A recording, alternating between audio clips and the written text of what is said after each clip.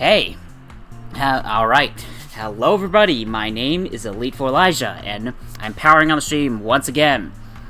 And today, gonna be a special stream. I'm gonna say this right now, this is gonna be a long one. This could potentially be my longest stream, and if you remember, my first Hollow Cure stream went over 7 hours. This could be that long, because the boat I'm tackling, it's not a short one. It is very possible that I could be here for a good while, unless I get tired, in which case I might end up having to turn this into a two-parter, but I don't want to have to do that. But today, in Pokémon Colosseum, we are taking on in the Colosseum Battle mode, we are taking on the Mount Battle 1 vs 100 challenge. So, Colosseum Battle is a special mode in Pokemon Colosseum. It basically lets you do things like Colosseum, participate in the Colosseums with either your teams from the game or with Pokemon from a Game Boy Advance game. Obviously, I can't do a Game Boy Advance game because of reasons, but I could use my in-game team, and I wanted to use my team for specifically for doing the Mount Battle 1 vs 100 challenge, because there's a reward for doing specifically the Colosseum Battle version of it. But it's gonna be a long one. This is the biggest reason I did not show all of Mount Battle in the main streams, because I was gonna do this instead. So and for that, in my server, link to it is in the description. I'm gonna be in a voice chat. I'm gonna be talking with people. I wanna speak with I want to be able to talk with people during this whole thing, and I'm actually gonna real quick change my VC, because no, I'm gonna stay in my server for now. I changed to a different VC for a second, but I decided nah. Anyways, yeah, that's what's gonna happen today. So, but right now no one's here, but that's honestly fine, because there was something else I wanted to take care of before I actually started the challenge. So, let's go over here to the scene, and let me load the game, because I want to, because I haven't actually shown the game starting up in a while.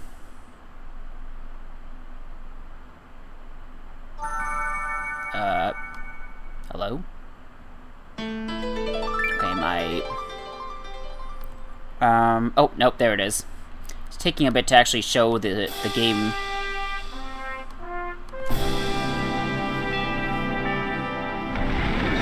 Here we go.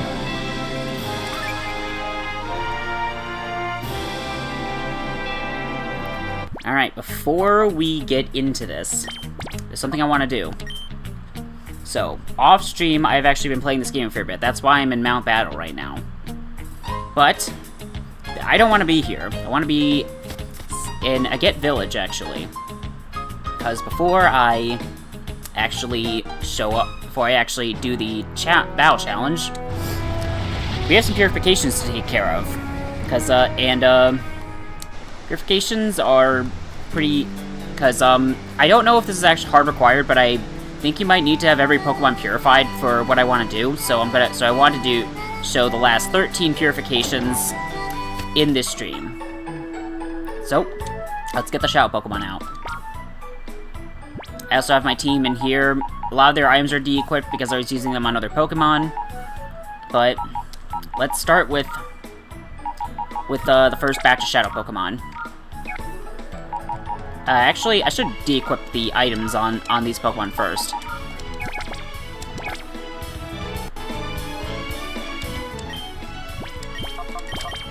Miracle Seed. Black Belt, although I don't need that. Charcoal. Oh, I don't have room for that. Oh boy, I didn't think I'd actually hit the item storage limit again. I'm gonna deposit White Herb, Max Elixir, these Max Ethers, these Ethers, I'm gonna deposit, I'm gonna deposit Amulet Coin, because it's actually useless for me right here and now. I'm gonna put the Black Belt, Silver Powder, Poison Barb, and then soft sand away. I will want some of those for something I want to do maybe another time, but right now, don't want it. Let's get the Mystic Water, Black Glasses, and finally, my experience share. Alright, now that I've de-equipped all those, let me check and make... Let's see. You, Mystic Water, Miracle Seed, Charcoal, and then you don't really have anything useful. Okay. So, let's get some purifications going.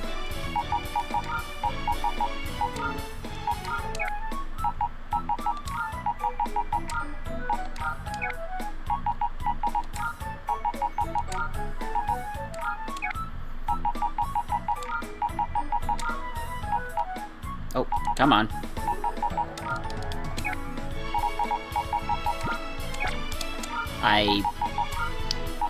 I pushed the wrong button, and then I pushed another wrong button. Alright, we have the first batch of Shadow Pokemon ready to be purified. I need to push Taigi out of the way because she's getting in the way.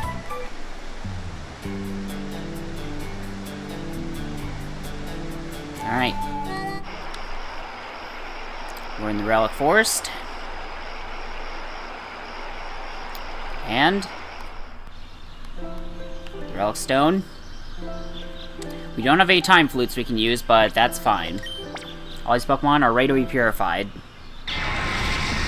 Starting with Tropius. So I used a combination of battling in either the Colosseums or Mount Battle, and using Vivid Sense to get the Shadow Gauges down on these Pokemon. Tropius gains Solar Beam. So gets that. It didn't gain any experience because even though I think I battled with it, because I think Shadow Pokemon don't gain experience at all until some of their Shadow Gauge is depleted. Next is Sunflora. And she got Sunny Day.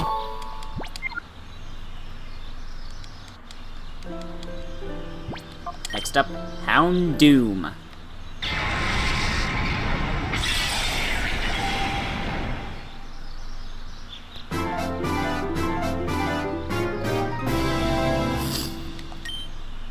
And it regains Feint Attack, which is the only Dark-type move Houndoom at... Well, which is finally a Dark-type move for her. Next up, Skarmory.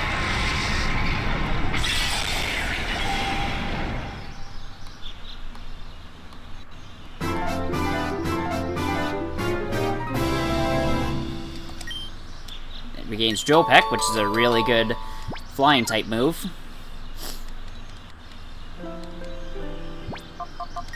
Next is Miltank.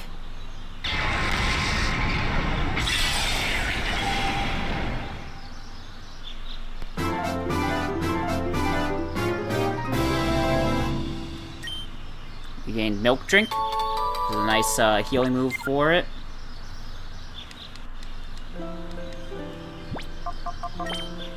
Then finally, for this batch, Absol.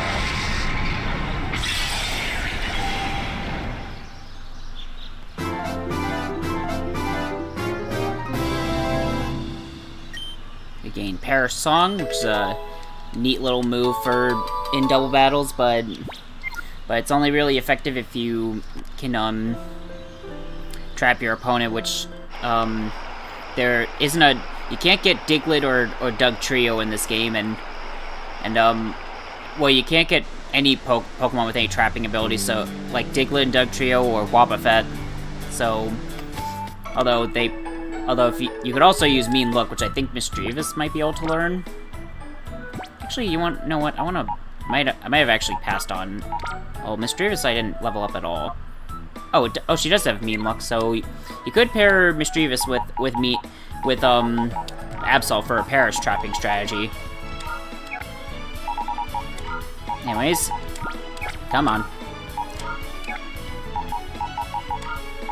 Let's get the next batch.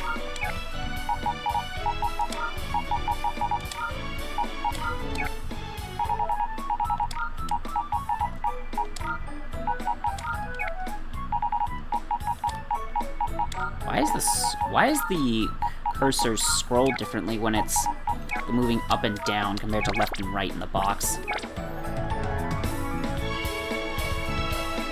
Get you out of the way again, Taigi.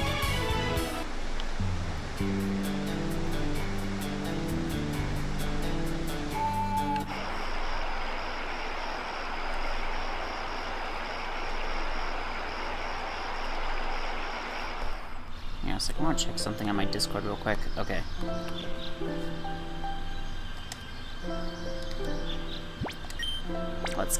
Let's purify Shuckle.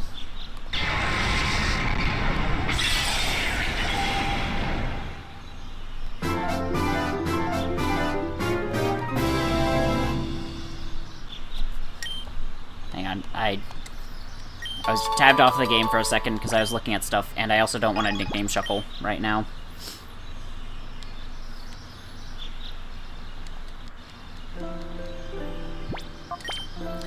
Delibird.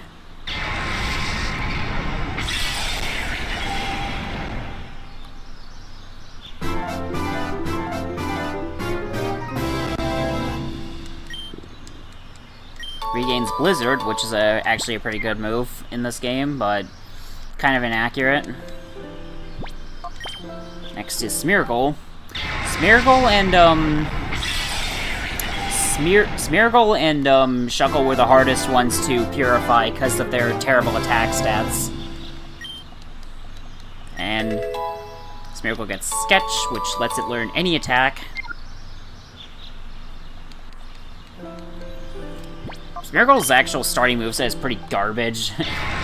Not even kidding, it's pretty terrible in terms of like the moves that it's given. Like, it has Tail Whip as one of its moves, which is not a move I would consider for a Smeargle, even in doubles where it affects both opponents.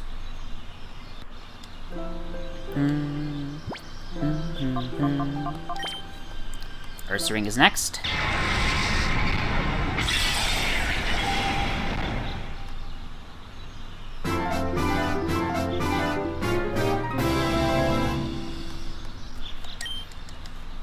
Regain Feint Attack, although that's not particularly good on Ursaring because its special attack isn't all that great. If you wanna hit Ghost, you'd be better off using the Shadow Ball TM on it. And then Heracross.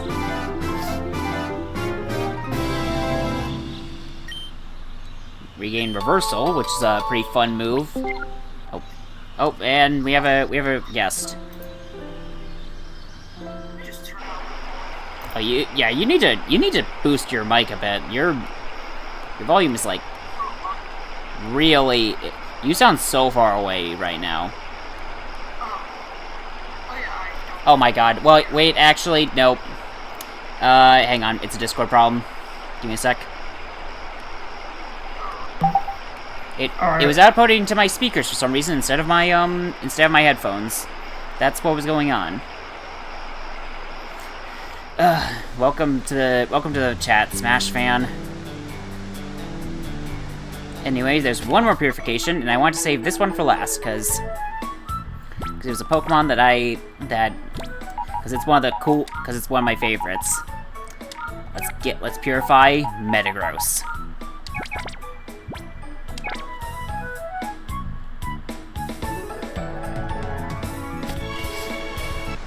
I actually deliberately did not use Metagross in any battles, even though it would be very strong, because not only would it take a long time to purify with battles, but I didn't want to level it up because of something else I'm considering trying, which I want to keep that a little surprise for, though you might know what I'm thinking of if you saw the last stream, if you saw one of the previous streams of this. I forget which one it was, I forget if it was like stream 7 or 8.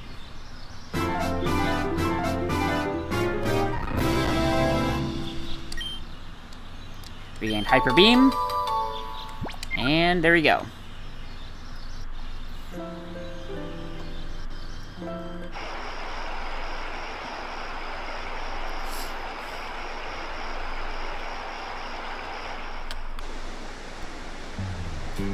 Alright, so that's everything purified. No more Shadow Pokemon exist in the world. So let's get the main team back out.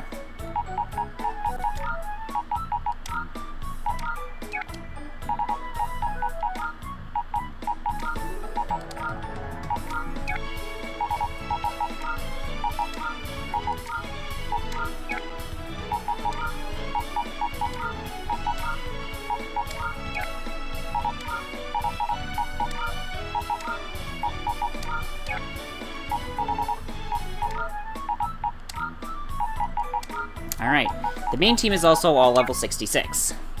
There's a good reason for that. Before I save,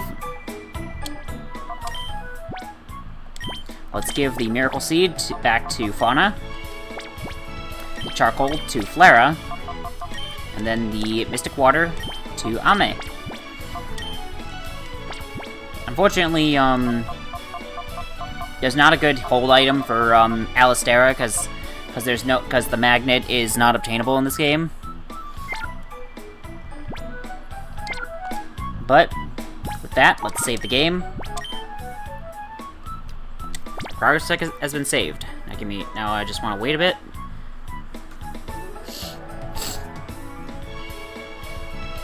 Okay, that's confirmation.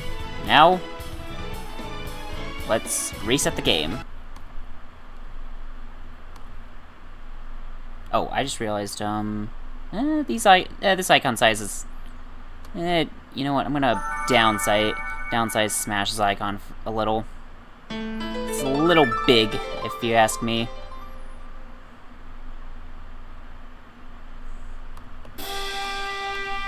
So I needed to reset the game here.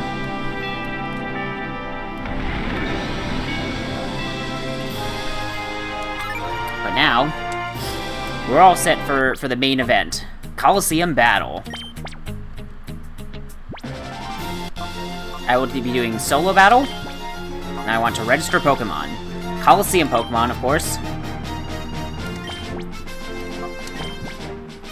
We're changing the registered Pokemon to the level 66 ones. Now, Mount Battle versus 100 Knockout Challenge. Here we go. I'm gonna do double battles because that's what my team is built for. Now, let's do this. We're beginning.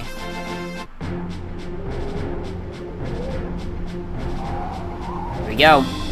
Pleased to meet you. You'll now notice that we get this screen instead of the usual battle transition when we start a battle in this. So, judging by the Pokemon here, it's looking like Flera and Fauna will be. Flera is gonna be the best Pokemon I have for this. Okay, that's the button for that. Looks like Ame and Alistera will be the other good options. But now we are going to be steamrolling most of this place because a lot of the Pokemon are going to be really weak compared to my team. So most of the Pokemon are going to be unevolved until like Area 7, I think. Maybe not. I don't know. But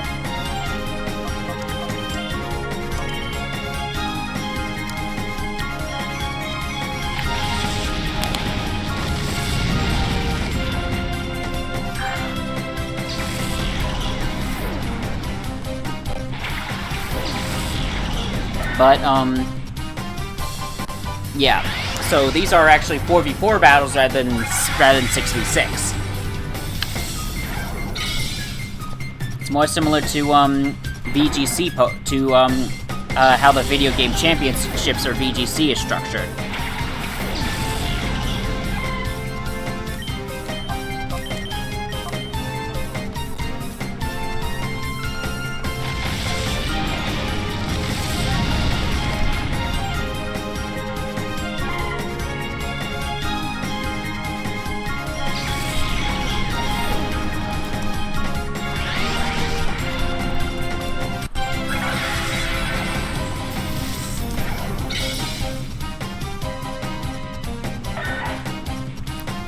Alright. That's battle 1 done. It was no problem. We lost. Yep, you did.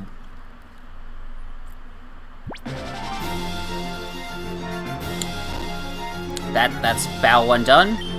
A perfect win. Congratulations, you earned an extra continue.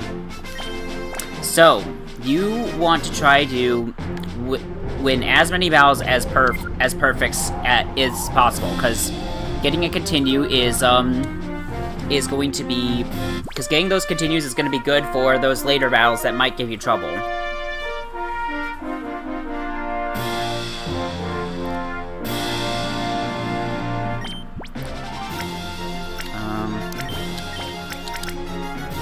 I'm actually gonna mix two of my team members because I would go with Flora Fauna, but as my leads, but because of this Vulpix, I want to actually have Ame in my lead slot in one of my lead slots because otherwise Fauna will not be able to do much.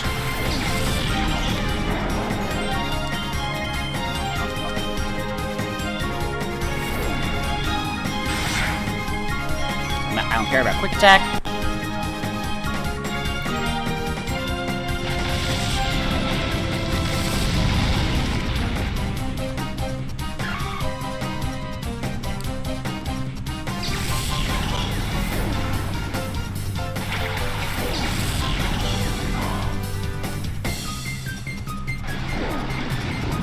Still got work to do, but good luck with the stream. Thanks, Ardo. I'm sure I'll have lots of fun with this, but even though it's going to be a long one. Oh, Duskull actually didn't actually survive that pretty well. Trace Torrent on Ame. I'm gonna go with Flamethrower on the Duskull because I think it would still take less damage than well, it would take less damage because of its better defenses, but I think it might be more likely to live a serve than the Ralts, because Ralts' stats are terrible.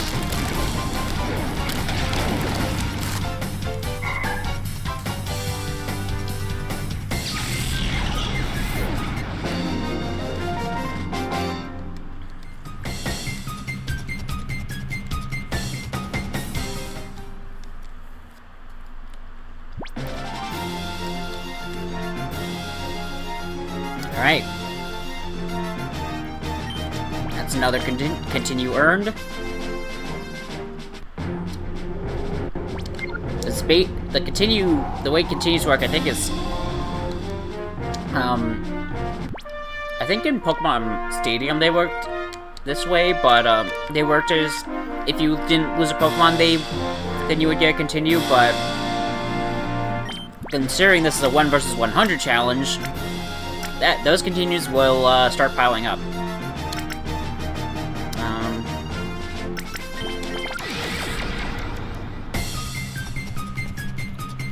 Also, you can't skip the little animations for the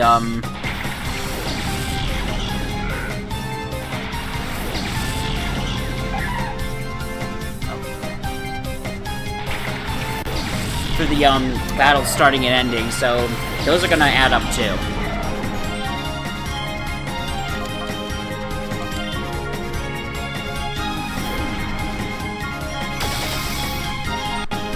Oh wow, Spoink actually lived.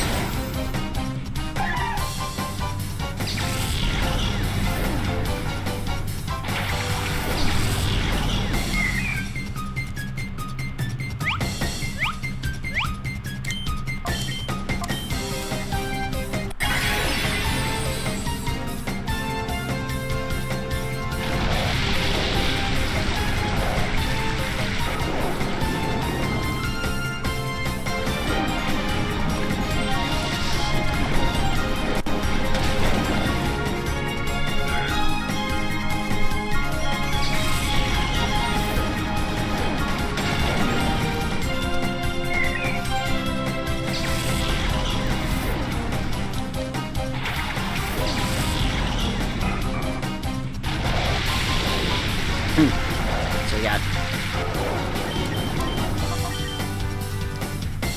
we got the rain up and thunder. Boom.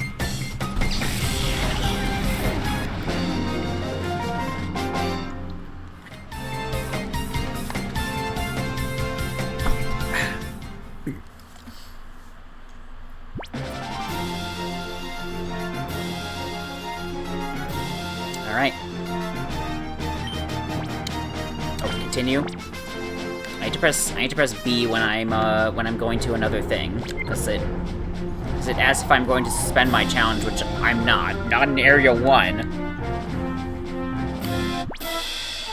Oh. Okay, it's doing this song now.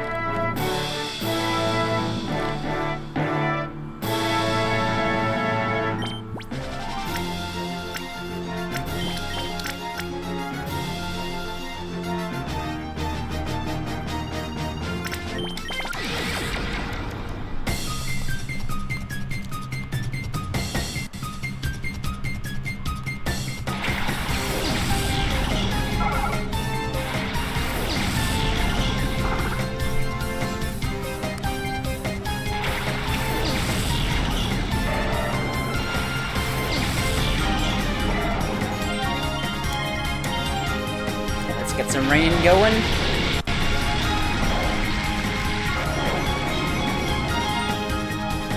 And surf.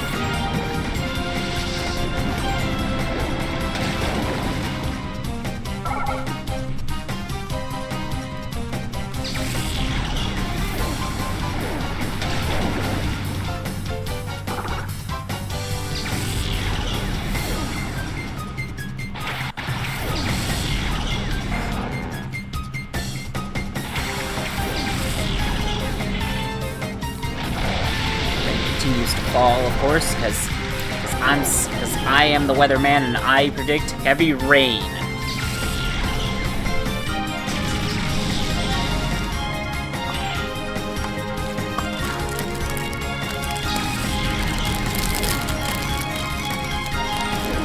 Nice about this mode is that I don't have to worry about experience bars in this, so I just need to worry about when the turn actually ends.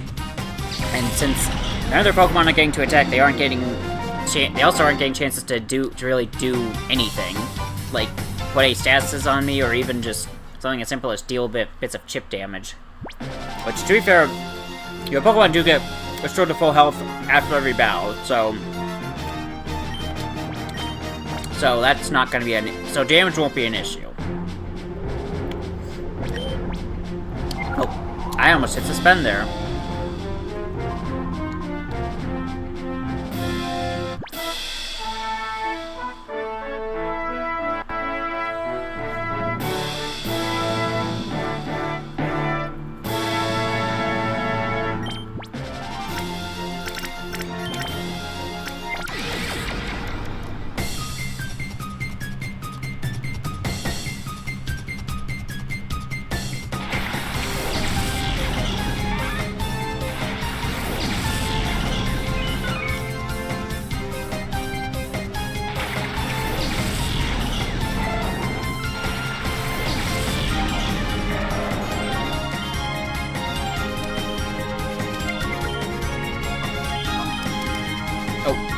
That was a long move, but this is fine.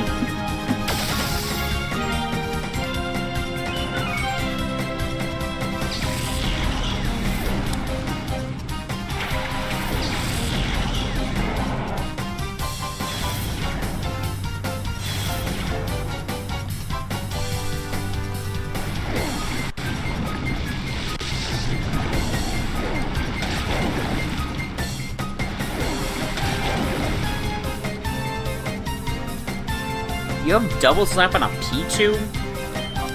Can Pichu even learn that?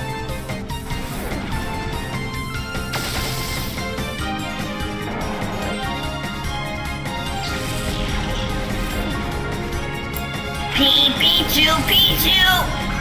Yeah. Did that for the funnies. Nice. I'm on battle like 5 now, I think. Just, oh.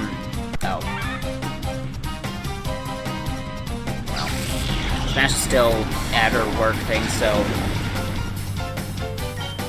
I'm not. I thought you were. I thought you said you had something to... You said... you said after you got back from work. I was thinking... Oh yeah, Ardo in my chat, said he was still at his work, so... Right. So that was 2 people who were talking about work, just in different contexts. I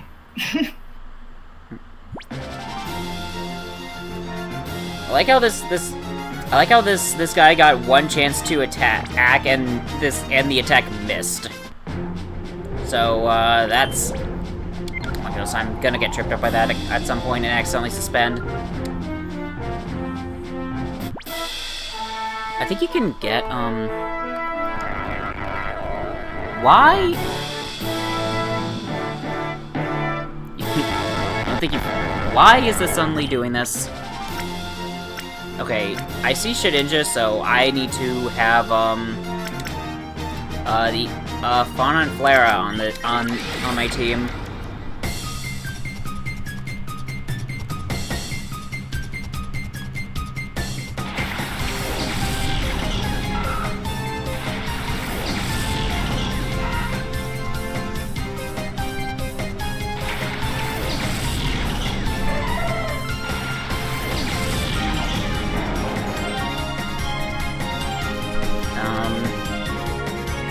Let's set the sunny day up with Fauna. I want to use a flamethrower on that Aron.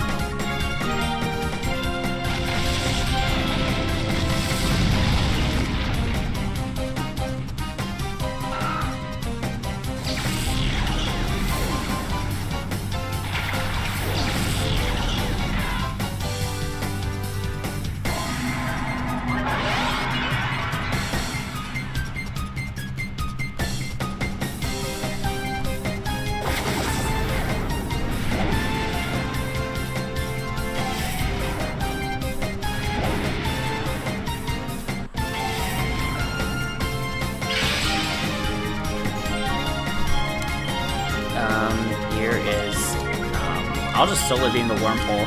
I was thinking that if this guy brought the Shedinja, I would need, Flara for that, and I did. It's a good thing that I had something that could hit, Shedinja.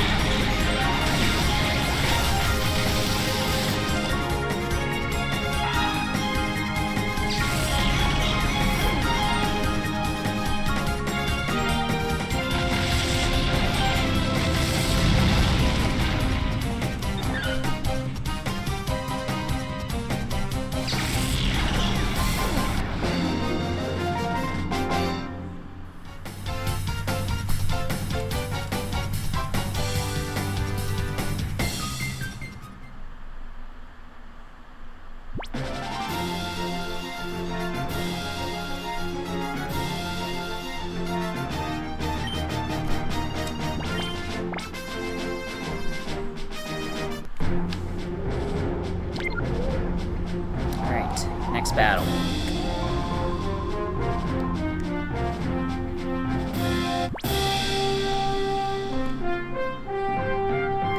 Also, welcome to the chat, Zach. I forgot to say that sooner.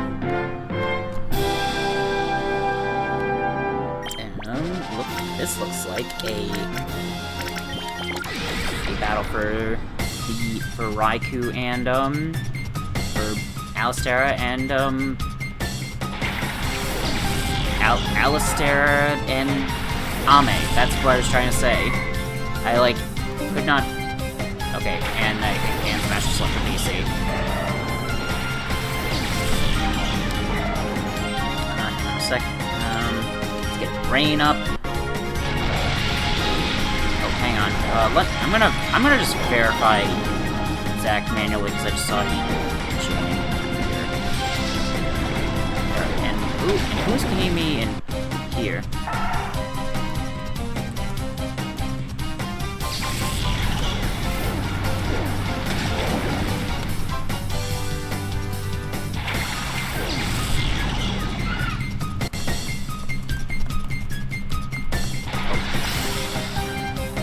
Oh, that was Thief. Oh, you took my Mystic Water. Come on.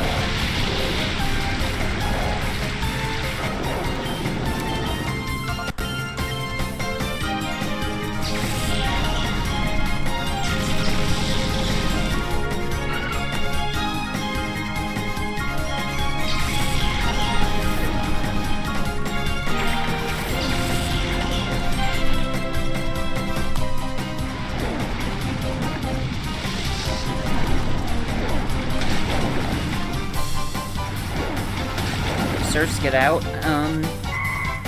Ferlia is down.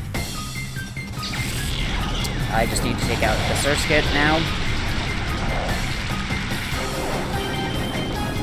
Oh, one more quick attack, okay.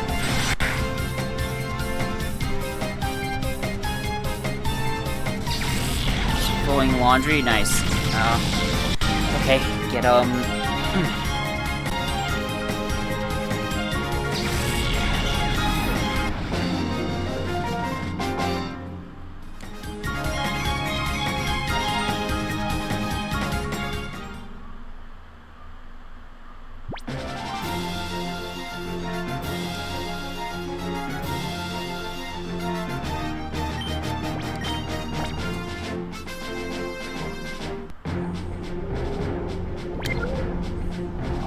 kind of funny how I have to get used to this, how I have to get used to the different, different freaking, what is it? The different inputs, because I'm so used to doing the, regular, version of this, the story mode version of Mount Battle, where you used to have to, wait, you can just mash A through the text, because when you get to like the start of another zone, it just asks you, hey, do you want to continue? Hey, do you want to advance to the next zone? And you just press A on that, and you're good.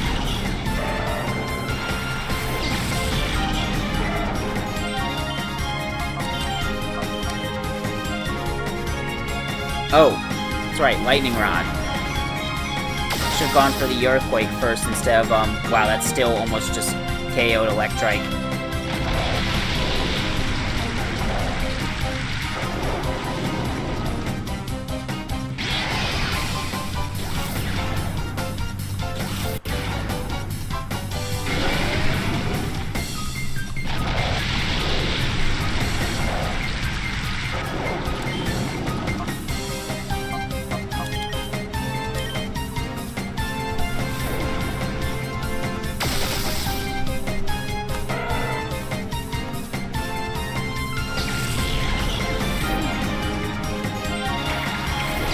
This Numble is about to have a bad day. It's about to get destroyed by Surf.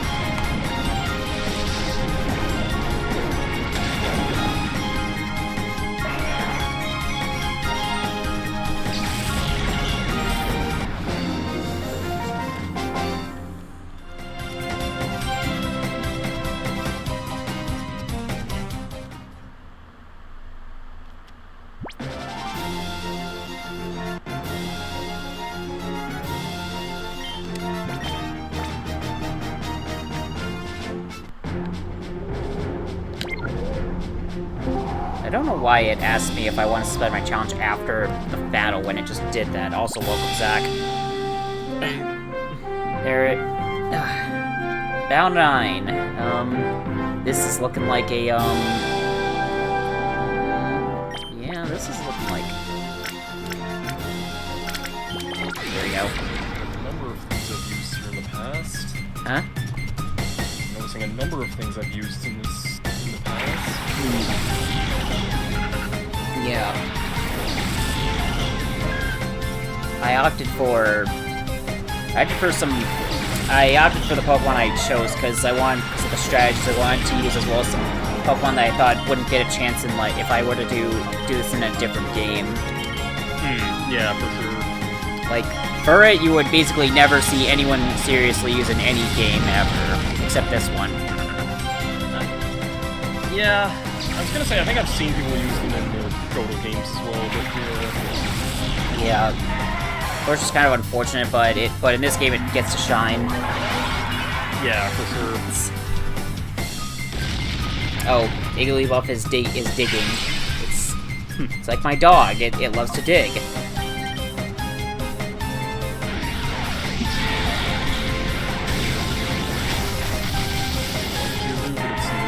Survive this at all?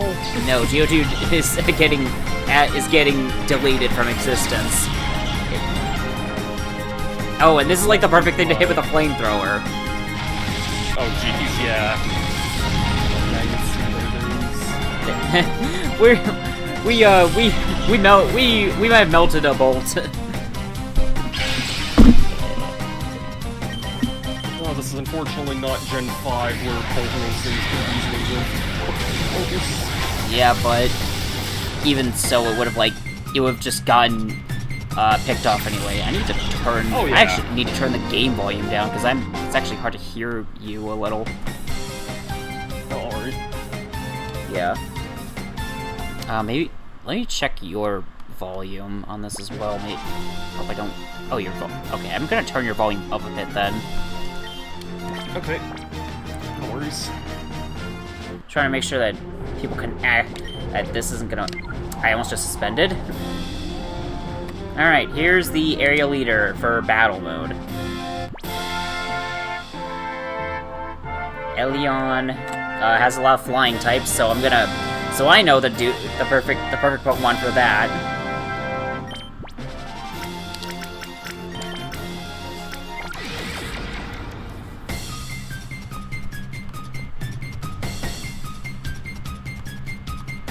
I like how this area also doesn't have the freaking Rider Willy battle theme like it does in story mode. Oh, well, I don't like it because I like that theme, but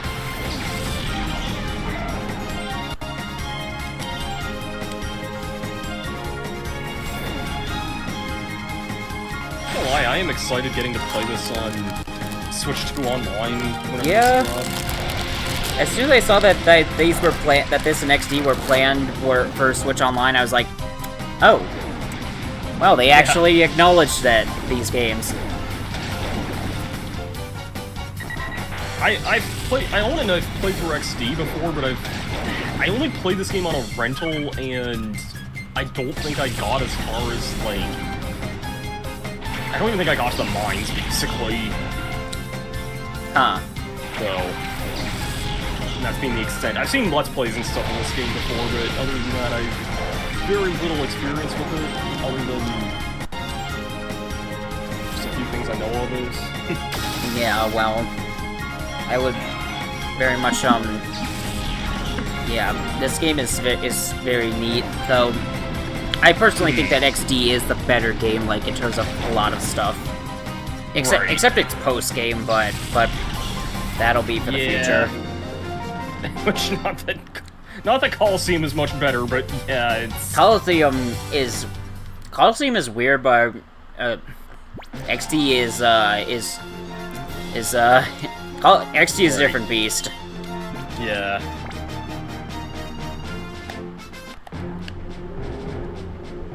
I don't know if I've actually really done the post-game of XD. I've done Mount Battle, and that's about it, I think. I talked to you. 36 Poke Coupons. Yeah, advance to the next area. Also, I just found this out, but, apparently, your coupon rewards actually get reduced if you use legendary Pokemon in your team, so, that's fun. Oh, wow. I'm assuming and that counts, Raikou, Entei, Suicune as, Raikou, Entei, Suicune, those are, the only three I can think of, well... Right. Well, I'm just thinking, what if you were to transfer something from a different game there? Yeah. I didn't actually know that. Huh. Yeah. So if I used all three beasts, it would be... The rewards would be even worse, but... It's, Okay, I just, Okay. I was just thinking, I know some games, count certain legendaries as stuff you can use, and then some games, like, I think trios are generally allowed in things like Battle Tower and whatnot, but not, like, box mascots, basically. Yeah, like, the box mascots tend to be, like, the strongest of the strong. Yeah, like, I wasn't sure if what would have counted as, like, legendary versus what wouldn't, but I guess Tricorn and it's like, are, like, the only ones in this. Like, only a single box legendary has been allowed in, like, well, no. Well, that's actually a Smogon thing, not actual in-game stuff, but, like, there's only like one case where a Pokemon has been considered to be so weak it's actually dropped into below the Ubers tier on Smogon. That was Zamazenta Hero of Many Battles form in Scarlet and Violet. Alright. That's the Shield. Yeah, it's Shield Doggo. Yeah. Right. It's ironic because Zamazenta is absolutely nuts in Scarlet and Violet VGC. It's like one of the best. I was gonna say, his counterpart has always been completely cracked, from what I understand. Well, it's actually been worse in VGC because the removal of Dynamax in Scarlet and Violet really does not work for Zacian, and also there's like this. It also doesn't appreciate dealing with Incineroar because that has Fire Stab to hit it, and also gets intimidated a lot because of that. That makes sense. Zamazenta also kind of has to deal with Incineroar, but its main difference is that if it's using Fighting Stab, it's using Body Press, which it got in Scarlet and Violet, which uses its defense stat, not attack. So Intimidate doesn't work on that. Let's see. Continue. I'm still a little old-fashioned when it comes to these kinds of things. Like, for me, my general strategy is nothing more than, like, Choice Band Technician Scissor or something like that. that worked in Gen 4, so yeah. Yep, and yeah, it sure did. And I think it probably works for a long time after that too, didn't it? Yeah, Choice Band on Scissor was definitely a popular strategy, like it, because it's worked for some other stuff, like I think it probably worked for Breloom as well, because that got Technician and it benefited Lock Punch. I could see that. I always used, like, I didn't play too much once hidden abilities got introduced, like the meta side of things, so whenever I think of Breloom, I'm used to thinking of, like, Poison Heal days. That's usually the more popular one, I think. I'm not entirely sure, like, which is, like, more popular, like, Poison Heal or Technician. Yeah, I like Breloom a lot, I just don't know if it's still popular or not, really. It's still pretty good, like, it only recently started falling because Scarlet and Violet's power creep has been absolutely absurd, like... Yeah. Yeah, I totally believe that. Yeah, it's like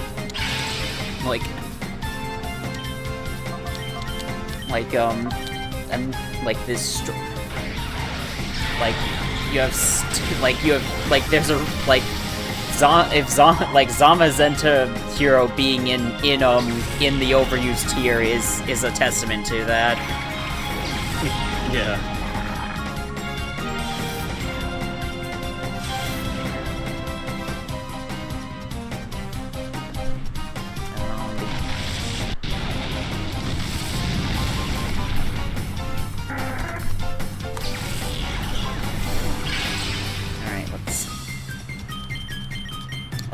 Let's Solar Beam Lady Mawile.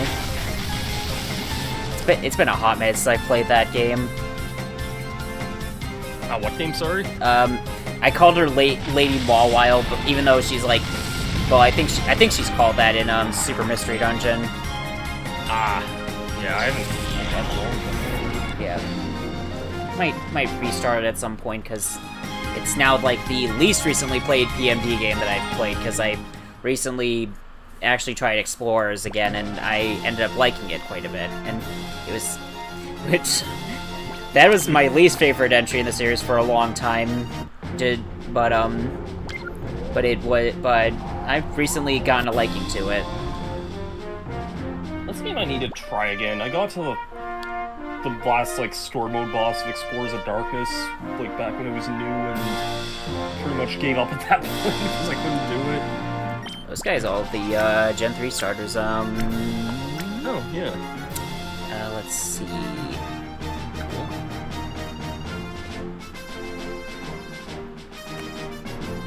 I've just been looking at, like, the restricted banned Pokemon from, like, all the, like, Battle Tower Battle, Subway Battle, Maze, stuff like that.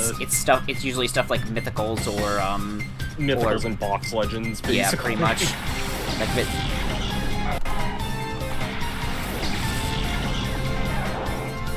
Torchic Pikachu.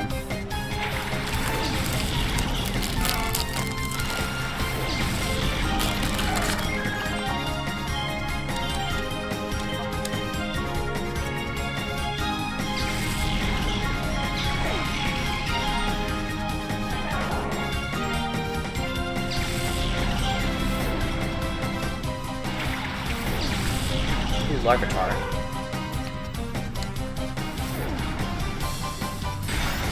Oh, apparently the Battle Tower in Sword and Shield allows legendaries and mythicals.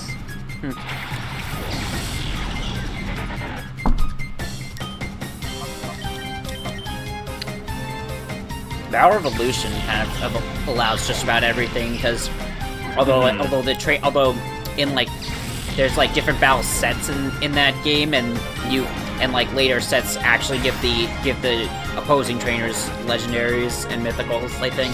Yeah. Any stuff up to like that, like up to Diamond and Pearl, basically. Like I know stuff like Rotom's forms and Giratina's forms and stuff like that. Like that wasn't introduced until Platinum, so it's just not in Battle Revolution. Yeah, because that came out when Diamond and Pearl were the new were out, not Yes. Platinum. It was like not even 2 or 3 months after Diamond and Pearl came out. Like, Those guys, the Johto. This guy's team is almost entirely Johto Pokemon except for Oddish for some reason. yeah.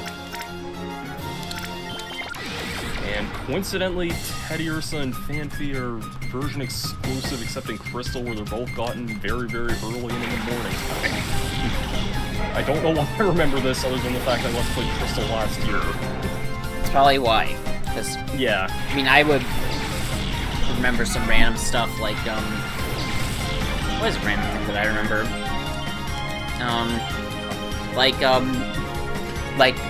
Like Freeze Dry is the only Ice-type attack introduced in Generation 6.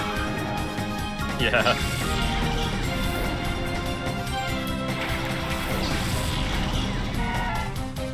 Or like, I always have to remind people that Rotom's forms didn't get the type change until Generation 5. Yeah. It's always Ghost Electric in Gen 4, regardless what form it was in. Yeah. The Ghost type was neat in Gen 4. It was like the premier Ghost type in that gen, but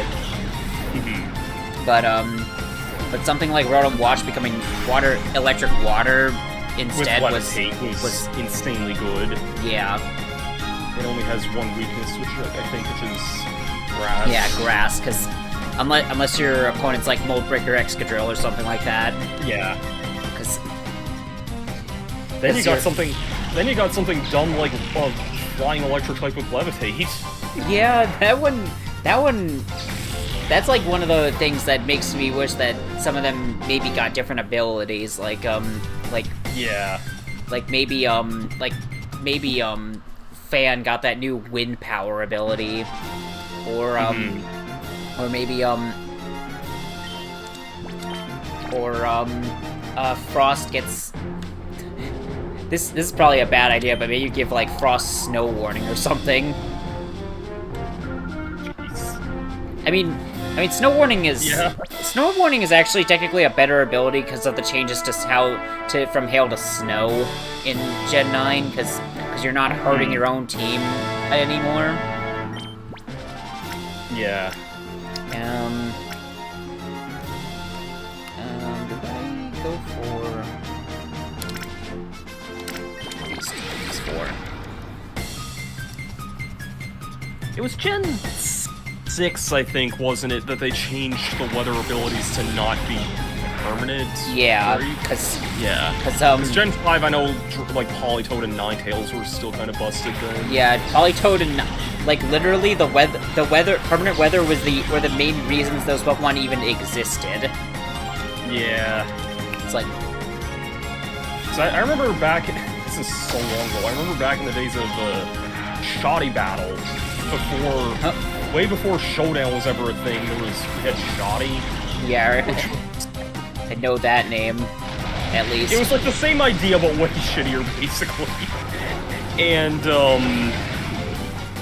I used to run a rain team on there, like, back in the Gen 4 days, and I think it was, like... I think it was, like, Bronzong, Electrodes... Like, I couldn't use Kyogre, obviously, because I didn't... Well, I don't know if Legendaries were banned, but I just didn't really like using Legendaries much, and that was the only thing that got Drizzle at the time, so it was like... Whatever was fast and could get Rain Dance off or something, or could take a hit and could get Rain Dance, like Bronzong or Electrode or something like that.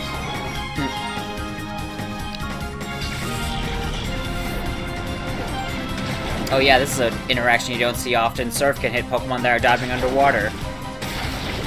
Oh yeah. I also shouldn't hit this Chinchou with Alistair's, Thunder, because that could actually heal it if it has Volt Absorb. Because I remember... I kind of find it funny that Chinchou and Lantern have two different Absorb abilities. Like, so they can kind of choose what type they're immune to. Yeah. And heal off of. Technically, I think Volt Absorb would be better because they resist water already, but I could see Water Absorb being good for like dealing with like Scalds or something like that in later gens. Yeah. Because Scald is one of those moves that you hate dealing with. I can see it being good for like, a doubles thing in like a water team or something. Yeah. So. Though with Discharge also being a move in True. Though all water types. All waters. I mean, I'm gonna be using the rain still, cause I flourish in the rain. Well.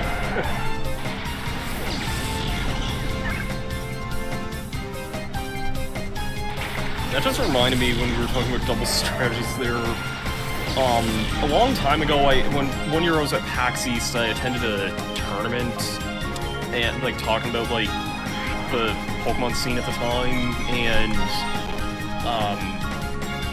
this would have been like when X and Y I think was the newest game then. Like I don't even think RS was announced at that point. It might have been, but it was when X and Y was still the newest, and they pointed out this one double strategy that I thought was kind of ingenious, where it was a Noivern and an X-Cloud, and both just spamming Boom Burst.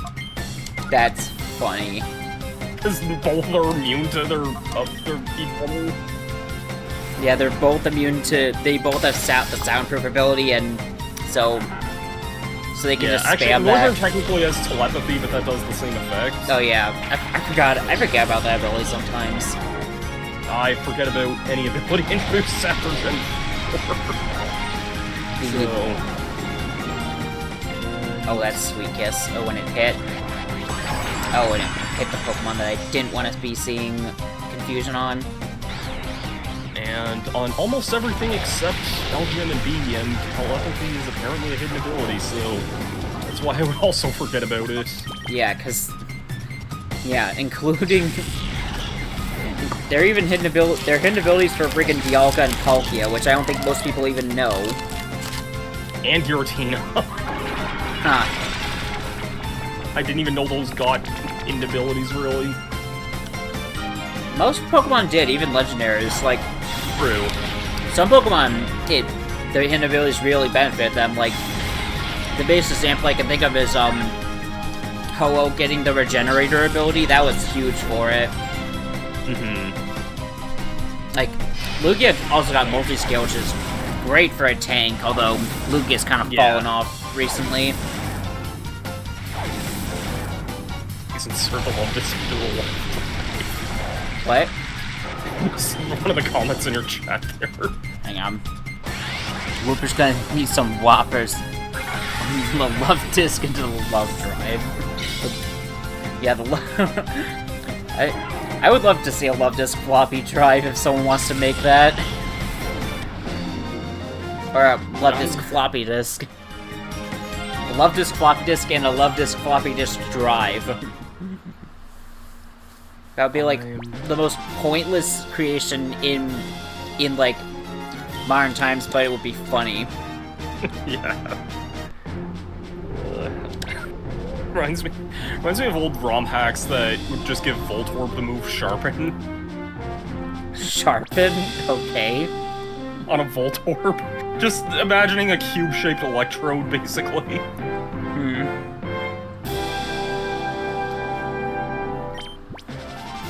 This is all grass. Fawn is gonna be kind of useless, but Flare would be absolutely crazy. I'm gonna go with her and Ame, because Ame knows Ice Beam.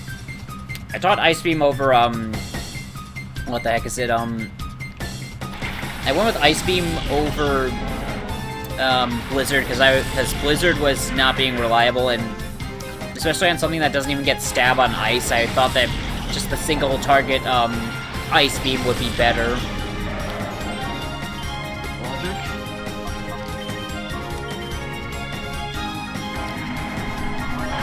So I want to be able to actually take stuff out with my moves, and Blizzard just doesn't do that.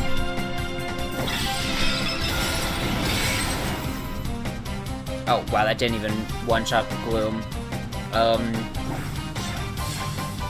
Lombre hit with Uproar. Can it even learn? I saw a Pichu with Double Slap earlier, and now I'm seeing a Lombre using Uproar. I'm looking that up.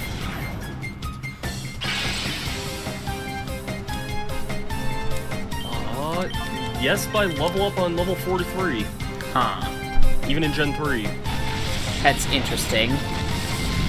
Lombre gets so many weird moves, and I only think about that sometimes because, like, whenever I think of a Lombre, I usually think of Brock's Lombre in the anime, and that has nothing but egg moves and TMs. Lombre's level moves are kind of sucky, honestly. Like, yeah. Like, it doesn't get, like, any water-type moves through leveling up, which is bizarre. It does get Hydro Pump. Oh, yeah, except Hydro Pump. But that's it. Yeah, and but, it's only like, grass move it gets is Absorb, so... Oh, yeah, that's bad, too. Like, yeah, its stab moves are, through level up, are terrible. Yeah. Yeah, it gets, at least through breeding, it can get Razor Leaf and Water Gun, which is what it was known for using in the anime, which is funny. Water Gun, yeah. 5 hits of Bullet Seed that did, like, 10 damage. So it's targeted to the Pokemon that resists grass. And then it gets an Ice Beam for its troubles. Getting newer games. Just looking up. Oh, it gets some decent stuff in later games. It can get pretty late levels, though. But I guess if you evolve it, though, it can get just about anything on level 1, right? Yeah, cause in Gens 8 and 9, Because in Gens 8 and 9, you can basically just... Stone Evolutions are a little busted for that reason. Yeah, because you can remember Energy Balls, then Headbutt, Hydro Pump. Like, you can get some pretty good stuff. Yeah. If you do that. It's also because unlike Gen 7, you don't have to wait until the end of the game for that, which... That's probably... That was the same gen that they made the change to the move reminder, so that was probably why they put the move reminder all the way there, but... Right. But yeah. But, yeah.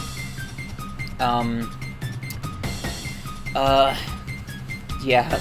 Move reminder being being basically being in every Pokemon Center in Sword and Shield and just being like a part of being something your Pokemon can do inherently in Scarlet and Violet kind of makes those Pokemon really strong. Yeah. Especially anything that can get like a stone or something. Yeah, like I don't know if this is a page for like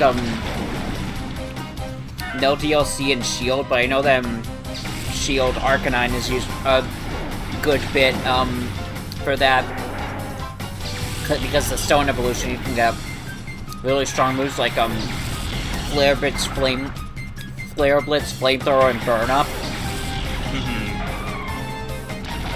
And you also, though I don't know if that's still like the route for that game, but that was neat. Although it didn't use Arcanine for the entire game. The Pokemon it eventually pivoted to was Excadrill, which that's the second game aim in the series. That's the second Pokemon speedrun that would pivot to that would use Excadrill as its main for like the end game. Yeah. It was. I also didn't know that there was just a choice band in what the heck in Wedgehurst. I think Wedgehurst, that's the second town. You need the Rotom bike for it, but there's just choice band that's located there that you can pick up. Nice. Also, I found out you can get choice specs if you go back to Spikemouth after beating Piers. That's not bad. I don't know if there's a free choice scarf anywhere, but if this was Heart Gold Soul Silver, there would be, but yeah. That's like the main reason I even let Mom actually save money in those games.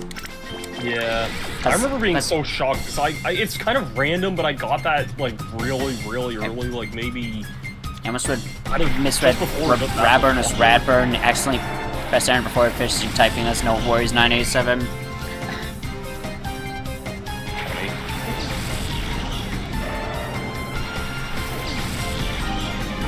Let's get Rain Dance.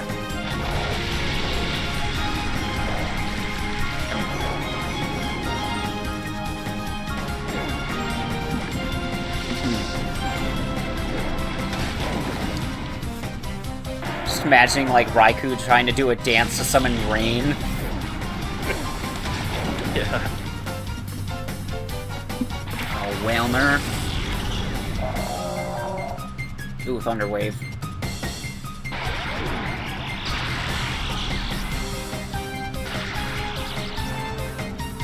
I just thought of seeing Paralysis. I just thought of that moment when freaking Devin was playing Explosive Sky and he made the joke of the plants when paralyzed. Its speed is quartered and it may sometimes not move.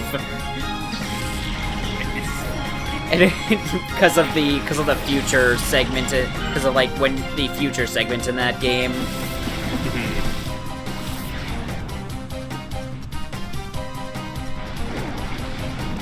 Quick play sometimes. I bought that on the Wii U before that eShop went under. Yeah. I have it on Wii U. I also got it on my DSi. Nice. That's actually how I played through it, and so that's where like I did most of the stuff in the game. Like the only things that I could really see myself doing are like trying to recruit everything or trying to clear Destiny Tower and that. Or the other 0 Isles other than South, which is the only one of those that I did.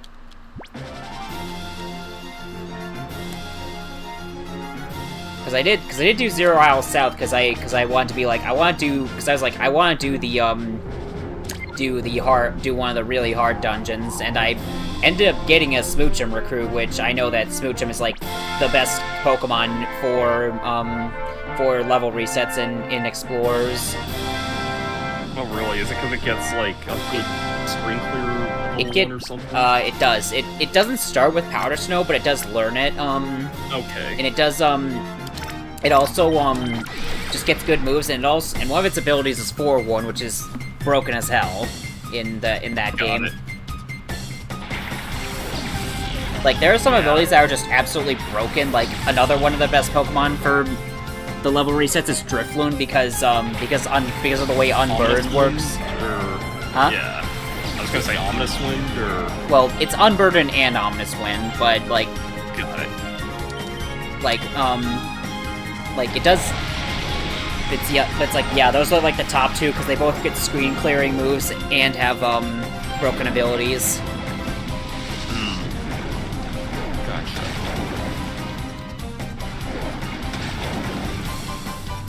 Oh, yeah, I can see. That definitely sounds busted. Did you just look up Unburden? Yes. Yeah.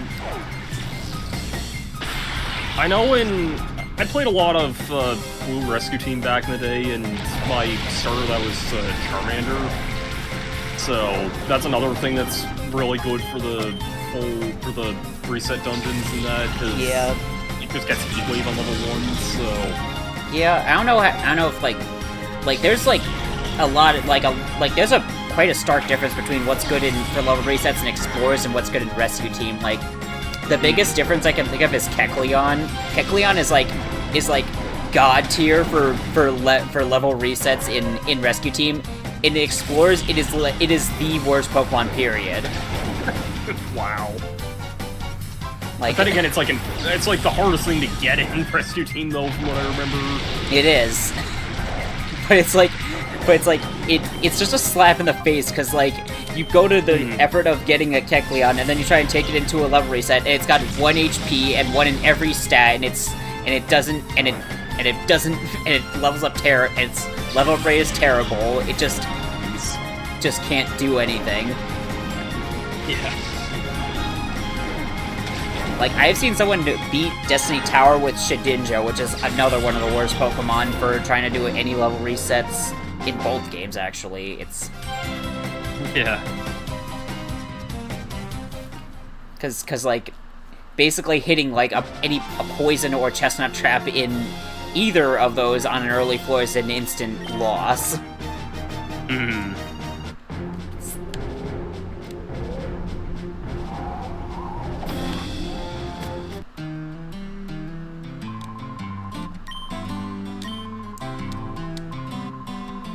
Advance to the next area.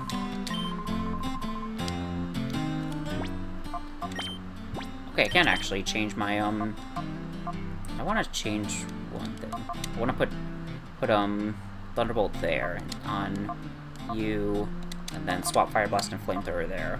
There we go.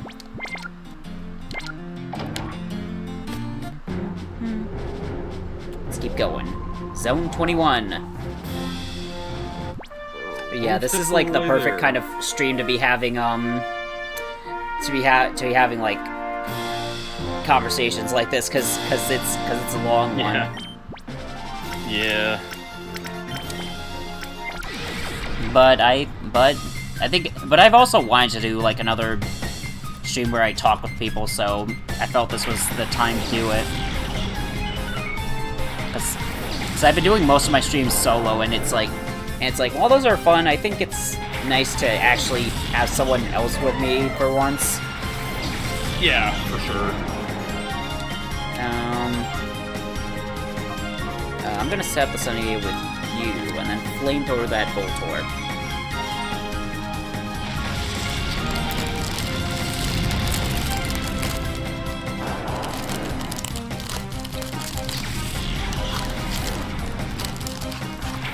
I have a bit of a story with, like,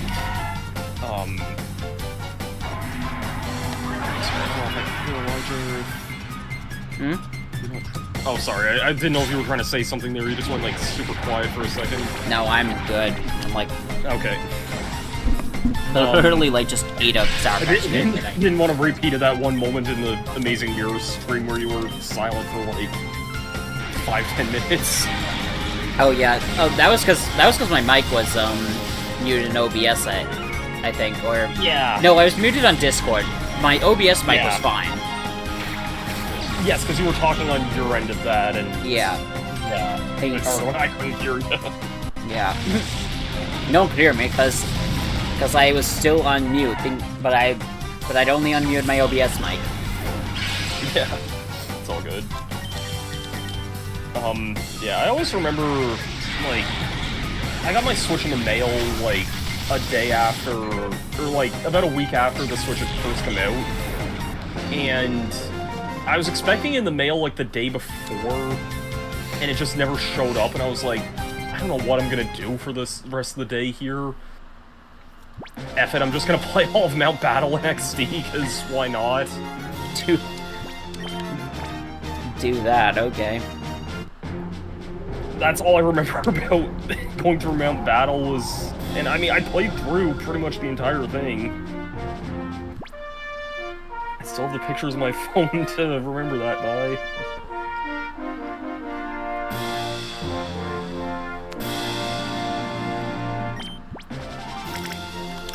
And apparently at some point, I guess I traded a Gengar from the GBA games to use on my team there for some reason. I mean, that does work. Yeah.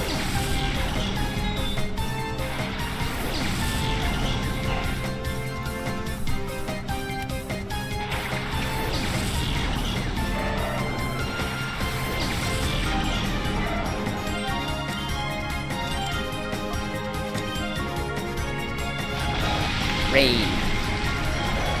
Right, rain, rain, rain. Why am I thinking of that? That's from Dragon Maid. That's just Kana Kamui, just playing in the rain basically. Nice. I like it, and the Chimecho just shockwave the Pokemon that resists electric instead of being weak, the one that's weak to it. Wow. Again, the AI in this game loves using really bad moves on Pokemon that should not be able to on certain Pokemon. Like, anyone remember it doesn't affect Mischievous? Yeah.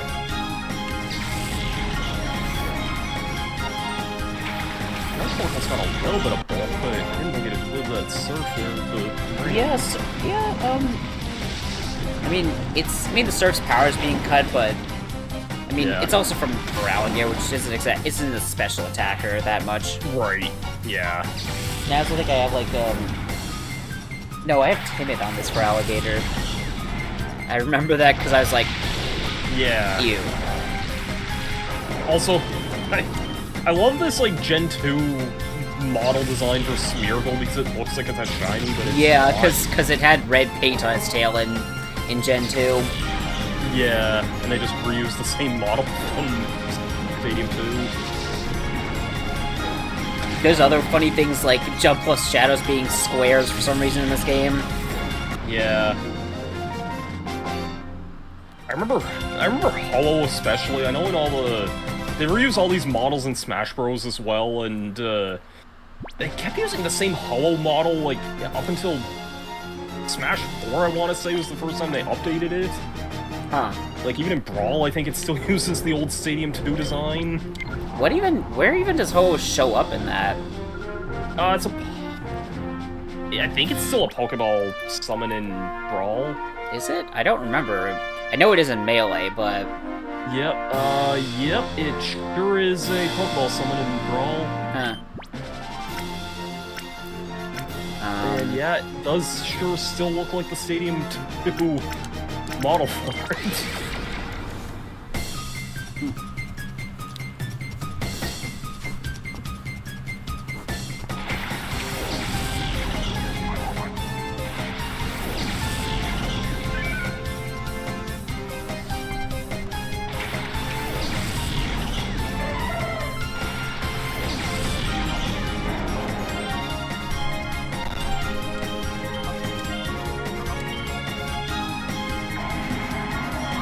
Day. It's a sunny day. It's a sunny day in the Colosseum. I still love that there's a character in the N64 Mario Golf named Sunny, and just one of the things he sometimes says is, "It's a sunny day." funny. Snumble is using rollout. That's also funny.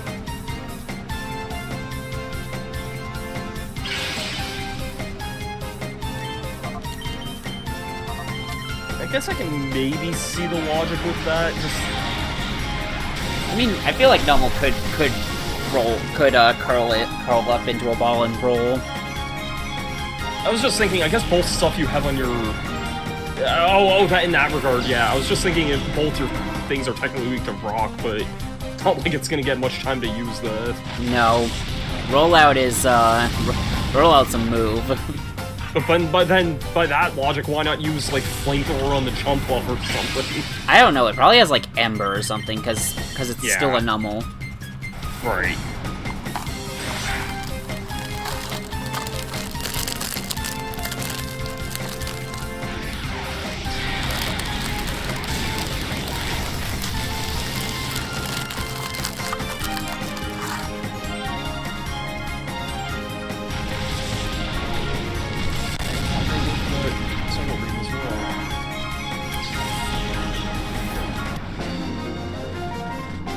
No, it's not living. Gooned! I'm screenshotting that. I need to screenshot this because that's too funny with what the definition of goon has become lately. Oh, that's an oof moment. Yeah, that's a this game came out a while ago moment. Yep.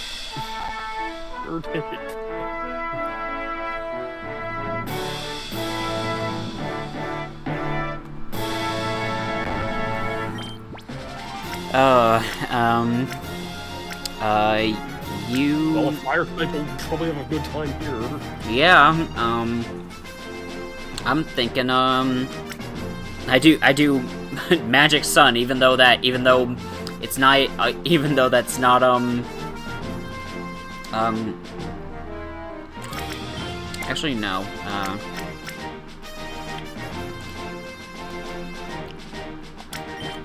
the reason I'm saying Magic Sun is because this is, like, similar to kind of a Sun strategy in Ubers in Generation 5, Gen 5 Ubers.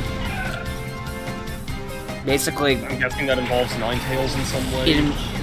Yeah, it does involve... Well, no, it uses Groudon, because it's Ubers. Oh, okay, fair enough. But it also uses Espeon to basically repel away, hazards like Stealth Rock. It's aimed at trying to abuse Ho-Oh, which is a really good Pokemon in Gen 5 Ubers when it doesn't have to deal with, the rocks.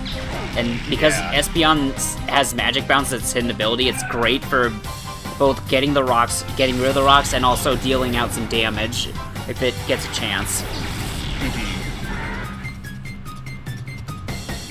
This Beautifly is toxic. Beautifly is about to get poisoned because of this.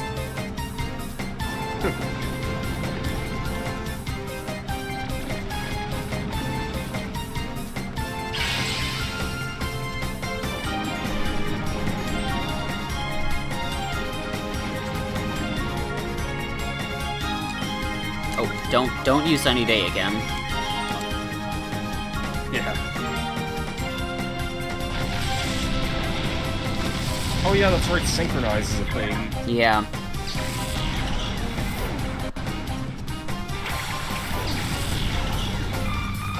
And they have Sunflora, which might be... probably not gonna, probably not still gonna outspeed anything despite, Chlorophyll. Yeah. I always have a story with Sunflora, and this is such a dumb thing to remember, but... I was trying to do Battle Tower and Diamond way back in the day, and I think on my team I had, like... I think it was a Blaziken, a Swampert, and a Frostlass, I think. And...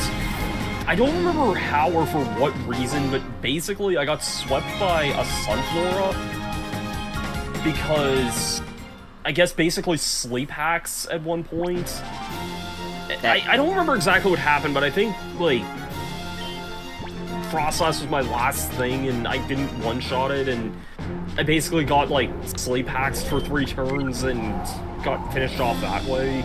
Oh, yeah. I would understand if the last Pokemon was Swampert and you had to deal with that. Yeah. I don't remember, I must have lost my Blaziken to something else before then, because there's no way I don't think it would have... Yeah. I just remember hating Sunflora for a long time after that. I think that was kind of me with Camerupt, because for a while, because there was a time where I swear most of my tower runs would end because of some dumb shit with a Camerupt. It's a Camerupt fan, that's kind of funny. Yeah, it's like it was like, why is this one Pokemon so problematic? Camerupt it's a really good mixed attacker, it's just kind of frail and slow, but it's not even that, I don't even think it's that frail, it's just that being times 4 weak to water is so terrible. Yeah, and ground's also a really common bad weakness to have too. Yeah, but it's like, I'm gonna hit the Stealth-Caddy while it's underground with an Earthquake. Yeah, it looks like it. Yeah, Camerupt has like either 70 or 75 in its HP and both its defenses. So yeah, those aren't bad. Those are serviceable. Yeah, and like I always liked Camerupt more than most too, just because when it comes to being a mixed attacker and getting fire and ground moves, it really excels in all those areas. It learns like all the moves it needs to as well. Yes. Like it doesn't need TMs to have like access to Flamethrower and Earthquake, for example. In a gen where it does need Flamethrower by TM, but it gets Lava Plumes. So. Yeah, it's only slightly weaker, and it has a higher burn chance than Flamethrower. And it gets Eruption, so if you can get that off, that's... If you can somehow launch a fully powered Eruption with Camerupt, you should be killing stuff. Yeah. Like, the main reason it's Typhlosion's, it's like a good move for on Typhlosion because it's good on Choice Scarf sets. Yeah, and Typhlosion's fast. Eruption spam is like a fun thing, and it's like it always just eventually finds like a low tier to absolutely massacre when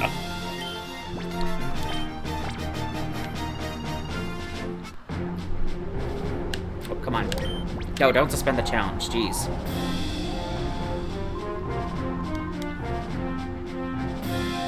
So can Camerupt even get some... Even if you do use TMs, it gets some good moves. But weird move what the hell did it since when could it learn? Apparently Camerupt, ever since it became a TN, it's always been able to learn Flash Cannon.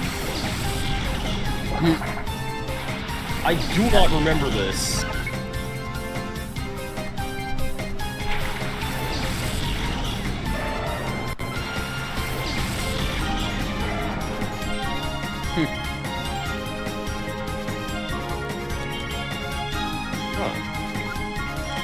Actually, I'm gonna try this. It's gonna be kind of annoying if this cast form decides to change the weather to something other than rain, but if it does decide to stay on rain, then that's beneficial for me.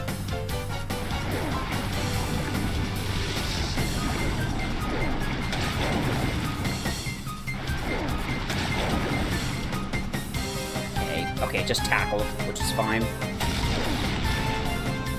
Now what does Togetic do? Sweet Kisses on the Pokemon that I really wanted to be attacking with.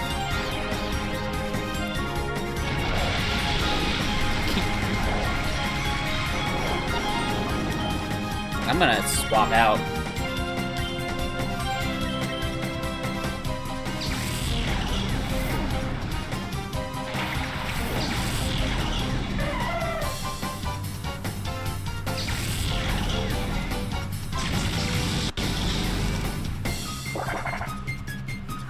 Oh my god.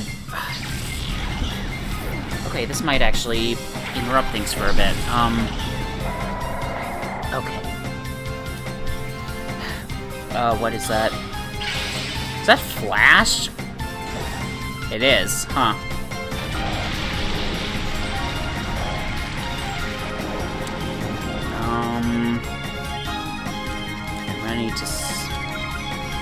I'm gonna just swap Fauna back to Ame. I'm gonna thunder this Togetic. I'm gonna finish this battle, but then there's something I need to take care of real quick. Word.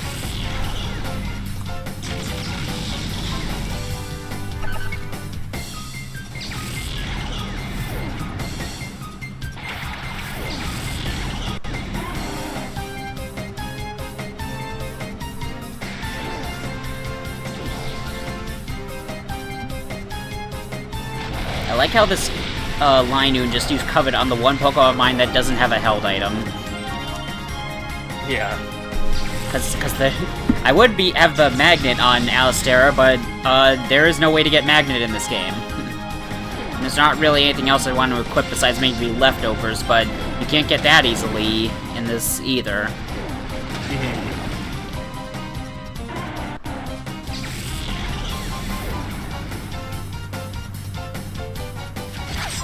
Here he swipes. 4, 5, count to 5.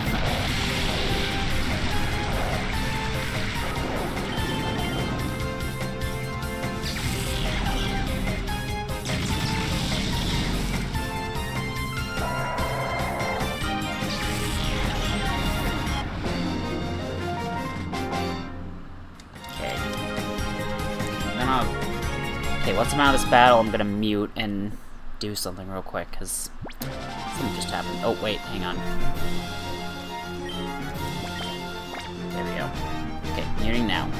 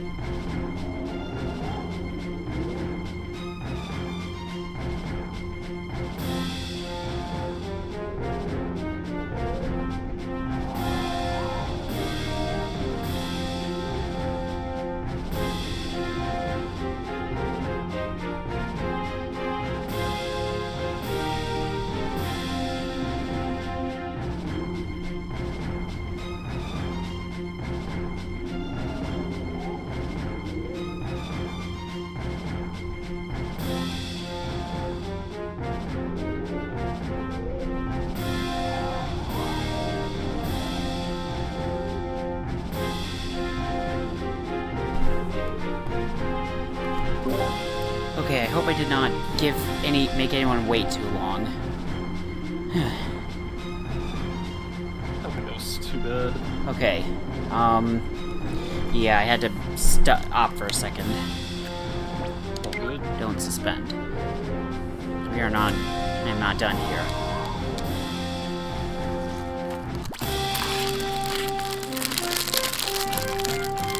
Definitely not. We're barely a third of the way through this. Yeah, but...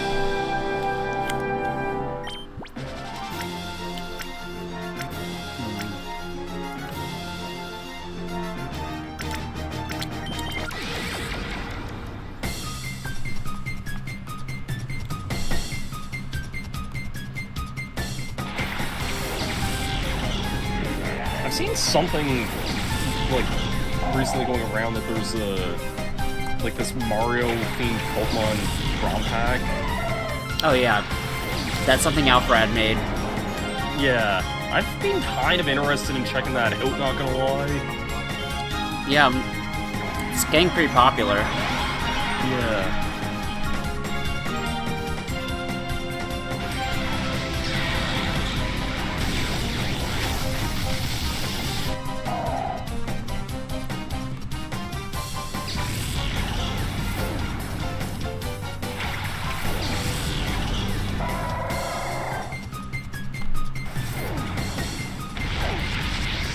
This guy just used Twister with a Yep, he sure did.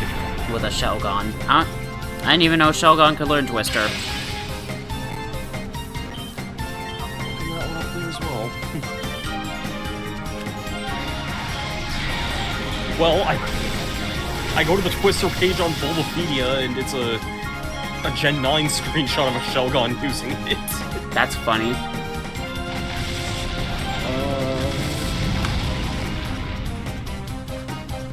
Not my level up, but Bagon has always had that as an egg move since Gen 3. Okay.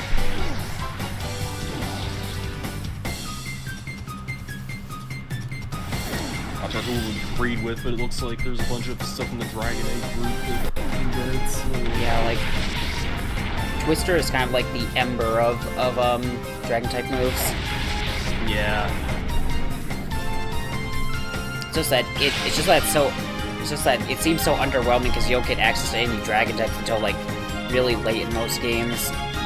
It's also a move called Twister. You'd think that it'd be like a big-ass tornado hitting something. You'd think it'd be all powerful, and it's just not. Yeah. I could say the same about Leaf Tornado as well, which is also like a 40 base power attack. I mean, Hurricane is appropriately strong, which is... But it's also super inaccurate for some reason. Like, a move like that should not be 70 accuracy. Yeah. Wait, which move? Hurricane. Oh, yeah. Well, Hurricane's like the equivalent of like Blizzard, Fire Blast. Yeah, or Thunder. Well, it's more like Thunder. In fact, it's basically a flying type Thunder, but you replace the paralysis chance with confusion. It's also buffed in the same weather condition too. Yeah, that's why I compare it to Thunder. Yeah. Oh, I miss you, Gen 7 Pelipper. Yeah. It still has Drizzle as its ability. That is true, but yeah. Oh man, that thing... Pelipper got the biggest buff in Gen 7. Yeah, that's like... It went from non-existent to basically completely outshining Politoed. Yeah. And I always liked Pelipper as a Pokemon. I just think Water and Flying is... And like an actual Water and Flying type, not like Gyarados, but... Yeah. Good HM user in the past, but now it's actually just a great Pokemon. Yeah. Being able to make its own Hurricane always hit is pretty good. Yeah, better than Aerial Ace. I think it even gets Air Slash, I'm pretty sure, so... Yeah, I think you're right. I don't see what it wouldn't. I hope it's Air Butter. Just double check.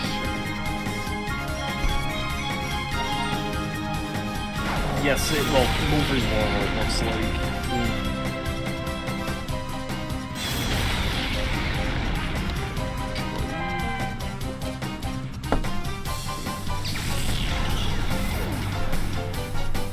Looks like Air Slash was starting in Gen 8, so moving learner at that point.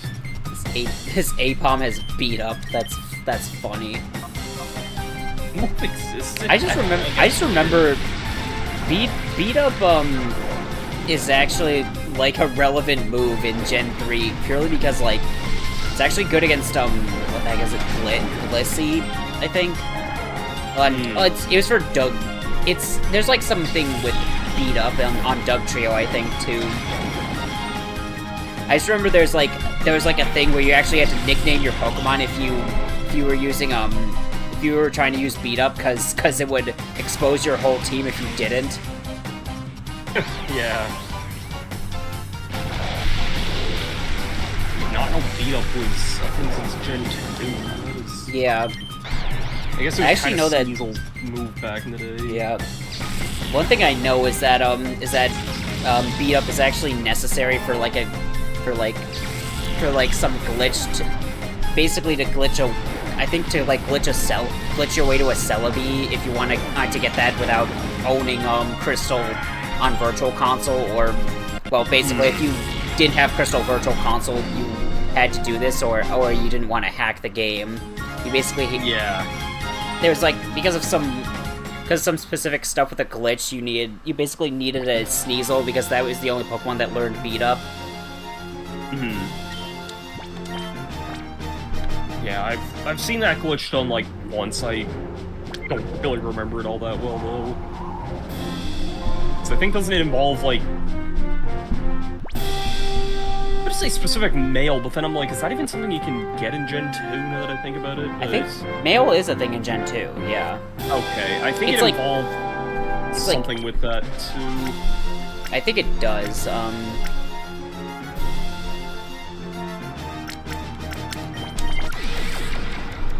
Like also you need to what the heck is it, it's like you need like a lot of certain items, like like a very specific combinations of them in like your PC, and yeah, it's not something that you're just gonna start that you can just do on the fly.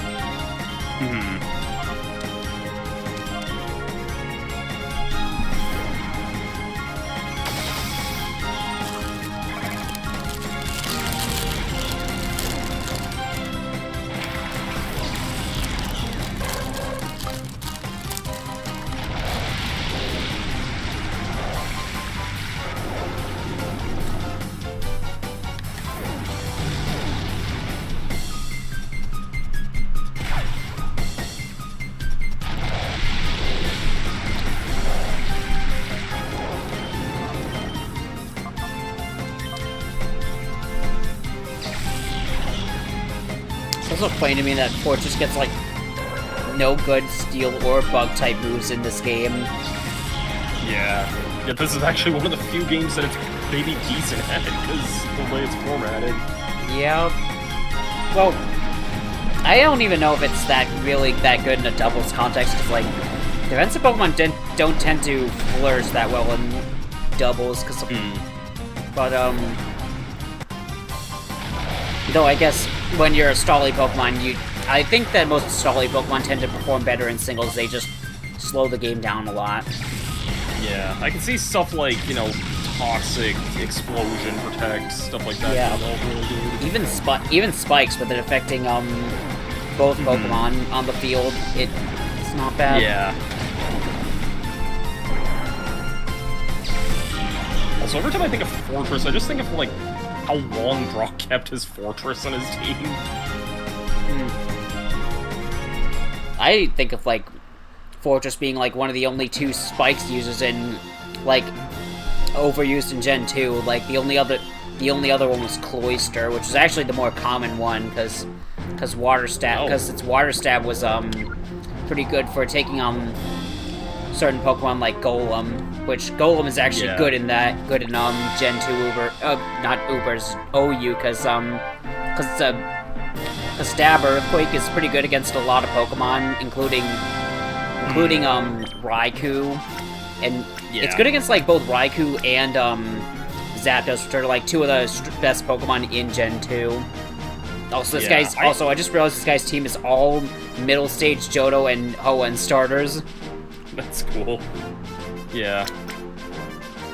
I was gonna say, I think Golem's just a really good Pokemon in general. Like, probably not, like, in a competitive stance in any way, but, like, just as a Pokemon by itself, like... Yeah. It's pretty neat. It gets good moves early, has really good stats, it can get its evolution super early if you have the ability to trade for it, like... Yeah. Just that when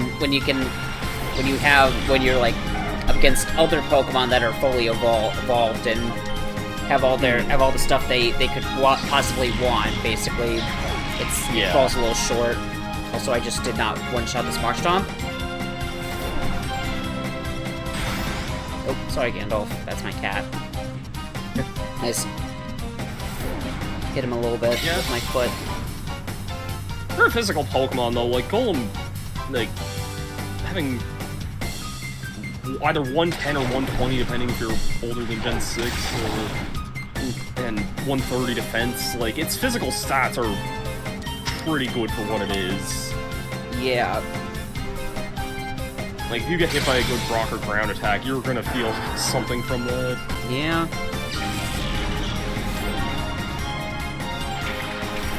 I've used Golem quite a few times. I did use, I did use Golem when I played Let's Go, Eevee. Yeah, that's the one I used on my Eevee team. I used it on my Let's Go Pikachu team as well. Yeah.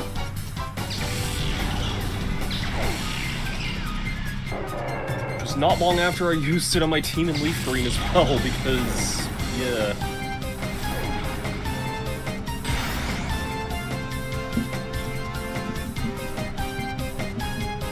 Okay, both of his water types had Water Gun. So he had both the water and the fire types in his team.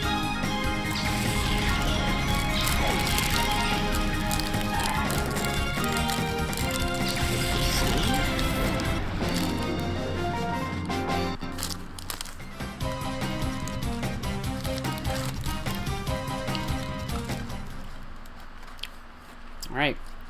That's the third area done.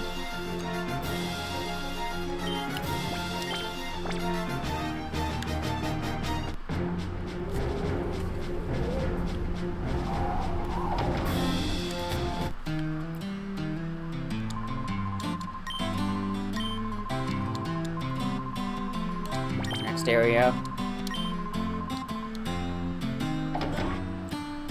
Alright. Now we're actually inside the volcano. This definitely violates Ultra protocols. I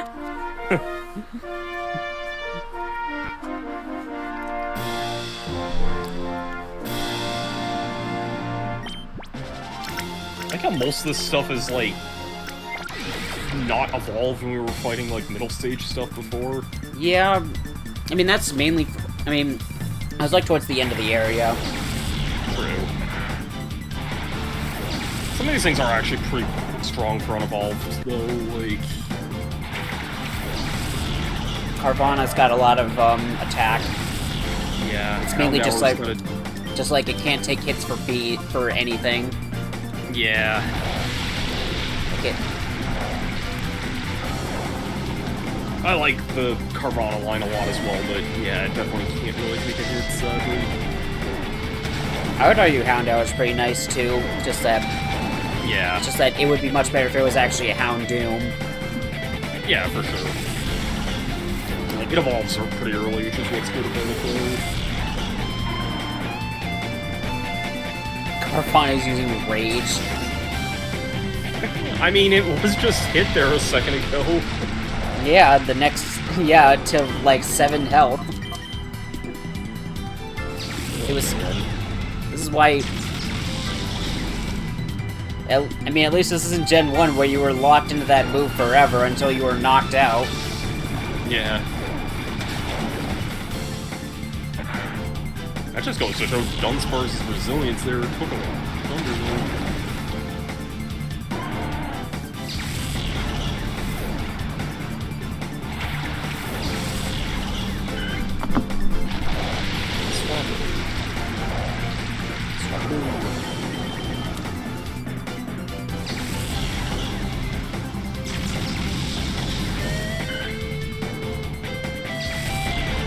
Sadly, even though Swablu was some decent bulk, I don't think it's taking that. No, it is not taking Thunder.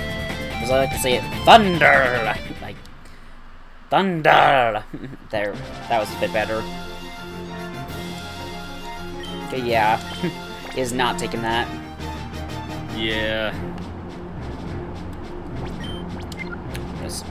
This suspend thing keeps tripping me up.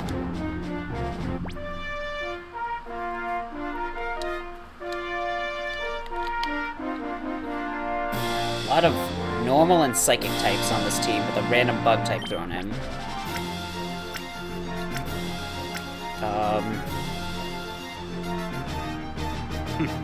I guess I have no idea. I'm just like picking Pokemon because I've got no idea what to. Yeah, I mean, when in doubt, the Surf Thunder strategy seems to be best fit. Yeah, but I'm actually going with the Sun. Ah, gotcha. Yeah, always good to mix it up every now and again. Yeah, I think this. Oh, I actually swapped my order of those two. Oh well.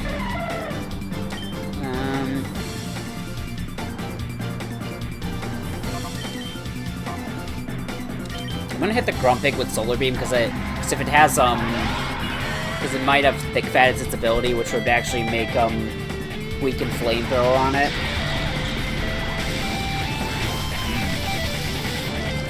It still takes that Solar Beam pretty well, though. Oh, knockoff.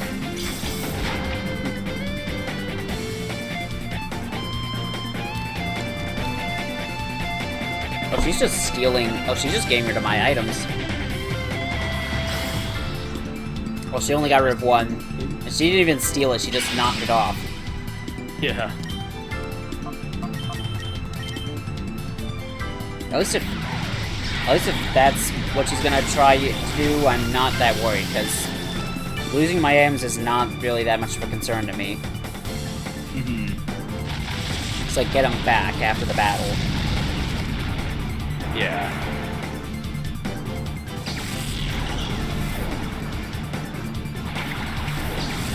Oh, that's the thing, I can flamethrower pretty easily.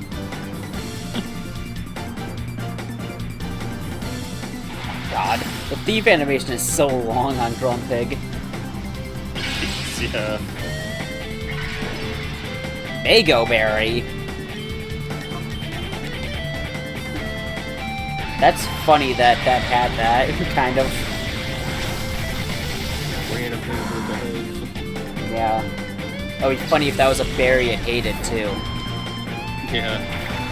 So then it would get confused from that.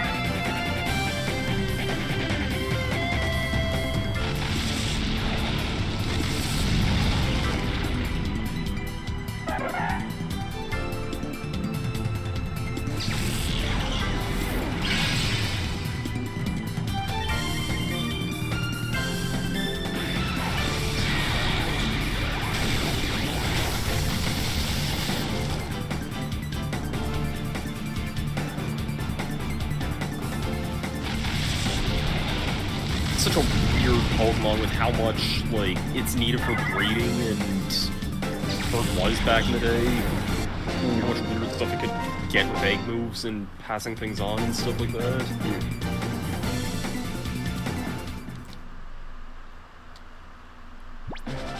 Like, I remember back in the day, one guide I saw was saying, like, if you want to get, like, a Machamp with Rock Slide, I guess outside of the move tutors, you had to breed like a Camerupt and a Spinda, and then a Spinda with a Machop. It's kind of funny.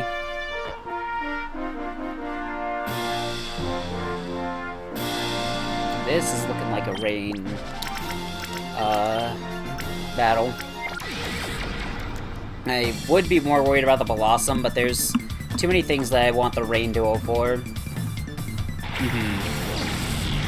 Like if I use the sun team, I would be very worried about the Vulpix, because Flash Fire is kind of the worst thing I can deal with that team.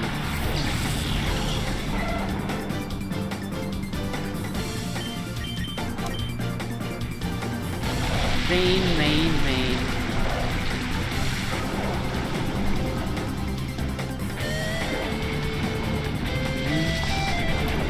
Okay, I did remember to unmute myself on the stream.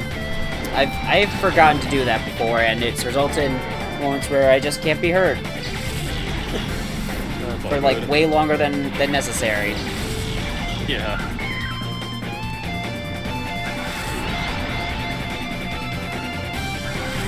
There's Reflect, but...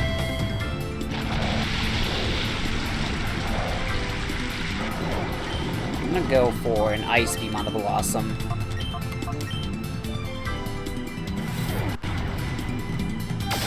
And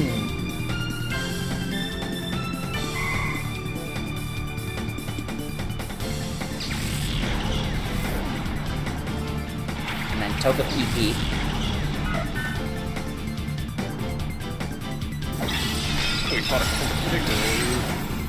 Yeah. Charm, not worried about that. Yeah. Like this, like, again, these, for like the first like 6 areas or so, I'm not worried about these battles. Yeah.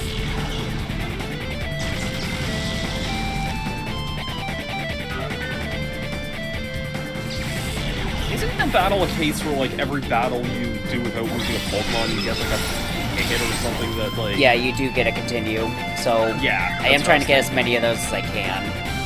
Right. Which I've heard people say for the first, like 70 or so battles, I've never really had much issue with getting them. Yeah, it's like... I've barely been breaking a sweat. Yeah.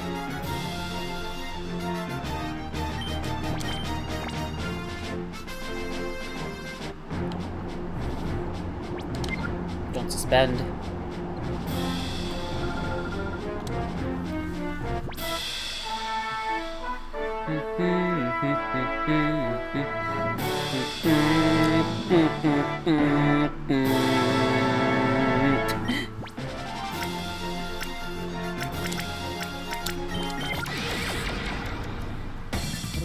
Diversity in this other than the... Well, I say that and there's like 3 normal types on her team. Yeah, there's like 2, and she sends out both of the water types immediately.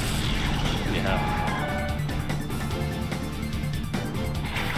At least I know that that Flare goes first. It was the Entei, so I can instantly remove one of these 2 with a Solar Beam. Should I be? Honestly, I'm more worried about the Seadra. Well, no, I think I should be more worried about Sea King, but honestly, I'm not really worried about either. Honestly, I should be more worried about the Sea King. Before you get a Horn Drill. Yeah, before Horn Drill happens. Or like... I just want to see what... Okay, well... Okay, Peck. That's what it's doing. I guess it's super effective, so I get the logic, but... A neutral Mega Horn would be doing more than that. Yeah. And I know Seeking can learn that, which is really funny to me. Reminds me of, like, some of the weird logic and glitches in the earlier games where you could send, like, a level 2 Weedle against, like, Lance's Dragonite, it'll just spam Barrier the entire time because it thinks it's... Yeah. That's a more effective move. Yeah, that's, like, the reason why AATTVV the Venomoth won against that. Yeah.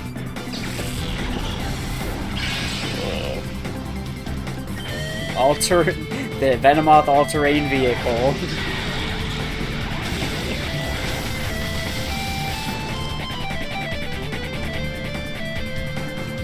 I wonder what Twitch Pokemon actually is doing right now, because it's still like a channel that's still going even today. I'm pretty sure.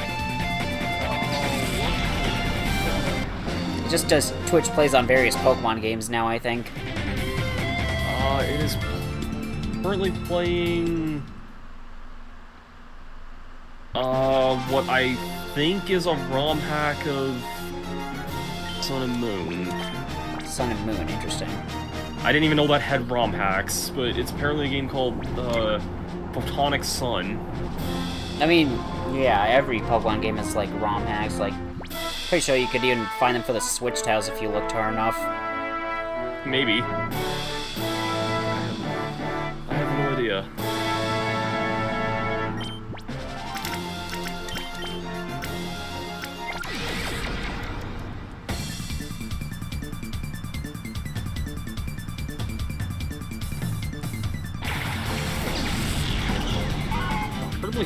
Pokemon. That was like 11 years ago now. Yeah, well, the OG, like when it did Red and Blue. Yeah. I think it did like Gen 2 like very shortly. I think it went through all the games. It's probably gone through every game, yeah. Yeah.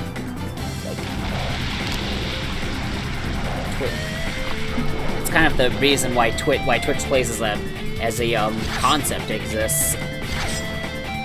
I think my favorite one is that, not quite the same thing, but there's videos on it on YouTube. There's a Fish plays Street Fighter and Fish plays Pokemon.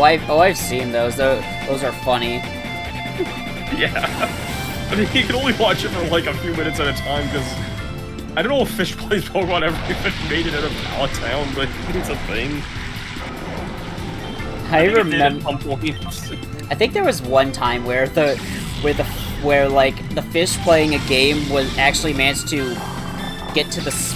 Oh, I remember. The game crashed and the Switch managed, and the Fish started navigating the guy Switch's home menu, and like it started. I think it started buying stuff with the guy's credit card, and so the guy who was running the stream suddenly had like a bunch of messages that was like, "Hey, you bought this," and it was like, "What the heck?" I don't remember here. I mean, I remember there was like a story about that, but the fact that the Fish just did that because the game, I think it was probably playing Pokemon Scarlet or Violet or something. And, so, hang on, I'm gonna look this up. Oh, I think I see the article here. I found this article on Kotaku. Fish plays Pokemon Scarlet and Violet actually accidentally commits credit card fraud. Yeah, that's it. That was funny. I've never heard of this.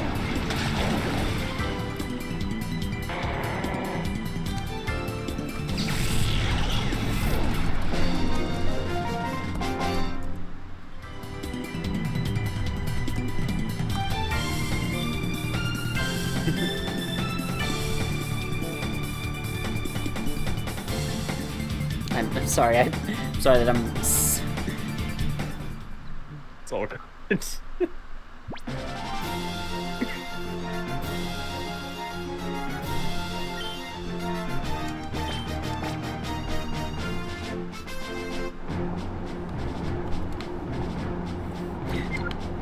Yeah, the.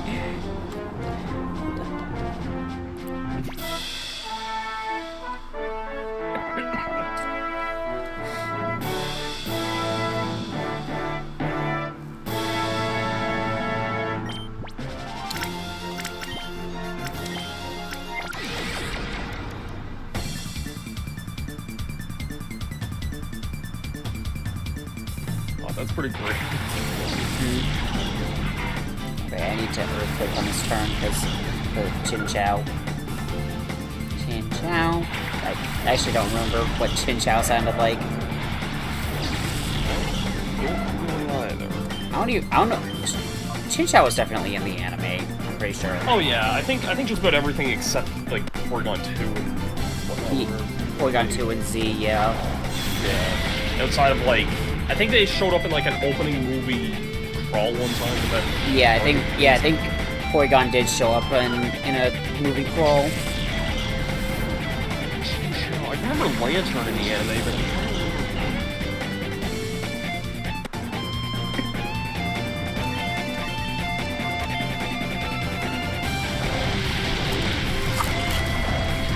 Yes, that's right. I do. Okay, I do remember there was an early Master Quest episode with the Chinchou. Chinchou? Yeah.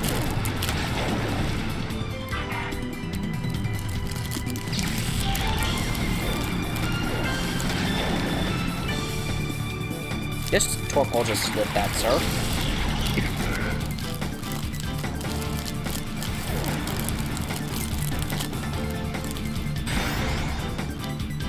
He also has strength for some reason.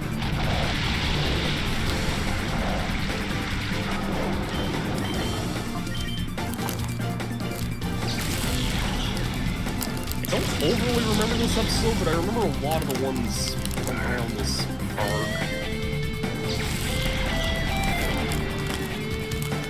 So the very next one is the one where Missy actually catches the Slug.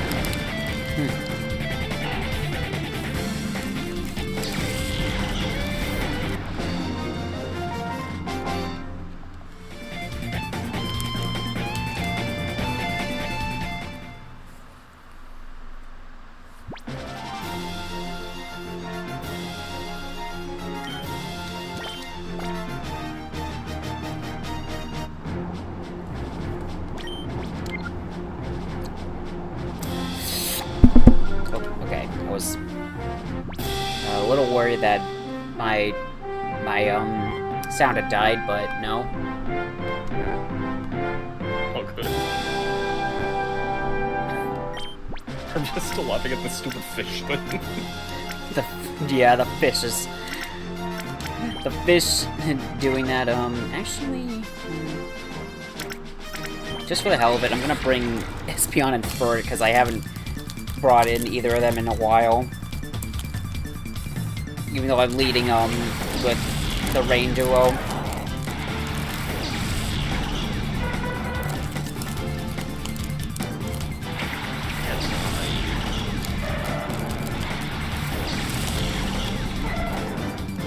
I still find it funny how I managed to first ball Mantine.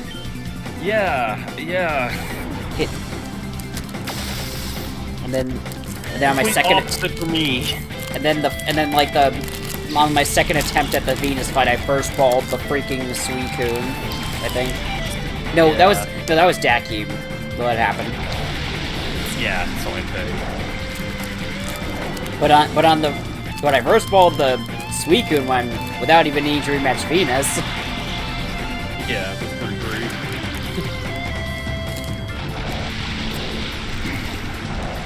I'm both surprised and not surprised, but also surprised that when I used Mantine and Crystal, it took me down to my very last ball. Yeah, Mantine is like a... Mantine is tough to... Mantine's catch rate just isn't good. Like... Yeah. It probably should be better than that, than like what it is, but like, I still stand by, especially for the time Mantine was a good Pokemon. Yeah. Both of my Pokemon are now paralyzed. Oh boy.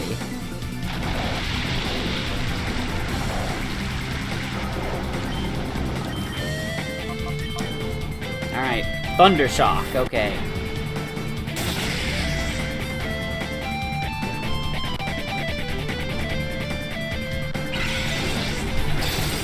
Razor Leaf. I have a feeling I'll probably maybe stream this whenever it comes to the Switch too, but honestly, I probably will end up using Mantine again whenever that happens. Mantine's like the best Pokemon to use against Dakim, so... Yeah. Yeah, for sure. Oh yeah, I remember it was like a Colosseum streamer that like did like a tier list of Pokemon that were good for Dakim and he ranked Mantine as like the absolute best one. Yeah. I can see that resisting being immune to so many things.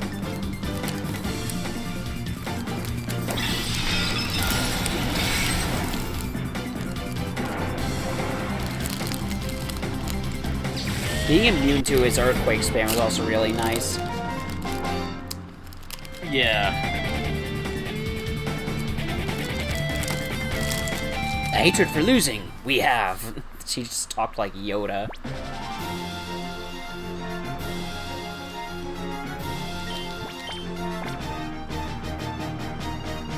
I just realized she had 3 flying types on her team. Mm-hmm. 2 of them I've used before in my Let's Plays. Okay, this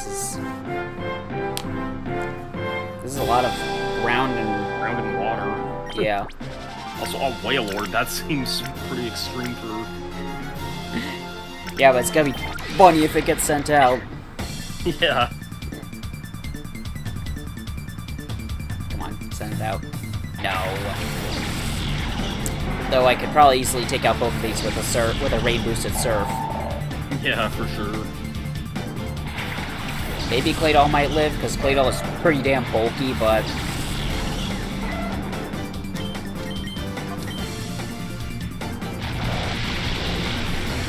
Or at least I'm taking out the Pokemon that potentially has Lightning Rod, so... If he does have Wailord, then we get to see another Wailord in Colosseum. Yeah.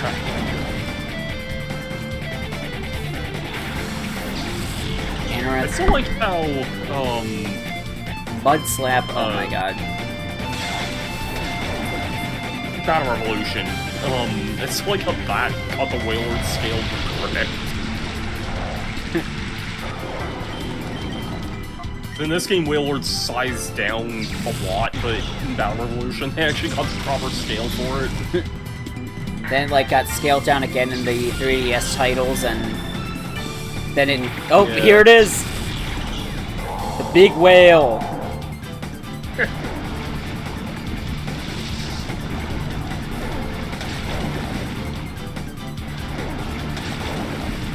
Yeah, and then I think its scaling actually got changed back and on the Switch titles. It actually kind of looked massive again. At least compared to the 3DS, where it didn't look much bigger than most other Pokemon, even legendaries, which it was supposed to be bigger than. I just sent you a picture of the scale for comparison. Yep. That's the Wailord I remember.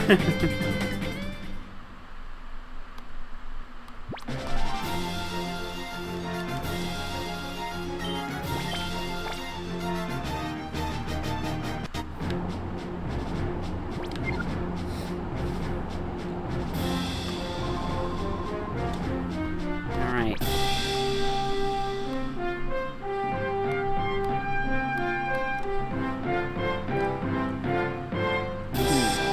Very similar to a lot of stuff we've seen already. Yeah. My rain team has honestly been the dominant one. It's mainly because my Feraligatr actually has more than just its stat types, but and you have a Raikou, which has always been good. Yeah.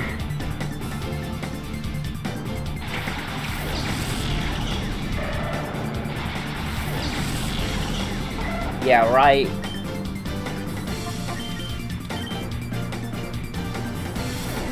Yeah, I was wondering if what I should use.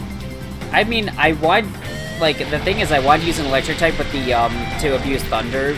I didn't want to use Ampharos though because I've already used it before, and it's even though it's one of the only Pokemon in the game that you can get that is Thunder Wave. Literally, the only Pokemon that can learn Thunder Wave in this game are the Flaffy and the Plusle, which Plusle is not. Plusle does have some interesting traits, like being able to use both Helping Hand and Thunder Wave, but it's and you do get access to the experience share to be able to train it up, so it's not like you can't use it, but it's a lot of effort to put into it.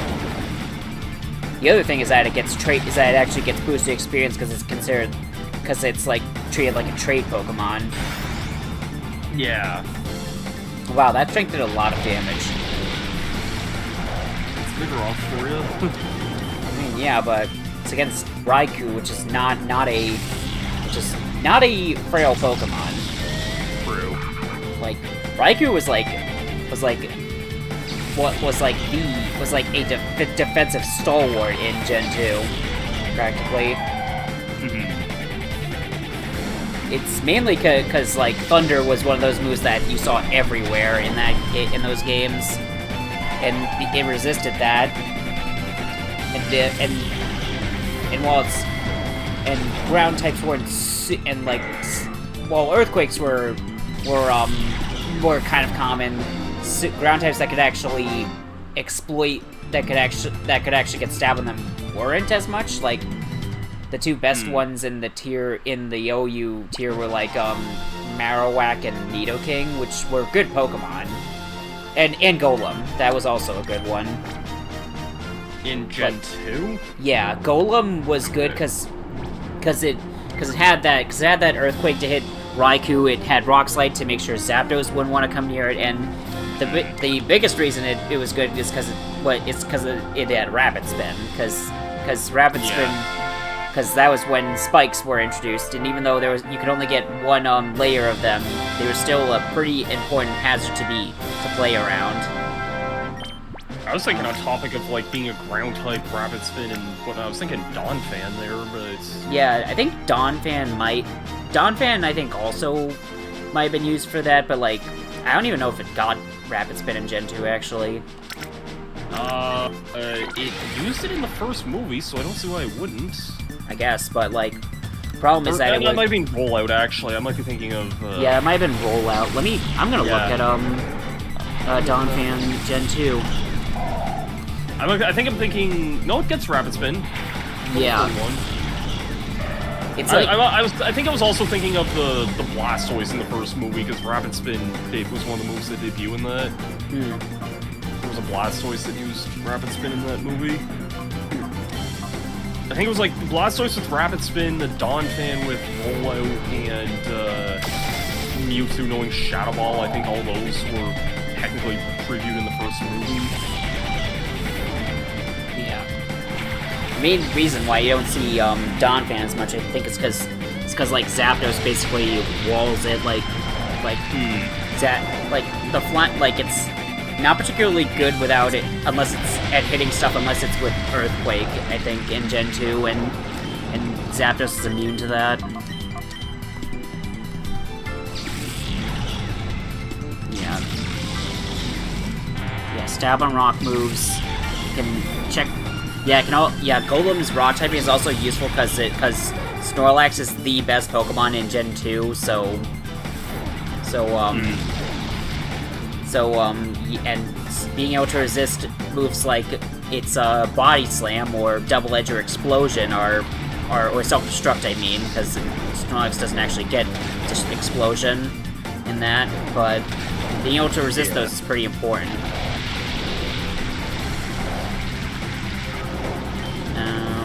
What's Earthquake? This here, yeah, for sure. Yeah. So the defensive utility of Golem is actually pretty important. Like, you'd think that the rock type is nothing but a hindrance in most cases, but in Gen 2, the rock typing is actually worth it. Yeah.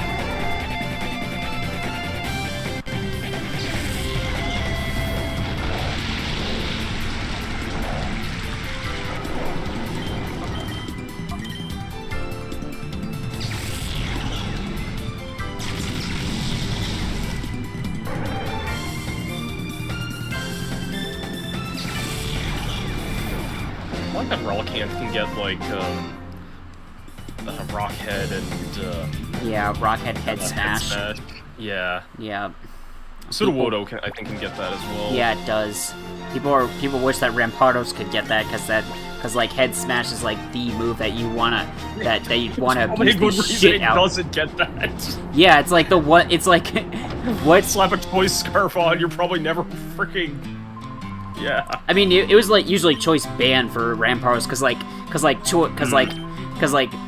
if something isn't faster than you, it's getting destroyed. Like, yeah, I don't think Rampardos is that fast, but it's not.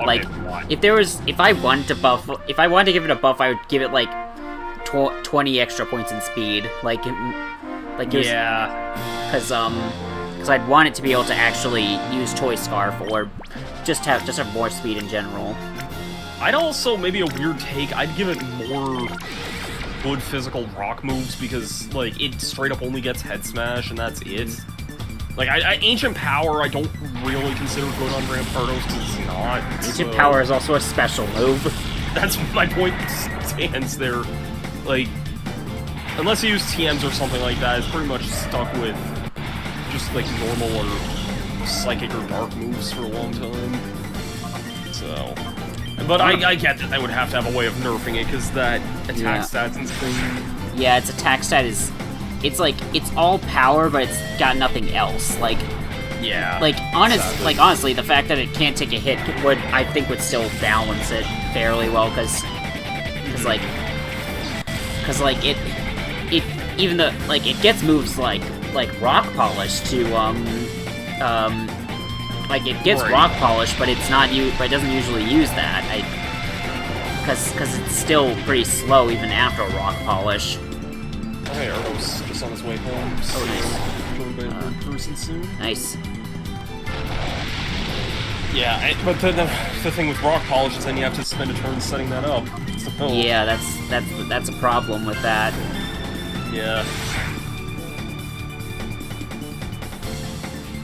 It's like, what I guess the move that would help is Accelerock. That would... Yes.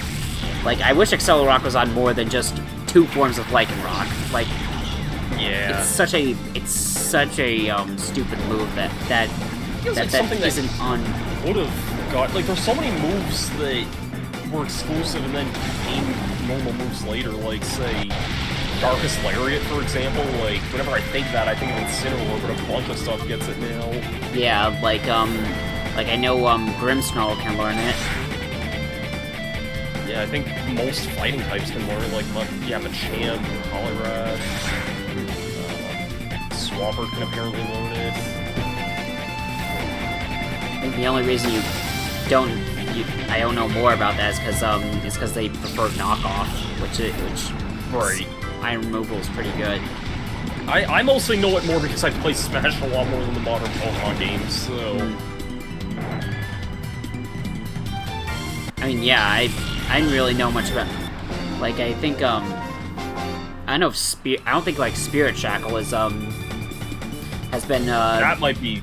I'm pretty sure that's still Decidueye exclusive, but I think other physical ghost types would absolutely love to use that. Yeah, I think Sparkling Aria, I want to say Lapras can get it by breeding or something, or...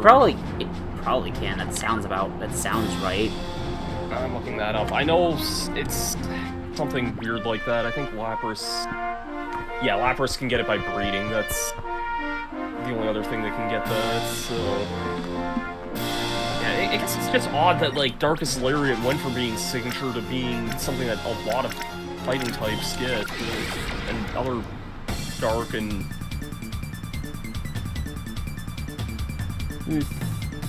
Yeah. Oh.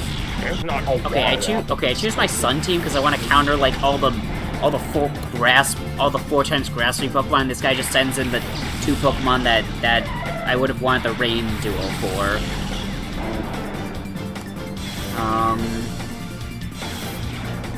I'm gonna opt for... I'm just gonna set up Sunny Day and then I guess I'll throw a Flamethrower on the Quilava. Yeah. I don't know what else to do with this. Okay, well... Yeah, I'll just, I'll get the Sunny Day, so the Flamethrower next turn will be a knockout. This might be the first battle where I actually lose a Pokemon, because if the Quilava decides to Flamethrower, Fauna, then that's definitely a KO. Okay, this guy just spams Thrash.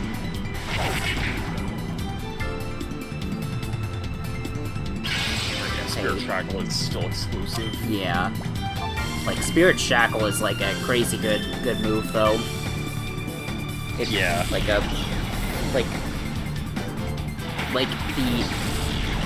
attacking moves being able to trap is like pretty nuts. Like, trapping is already a very like a very contentious thing in most in singles. It's like, and in VGC, like, it's kind of specific, but perish trapping with like shadow tag Pokemon is extremely dangerous. Yeah. It's like the reason why Gothitelle is even on people's radars in VGC. I'm gonna Thunderbolt this Croconaut because it just got tired. Oh man, now I remember the weird days where the Chandelure line could have Shadow Tag that couldn't be legitimately defeated. Yeah, that was almost a thing in newer games. They could like, the fact that we could have had Shadow Tag on something as powerful as Chandelure. Ugh. Yeah. Gandalf. Oh man. Seriously.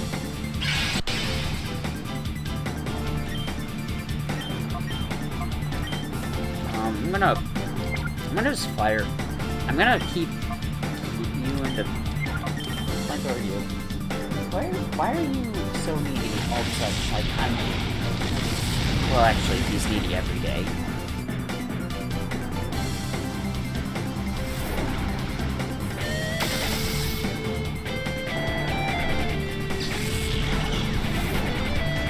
Okay, there's a. Yeah, this guy is just spamming the shit out of Thrash. I guess I can swap Alistera out here. I have exactly half the Pupitar's health, so I could maybe KO it this turn, but depends on the roll.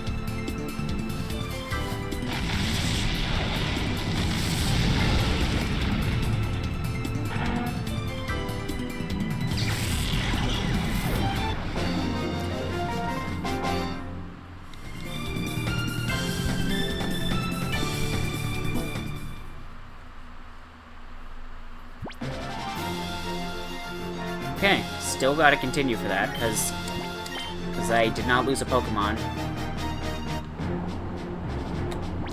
Do not suspend. 43!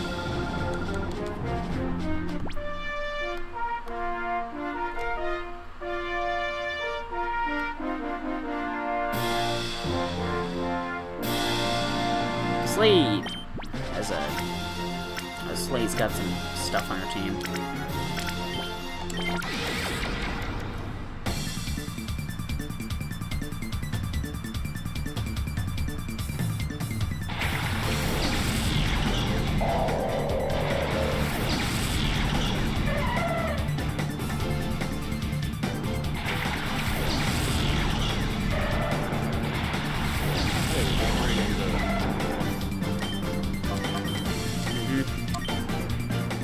Let's rain dance. Oh wow, I also got the jump bluff still. That's why I went with Ice Beam, because I could just target down the jump bluff easily, no worries. Yeah. Makes sense. And we get Ice Ball. The one thing I remember about Ice Ball is that if you're doing the Metronome Cup in XD, which is one of those battle CDs, Ice Ball is like one of the best moves you can get because of the effect of it locking you in. Yeah, that makes sense. Yeah, because otherwise you gotta deal with a lot of random stuff.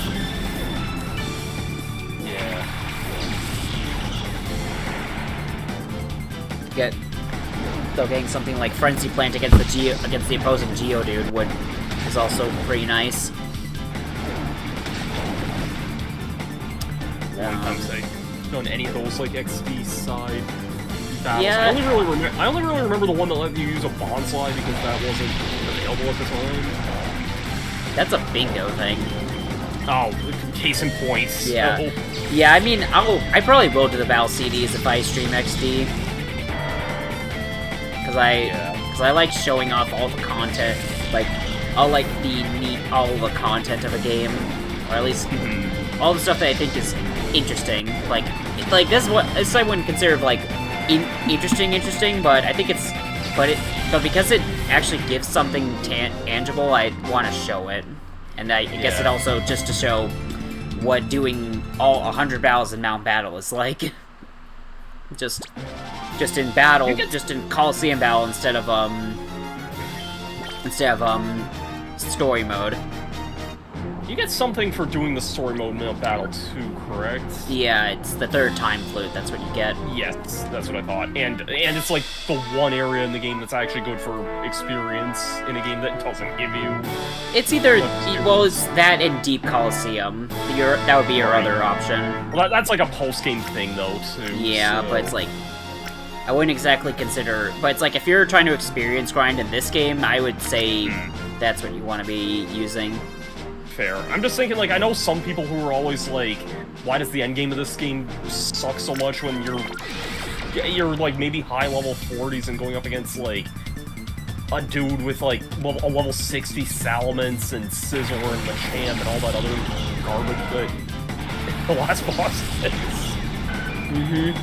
So, like, I almost feel like they want you to do Mount Battle in a way, just because that gives you so much experience for doing it. Yeah, Mount Battle I feel is both better and worse in XD because of like the level balancing is worse, but like you actually get more different. But it's like you get more than just Poke coupons for getting for clearing areas in that game. And you can like do an area and then save and quit and like do it kind of as you progress through. You don't have to do it all at once, basically. Yeah. That alone is probably an improvement. Unless you're trying to get a starter with a typed Hyper Beam, basically. Yeah, which is kind of weird that they do that, because like, one, those moves were exclusive in Fire and Leaf Green. They were exclusive to like the 3 like Kanto starters. Like the Hoenn starters couldn't get those moves until, and the other Johto ones, they couldn't normally get those until Diamond and Pearl. Yeah, and it's also like the only time a mid-form starter is being able to learn the elemental hyper beams. Yeah, at the base forms being able to learn them? I don't think so. I would assume that it's just those Johto starters. I think so, because I don't think... Oh no, oh yeah, never mind. It is a... Cyndaquil, Hickory to Totodile like in Lord of them. I thought it was the mid-forms those for some reason when you got in XD. Yeah, no, you get them as their base forms. Right, okay. So apparently in Gen 5, I'm just looking at Charmander, there's apparently an event that could give you a Charmander with Blast Burn. Okay. And I guess apparently Arceus can also learn those in Gen 6, apparently, or like, it's an event with that. Huh. That's neat.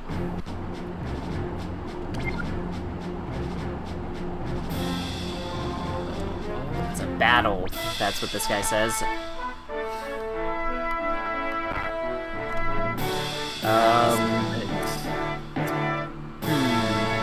This I think I might... I want to... The amount of grass types makes you want to... I'm going to go with the Sun team because of the amount of grass types, and... I'm going to opt for that duo, because it's like with this many grass types, like against grass types, the Sun team works better. Apparently there was an Arceus distribution for... It was in... I don't know what countries, I think it was Japan... I don't know if it's also in Korea and Taiwan, but, like, there's a promotion for the 18th movie, which, fair enough, because that does have an Arceus in it, but that's the Koopa movie. Huh. That's kind of...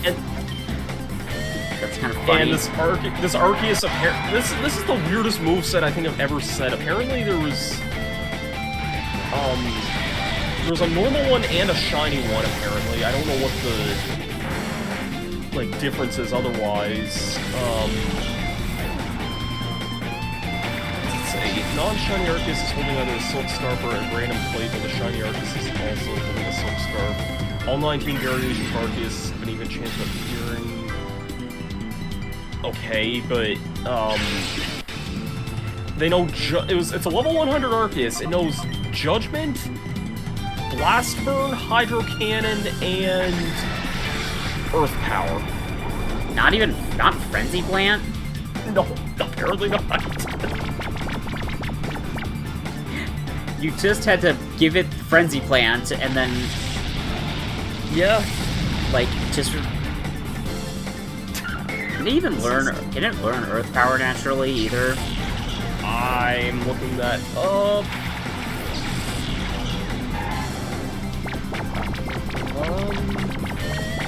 Yes, and it always has been able to learn it, apparently on level 20. Okay.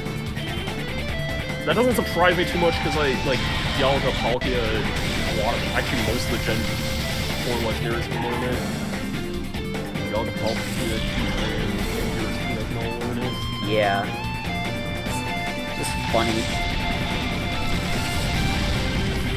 Apparently Shaman in Legends Arceus can also learn it for some reason. I mean, yeah, I think Shaman's been able to...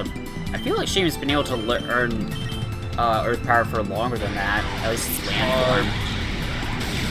Maybe. It doesn't say. It just says all forms, and it's only listing Legends Arceus on Wikipedia here. What a random Arceus event here. I get for the movie what it was handed out for, but it's not using any of those moves in that movie. It just kind of shows up as...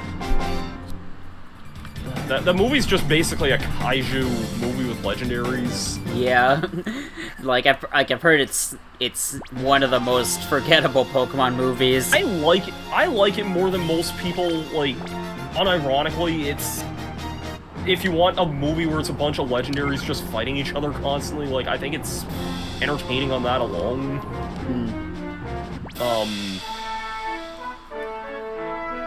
I don't know. It was also, like, the first Pokemon movie I'd seen in a really long time, though. Like, before then, I think the only one I saw that was new was, Giratina and the Sky Warrior, I think. And it was, like, a 6.5-year gap between the two of them, so...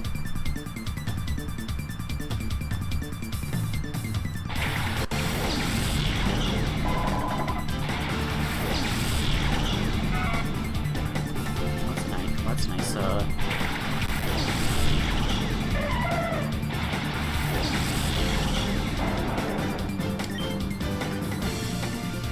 I just find that so odd how they give you like a first stage version of a Johto starter that can get those elemental hyper beams. Yeah.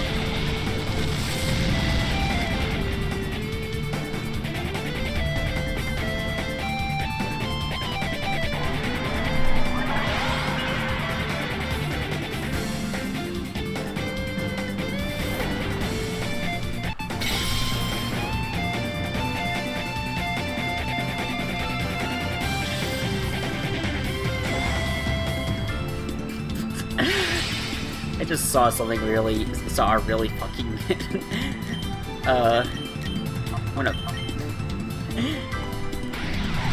I'm gonna share something in a second, but I saw something really fucking stupid. Hang on, where is it? Here it is.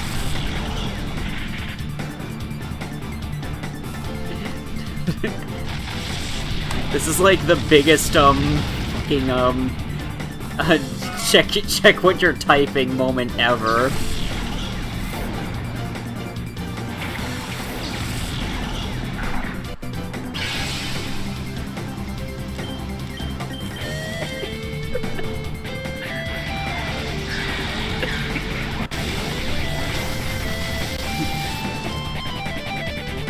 God. That's a good AI fail right there. I mean, okay, it's literally reading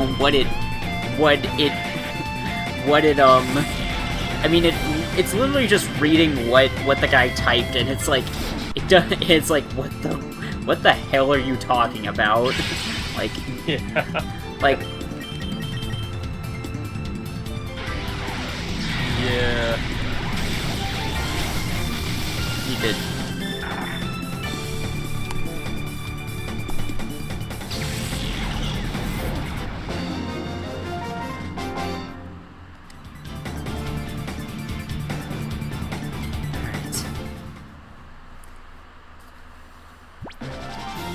approaching the 3-hour mark, and we're almost halfway there.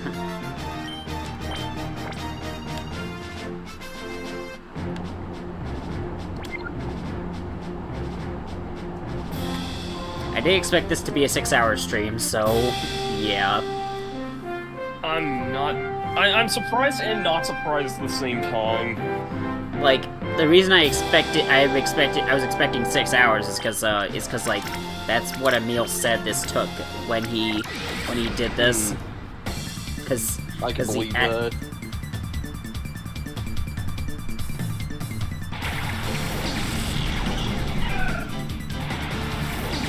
Oh my god, why did... Of course you would, well... I guess I could just flamethrower the Rosalia. Not as worried about Slugma balls, but, Sorry, I wasn't expecting that. yeah, I was like debating whether or not I should go for it, and I was just like, fuck it. Yeah, it's at that point of the stream. I mean, yeah, we're getting to the halfway point. We're gonna be having a time here. Oh, it used amnesia. Oh. I completely forgot the Slugma Balls joke.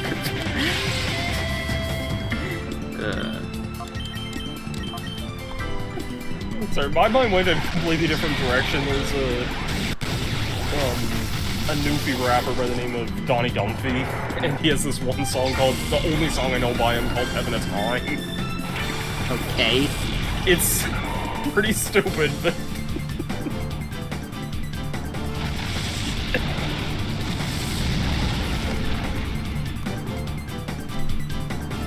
Let's see, it's using Smog. It missed, of course.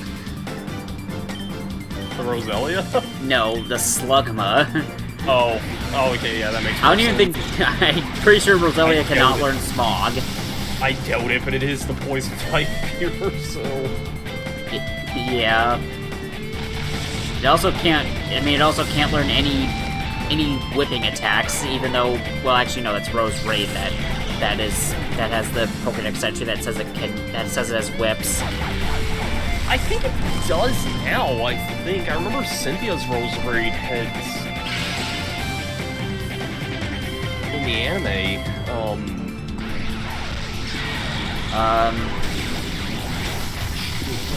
not the trading card. Is there not a page for Cynthia's Rose Raid in this universe? Well, it doesn't learn Vine Whip. What about Power Whip? Might be Power Whip I'm thinking of. Yeah, Cynthia's yeah, Rose Raid was gets it, yeah, through a TR in Sword and Shield. Okay, that makes sense, because it was in, the Arceus Chronicles special that I saw it in.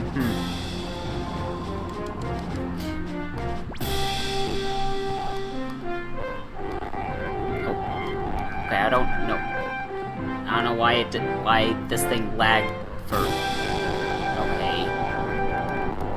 Okay, come on, don't do this.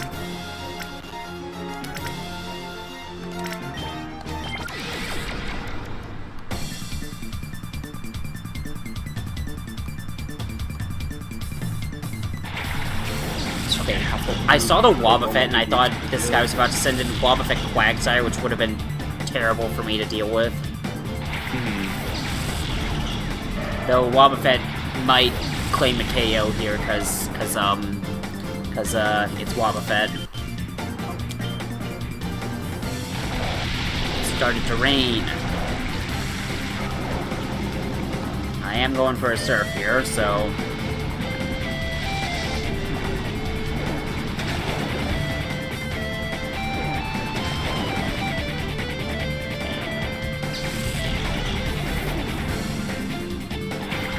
Obazit is fine. Alright, Mirror Coat.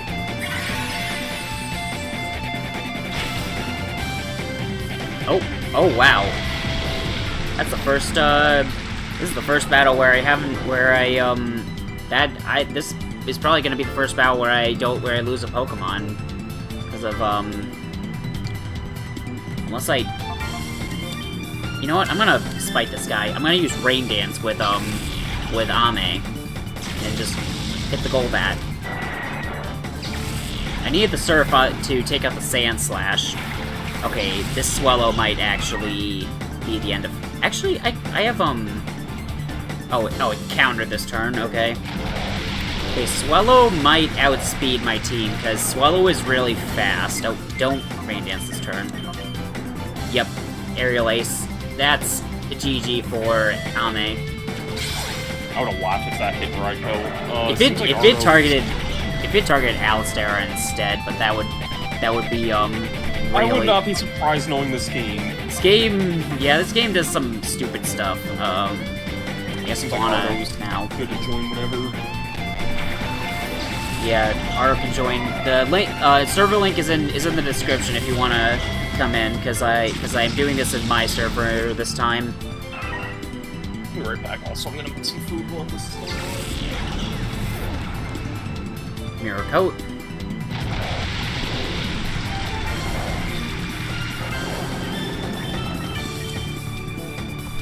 Thunder.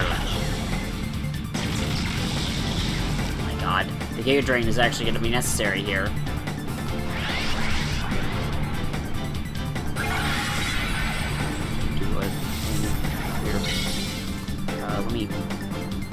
Let me add the member role to you, because I usually use a bot to get to verify people, but I've taken that offline during the stream.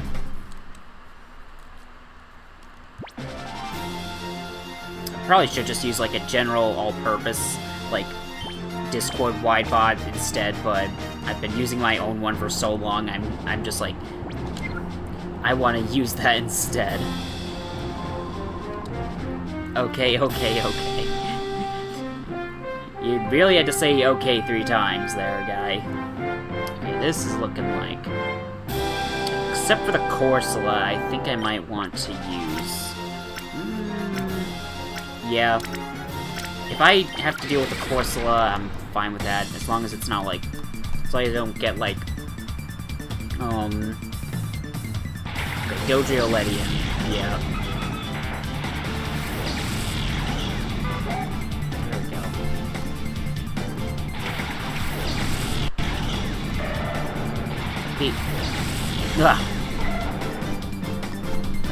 Let's get Rain up and take this Thunderbolt.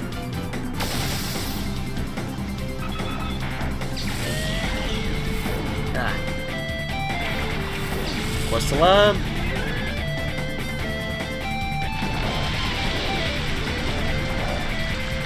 Honestly, this isn't even that bad for the Rain duo, because Thunder is good against it.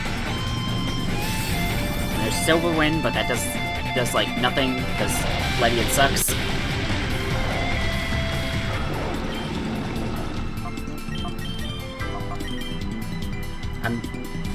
When a Corsola is scarier than you, you know you're bad. 'Cause...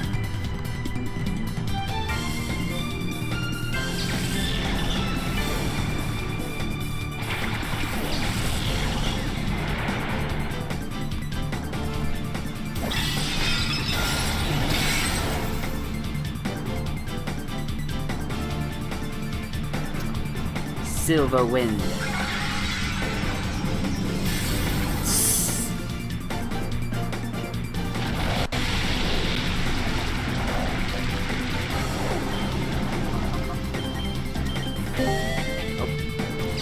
There we are. Hello there. Howdy. Howdy. Alright. Getting up in Area 5 now. I can see that. Yeah. Again, I knew this was gonna be a long stream. I'm thinking this could eclipse my first Hollow Cure stream as my longest stream yet. Yeah. And that stream lasted 7 hours, so... I remember that. Yeah. Oh god, I cannot imagine streaming that long. Well, when I've done it, but Yeah, it definitely takes a lot out of you. Yeah, there's a reason I haven't had another 7-hour stream. Like, even I have done marathons like that where I know I streamed all of Kirby's Return to Dreamland in a single sitting before. Oh boy, this is an obnoxious team. It looks very defensive. Yeah, this looks like a freaking this looks like freaking Loverina's team or a Colosseum in XD. Why not? It's like the only one. Why not and Wobbuffet? Yeah. Yeah, why not use both? Yeah.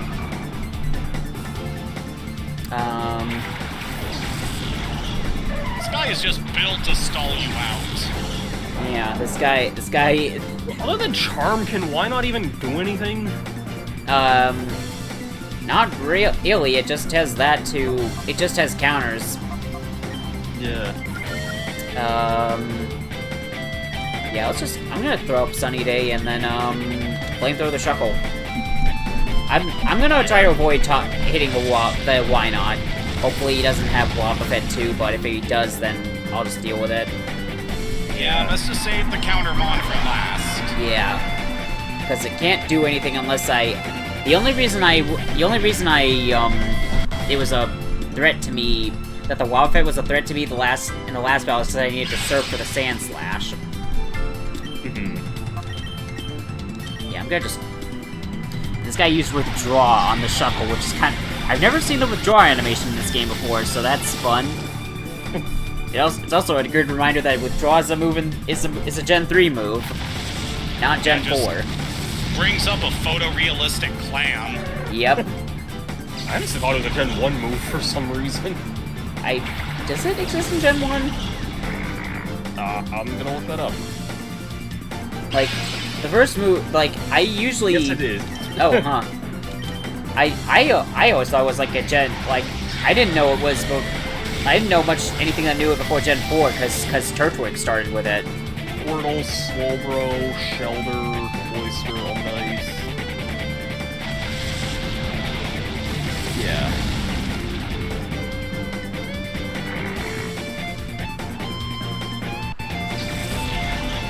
Okay, what is next? Milotic, okay. That's scary.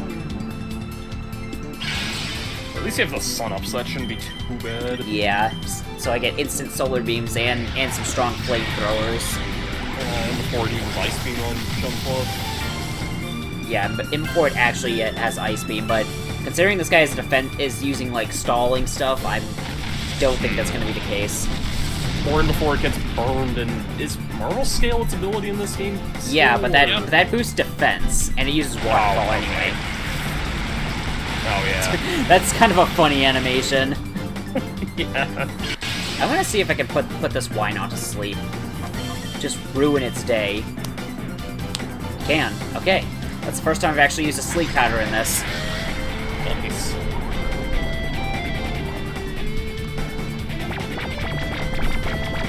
That's nice Dorothea art. You can tell what I'm doing instead of actually focusing on this battle, because it's a stall war. Well, not a stall war, but just trying to break through this guy's stalling stuff. Oh, sun. I guess is you down. can kind of see why you might have thought of it being like a Gen 3 or 4 thing, because in Gen 3, Torkoal was the only new thing they could get. Torkoal must get it from an egg move. I mainly remember from Gen 4 because Turtwig starts with that. Turtwig. Yeah. Yeah, Oh, that did more damage than I thought it would.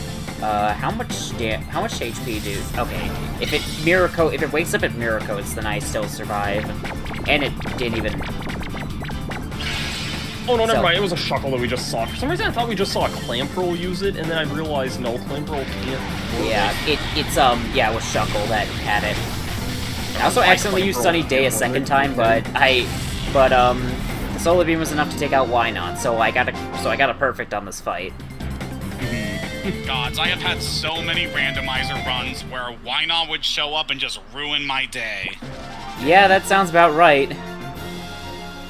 Unless it's like the moves are randomized too, so it's stuck with like attacking moves that it can't use well because its offensive stats are because it is not built with offense in mind. Nah, I don't do randomized movesets when I do randomizers. Alright. We are officially halfway there! Halfway there! Halfway there! Halfway there! Halfway there! Halfway there! Yeah. Alright, let's see. This guy's team is... Okay, this guy is a Latias. Good to know. Well, that's a step up from the Why Not. Yeah. Not much else. Like, this guy just has a lot of random stuff. I guess I use... I guess I'm using the same Pokemon, just starting with the Sun team. If I get the Latias in the lead slot, then okay, it didn't show up there, but If this guy picks Love Disc over Latias, I would find that so funny. this game's AI is an enigma. So might honestly need to use the Solar Beam on the Miltank instead of the Curlia, cause Miltank could have Thick Fat as its ability. Pretty sure Miltank can get Thick Fat. Look at that, real quick, while these animations go through. We stand big women here. Yeah, we do. Okay, yeah, Yes, it can only have Thick Fat, because there's no Scrappy ability in this generation. Yep. Especially... Oh god, I just... I love that rollout animation. Yeah. I'm just going to go for, Sleep Powder, because I don't feel like trying to do anything else, and Fauna got tormented.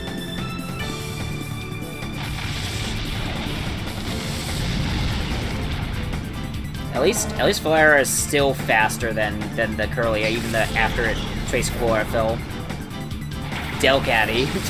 Well, so far I haven't seen the Latias, so... Oh. Okay, Torment again. So both of my Pokemon are tormented. At least I can switch between Flamethrower and Fire Blast for Flare. You can get hit with Solar Beam. And yeah, your stats are terrible, so you just get one shot. We are... Okay, okay, he has the Latias. I wonder what this Latias's moveset even is. Like, we might see a move from it if this Sleep Powder misses. I'm looking that up. Yeah. Okay, Sleep Powder hits, so we probably won't see a move out of it.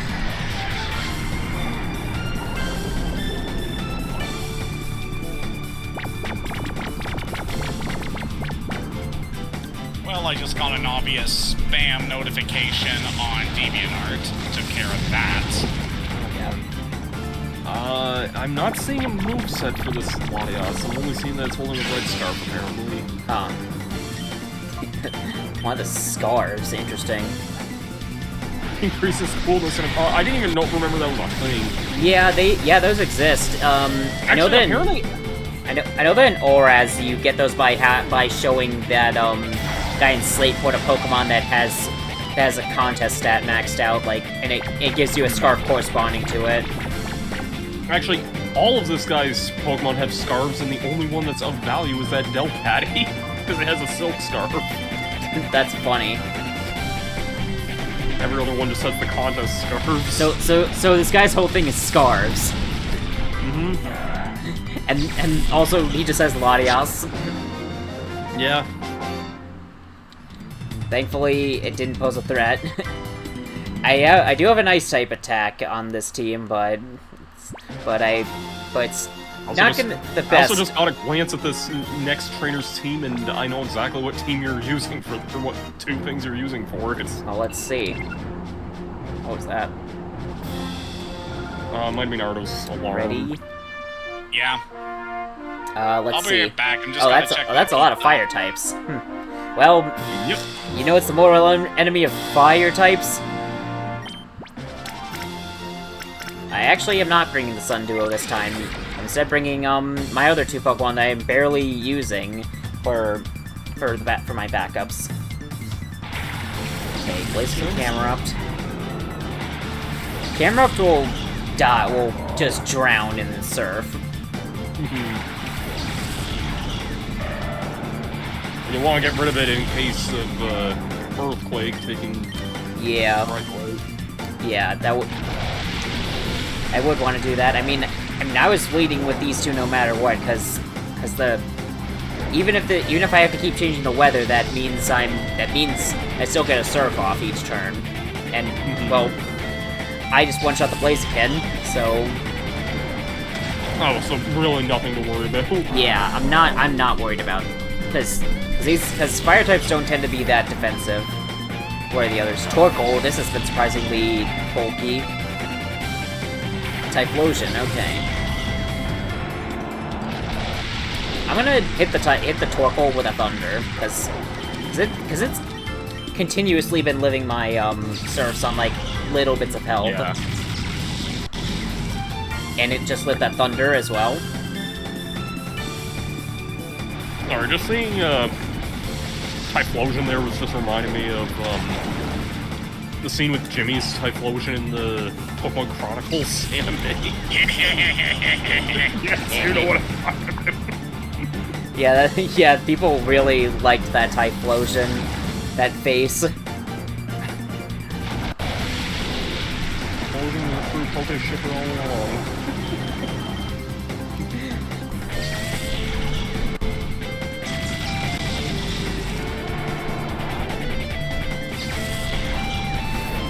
Yo. I find it interesting that like they brought like Jimmy and Marina back for like the cameo of watching Ash's like battle in the I think it was his battle with Leon in the championship match basically. But like Ash literally has never met Jimmy or Marina at all, so I don't know, I just find that interesting in a way.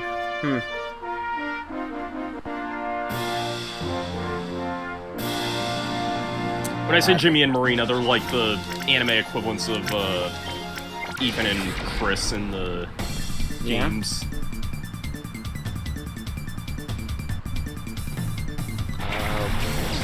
Get on top of Stantler.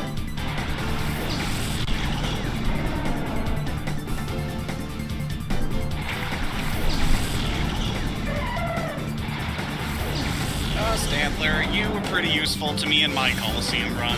Yeah, Stantler does seem like a pretty nice Pokemon to use in this, because you get Intimidate and some nice supportive options. Both of these seem like they'd be good for Colosseum for like the same reason. Yeah. Plus mine had a naughty nature, so that really sweetened the deal. Yeah. It ultimately got replaced by Entei, but it was very useful when I used it. Alright, Stomp.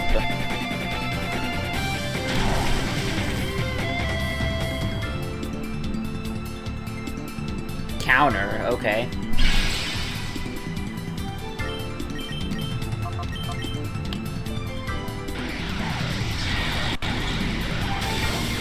Earlier I was kind of talking about, Wow, I must have hit a high roll on that last Solar Beam, because that didn't one-shot. Sorry. I've been kind of considering streaming this whenever the Switch 2 version of this comes out, and I've considered using Hitmontop in the team just because, like, it's a Hitmontop. Yeah. Pretty powerful thing. I think you can get the Brick Break TM for it, so that would be nice for it, because it'd be something better than Triple Kick, which... Right. And Intimidate's nice, too. Yeah. Right? But it's like, I looked at Hitmontop's level of moveset, it's not very good. Like, There. Like, you catch it at level 38, and, Triple Kick is the only attacking move you have for it. And then all you'll get after that is Detect and Endeavor, which, Right. To be fair, I think Hitmontop's like one of the only, like, it might be the highest level thing you can get up to that point. It is. Like, So. But I would appreciate, like the Makuhita you get as your first catchable Pokemon. That has what it has Cross Chop in its moveset. So Yeah. I don't know why they don't just give the Hitmontop Brick Break to, and it's not like they skip out other Pokemon on good moves. Like they gave when you Purify Flappy, it gets Thunderbolt, or like the Slugma you can catch, that is Flamethrower in its 4th move slot. Yeah, or for it with Strength. Yeah, or multiple Pokemon having Water types having Surf in their movesets. Mm-hmm. Like, I don't know what's the deal with leaving the Hitmontop so stranded for moves. Yeah, maybe a balance thing. I have no idea. Yeah, I would just give it Brick Break over like Rapid Spin or something like that, because Rapid Spin is nothing uses spikes or anything like that in this game. So yeah, Rapid Spin's like a good multiplayer game, but not really a good single player one. Yeah, Multiplayer game I can't think of at this point. yeah, this is an interesting team to deal with. I'm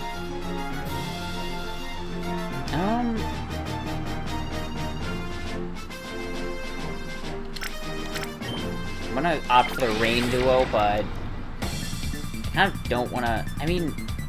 But I kind of don't want to see like the Pikachu and the. Okay, well, Blossom is also not that good to see, but I'll just throw an Ice Beam at it, and I'll probably need to use 2 Ice Beams, but that'll be fine. The worst thing I can see it doing is either using Sunny Day or Stun Spore. It's a sunny day. The sunlight is harsh in the Colosseum. Okay, Waterfall. I don't think a single Shadow Pokemon you can get in this game has Waterfall in its moveset.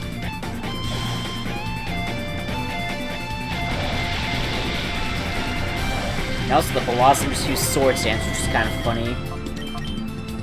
That would be better if this was a newer generation, because I know it can actually learn like Leaf Blade and some good some other good physical moves.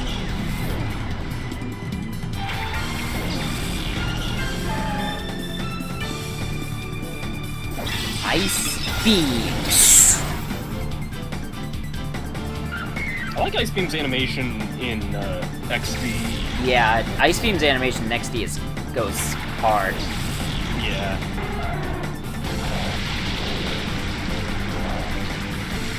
Sure does. You also get the TM for it well, kind of around the mid game in that. It's kind of funny when they give you the Ice Beam TM. Mm-hmm. Oh, yeah, that actually one right shot. around the same time, there's a guy who uses a seal, I think, right? Yeah, Seal. Yeah. I know it's like right around the time you fight the guy with the Lunatone. Yeah. Like right after that. No, you actually fight the Seal guy before the Lunatone. No, get the TM for it. I mean, yeah, the TM. Can you sneak around that arena and get the Ice Beam TM before fighting that guy? I don't. You might be able to get the TM, but like once you go up a certain amount, you have to engage the fight. Fair. Yeah, I may actually like if I ever stream XD, I may actually use that Lunatone because I really like the Lunatone in that game.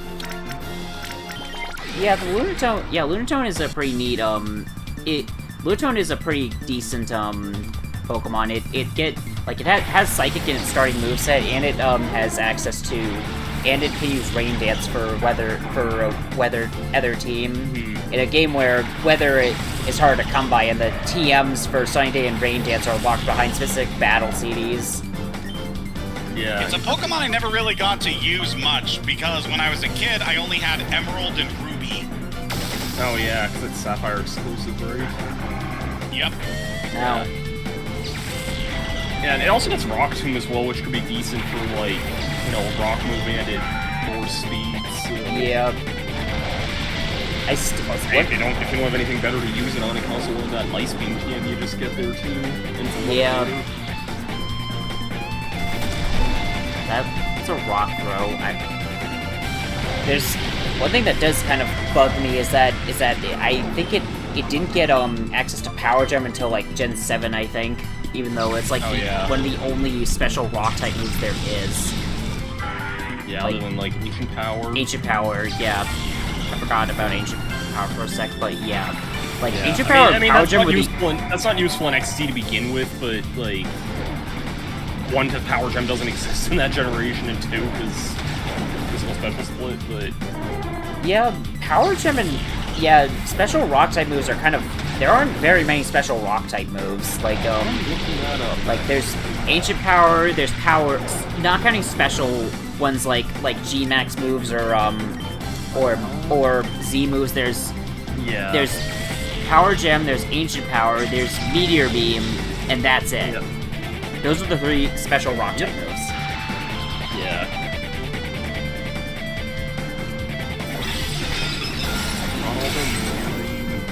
I kind of think it might be... Rock as a type offensively kind of feels like a neglected type in general. Like, yeah. It's like aside from Rock Slide being really good in VGC, like there's like the 2 moves that are like really good in terms of physical rock stab. They both have like flaws that people hate about them, like which both of them have 80 accuracy compared to other types which have like perfectly accurate attacks that are plenty strong. Like Stone Edge is only 5 more power than 10 more power than Thunderbolt, but it's got 20 less accuracy. Then there's Sudowoodo and Relicanth who get access to one of the strongest, like... Yeah. I guess it does have 80 accuracy, but Head Smash also has 80 accuracy, but it's 50 more power, so yeah, you're getting... if you're hit by that, especially from like a Sudowoodo or a Relicanth or something, especially if Relicanth has like Shell Smash, you're gonna die. Yeah, it's gonna just kill you. Yeah.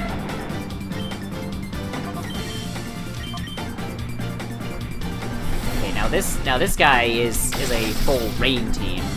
It's all water types. But I'm not worried about it. I'm still not worried about this team because what are they gonna do against my rain duo? Well, one answer is Sweet Kiss, and make me have to switch out, or else I have to deal with confusion.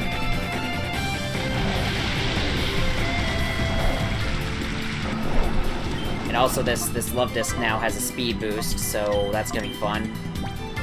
Let's get Espeon in here.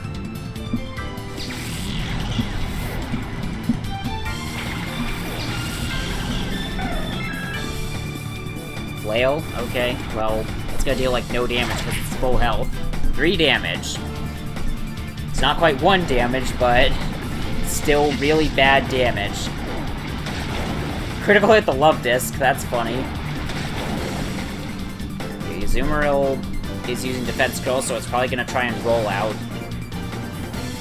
It's gonna transform and roll out.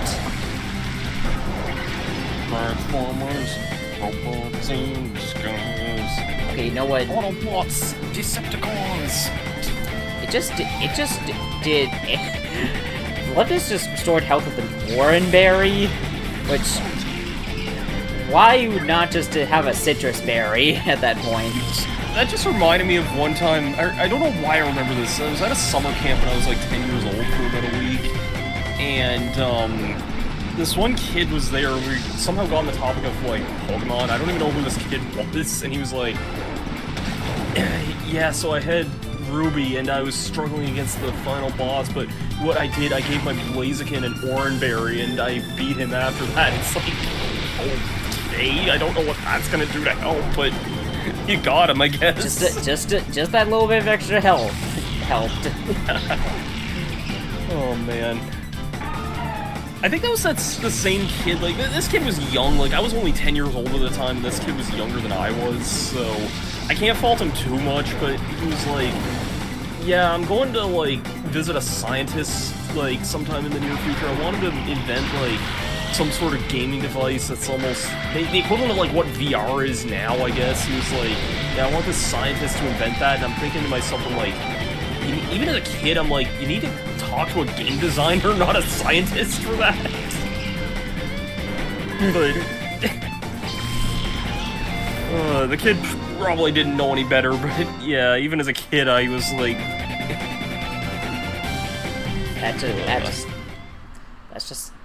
That just happens.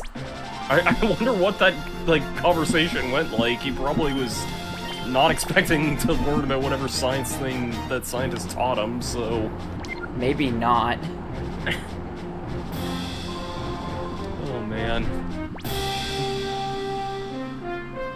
Let's see, we got a lot of dark... We got lots of dark types here. All dark types, in fact.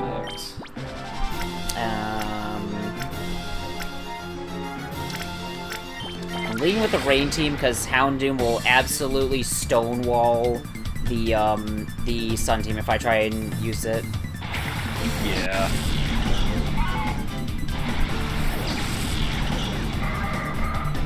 At least with the Rain team, the shift tree isn't that bad because I have Ice Beam. I remember watching somebody go through Battle Factory in Emerald one time, and they had, I think it was a Heracross with Sword Stance on their team, and they went up against, I think the first Pokemon was something like maybe a Fortress or something that just, like, kept spamming, like, Protect or some other useless move. Buddy got 6 Sword Stances off, one-shotted whatever the Fortress was. The next thing I think was a Shift Tree against a Heracross. Yeah, that thing is mega dead. With +6 attack, 1 Horn Drill, you can guess what happened there.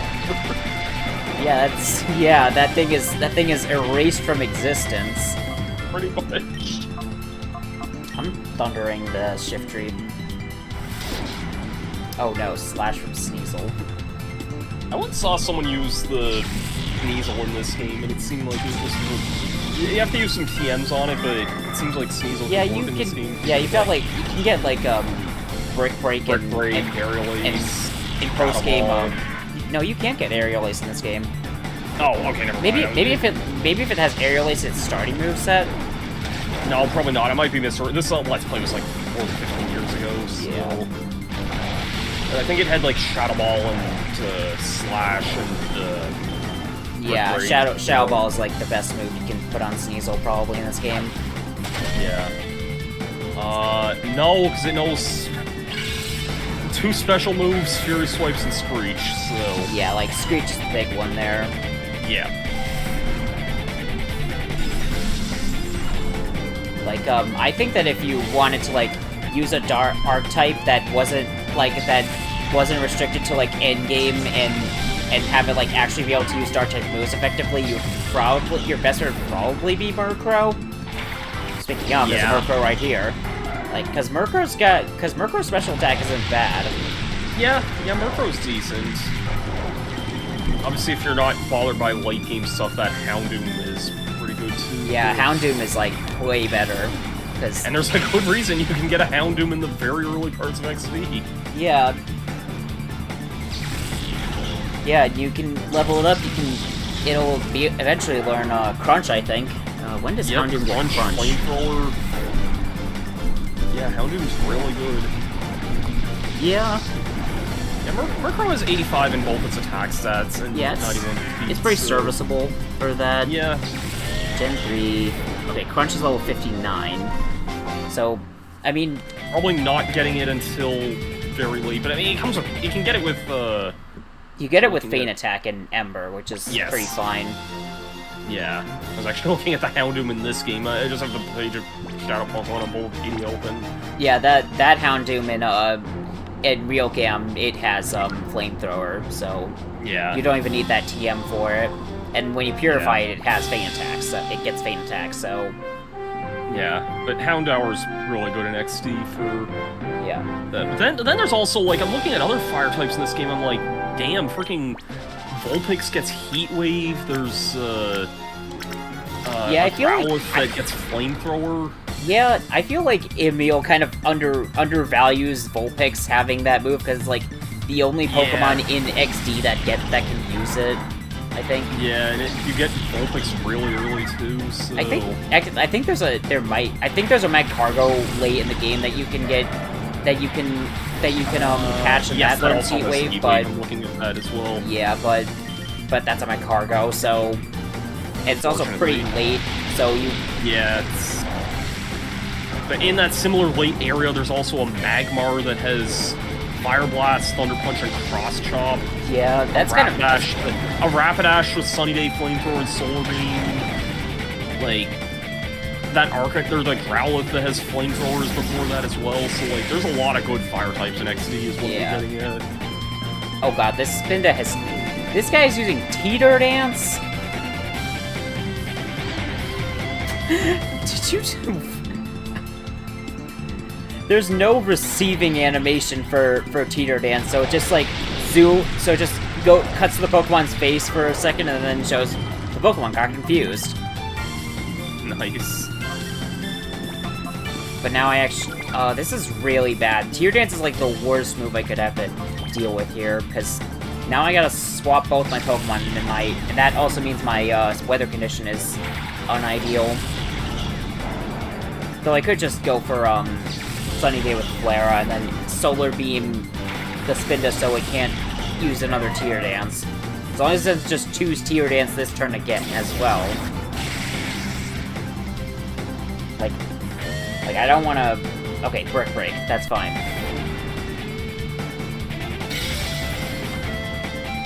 Okay, I just do not want to deal with... Huh? I was just gonna say, I feel like I'm gonna have a field day whenever we get to XT, just because of how much good stuff is in that game. Yeah, lots of... Yeah. I feel like there's a lot more good Pokemon in that one. Like, even despite, Colosseum's limited options making some Pokemon surprisingly good. Like, like Furret or... Even arguably Slugma, because Flamethrower on a Pokemon that early, I wouldn't say that's terrible, but yeah, especially if you didn't get Lava as your Johto starter of choice. Yeah, there's like, and if you don't want to use a legendary, like it's pretty much the only other one there until like very late game. Yeah, the only thing I was gonna say that I do like is like. Colosseum, really, a lot of the stuff in it I'm noticing is just a lot of Johto stuff, and I think it was just simply because there was a time when you couldn't really get Johto stuff in, like, the home games at the time, so... So this guy put Outrage on his Smeargle, which is really funny, because Outrage is such a strong attack, but it's kind of garbage on Smeargle, because Smeargle's attack stats are, like, 20 each. I was in a discussion with someone on Discord the other day, like, someone was very blindly like, oh, why does this move only have 1 PP? That's so stupid. And I'm just like, we didn't even know what they were talking about. I think they were meant to be talking about the Revival Blessing, I think is the attack. Yeah, that... but I thought they were talking about Sketch, and I'm like, there's a good reason I think Sketch is only 1 PP. Yes, it could be either Sketch or Revival Blessing. Those are, like, the only 1 PP moves I know of. I think they're the only two that exist, but, like, it makes perfect sense why both are 1 PP, so...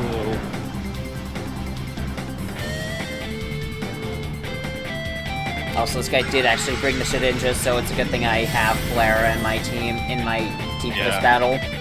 Because otherwise I would have been walled by this thing. I remember bringing Shedinja into the battle with Kyogre and Alpha Sapphire just because I can't touch it.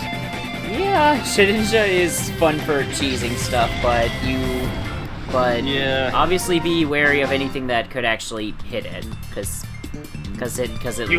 again, it has 1 health. You think a water Pokemon can beat my Shedinja? I don't think I know! Flamethrower. Gyarados! Yeah. That's like one of my favorite moments in the whole show. Yeah, it's like Flamethrower is a terrible move on Gyarados, but it just has it for the and it just hits the Shedinja. It just surprise motherfuckers the Shedinja. Yes. I guess back then Gyarados probably wasn't like it might have been decent on a Gyarados back then because it wasn't as fully realized as. Yeah, Gyarados was kind of odd back then. It wasn't really good as with its stabs because it couldn't really use its flying stab at all, and it's even with Hydro Pump it wouldn't be dealing much damage on its water side. Still use its flying stab for anything? Like I know it gets bounce, but no one uses bounce. Bounce has been used a few times. Like it's most used in Gen 7 because oh, I need to actually pick Pokemon real quick for this. This is looking like rain or sun time. But like in Gen 7 it's great with the flying with a Flyinium Z because you can just bypass the charge turn of bounce with it, and makes sense. Like this is a generation where Landorus Therian can use Fly and with Flyinium Z to do the same thing. Right. And it's like the worst duo for me to be. I think back in the day, I just remember my Gyarados was like. Oh god, fake out. Is either Expert Belt or Life Orb, one of the two, and it was pretty much just Dragon Dance, Ice Fang, Waterfall, and Earthquake. Yeah. This was back in like the Gen 4 days. Slash, okay. Ow. Good thing these Pokemon movesets are still pretty garbage, but their actual Pokemon is starting to get stronger. The overall ones, like, now, and I don't just mean the surprise Latias in that first battle of this area. Is that still this area? I felt like that was like 20 floors ago. Yeah, no, we're still in freaking Area 6. Jesus Christ, this area. It's because I know about battles of. Yeah, okay. It's because the battles are actually getting progressively tougher now. Like this is probably the point where I'm starting to think, okay, maybe I might actually have some battles where I don't get a perfect. Okay, does XD have like the battle animation toggle? It doesn't. It's like both of these games don't have any kind of battle animation chain toggles. It's these games and Scarlet and Violet that don't have it. Okay. I'm gonna assume by extension that that was a nice crit there. I'm gonna assume by extension Battle Revolution and the Stadium games wouldn't have it either. But... No. I think that would be like the most oxymoronic thing ever, to have a game entirely fixate around battles, to have an option to just turn off animations for battles. Yeah, and the whole point with like, especially Stadium was, and these games by extension too, like, yeah, the old Pokemon games are all sprite based, so here's these games where you can play with cool 3D models on the TV, but it's yeah. Yep. Alright, we're getting to Battle 60 now. Battle Revolution still looks real good. Yeah, it's like, especially for like a super early Wii game. Like right. we were talking about some of the more outdated models. We were talking about Hollow earlier. Yeah. Alright. Oh wait, I'm not paying attention. Okay, this is This, I'm very thinking... poison focused. Yeah, a lot of fair few poison types. I'm thinking the rain... Actually, wait, no. If there's poison types, this is the perfect time for me to finally use, my Espeon and Furret again. And then I'm gonna bring the Rain Duo as my backups. Yeah.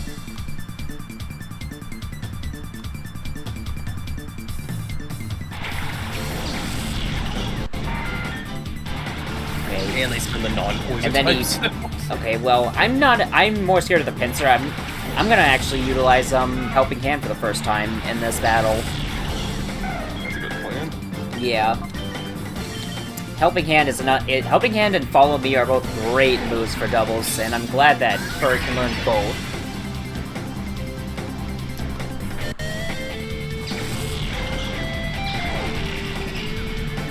Yeah, a lot earlier in the stream, thinking about Battle Revolution again, we were talking about how it was like very shortly after Diamond and Pearl came out. I think it was only like a couple of months after those games. Did we get, like, all the non-poison types in this battle when... Maybe. I think we did, like, this...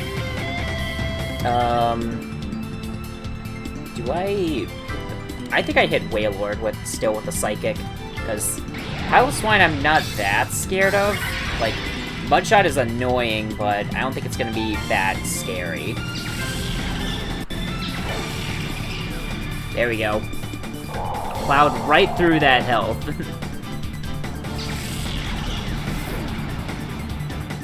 and then we get Gloom. Only got a poison type. There's a poison type. She had three of them, so she was gonna have to bring one of them. Yeah, that's true. I don't think Mudshot is not one-shotting Ken. It's not taking out Ken except for the crit, but so I'm not worried about him. I'm not worried about him dying here. All right. What now? What now? Mudshot. Ow. It's a good thing. It's a good thing my Espeon hits like a truck, and even more so with Helping Hand, boosting the Psychics. This is a part of why this is like the draw of this duo. Like basically the best single target damage in my team, like without needing any weather help or anything like that.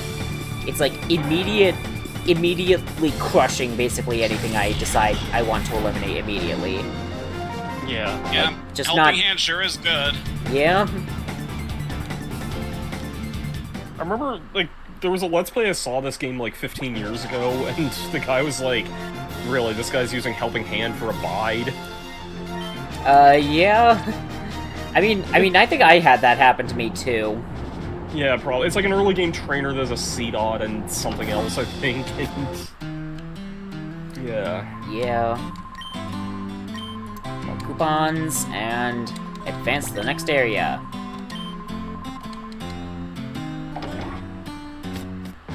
Alright, let's keep going.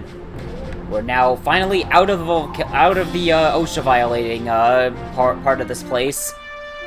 Let's press on and on and on. But Although I think this place is still technically violating some regulations. Oh, probably.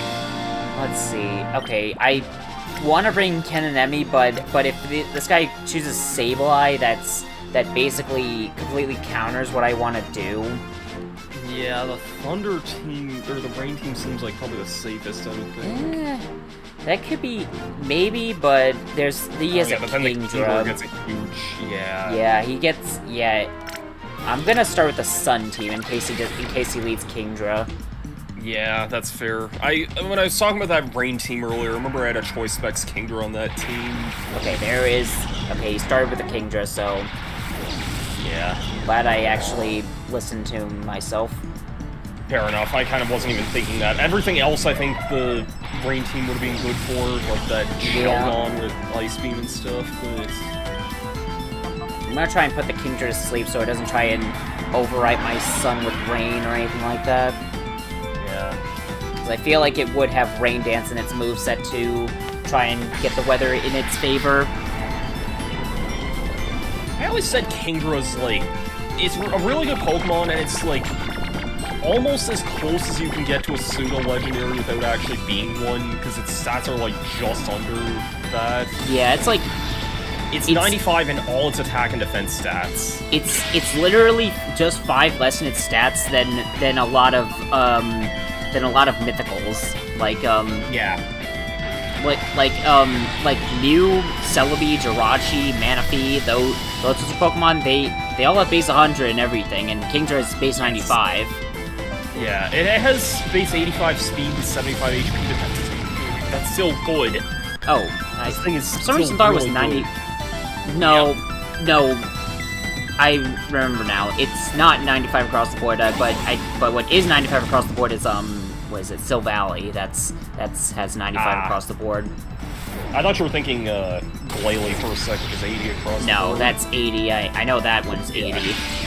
Yeah. Which, to be fair, could be good, but Gale is kind of a garbage Pokemon, so... Sadly. Well, it's mainly because of the type. I know, yeah. Meanwhile, Kingdra has one of the best types in the game, too. Yeah. Only These Before Glare Gens- benefits from Snowscape now. Yeah. Makes it a bit more defensive. Yeah. Snow... Especially with either Snow Warning or Chilly Reception. Like... I find it so funny how Chilly Reception basically allowed Galar Slowking to retain its role as a pivot Pokemon when it lost Teleport in Scarlet and Violet.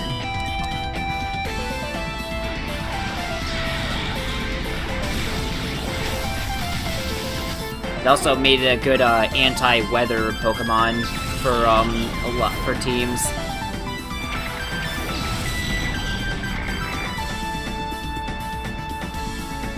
Hello? Oh, sorry. Oh, I remember when went silent, I was like, am I still audible? Yeah. Now So let's... I'm concentrating on Explorers of Darkness right now. Nice. Funny we were talking about that earlier as well. Yeah, I was talking about, like, the fact that I kind of have now more appreciation for the Explorers games when previously they were my least favorites in the PMD series, just because Wow. I didn't really click with them at all. Like, they just... I also felt like the games were... I also felt like they disappointed me compared to how much the fans were excited about them. Like fans hyped the games through the roof, and when I played Explorers of Time, and I was like, this is good, but it's not like best Pokemon game of all time material for me. Yeah. I think it's Sky that they usually hype up, and to be fair, I haven't played that one. I've only played Explorers of Darkness. Yeah, Sky is the one to go for if you're They're pretty much the same games, just that Sky has a lot of quality of life features to it. Yeah. It also And just... some added story chapters. Yeah, I know it has like the side story stuff. Yeah, the side story stuff is cool. Like, I did watch.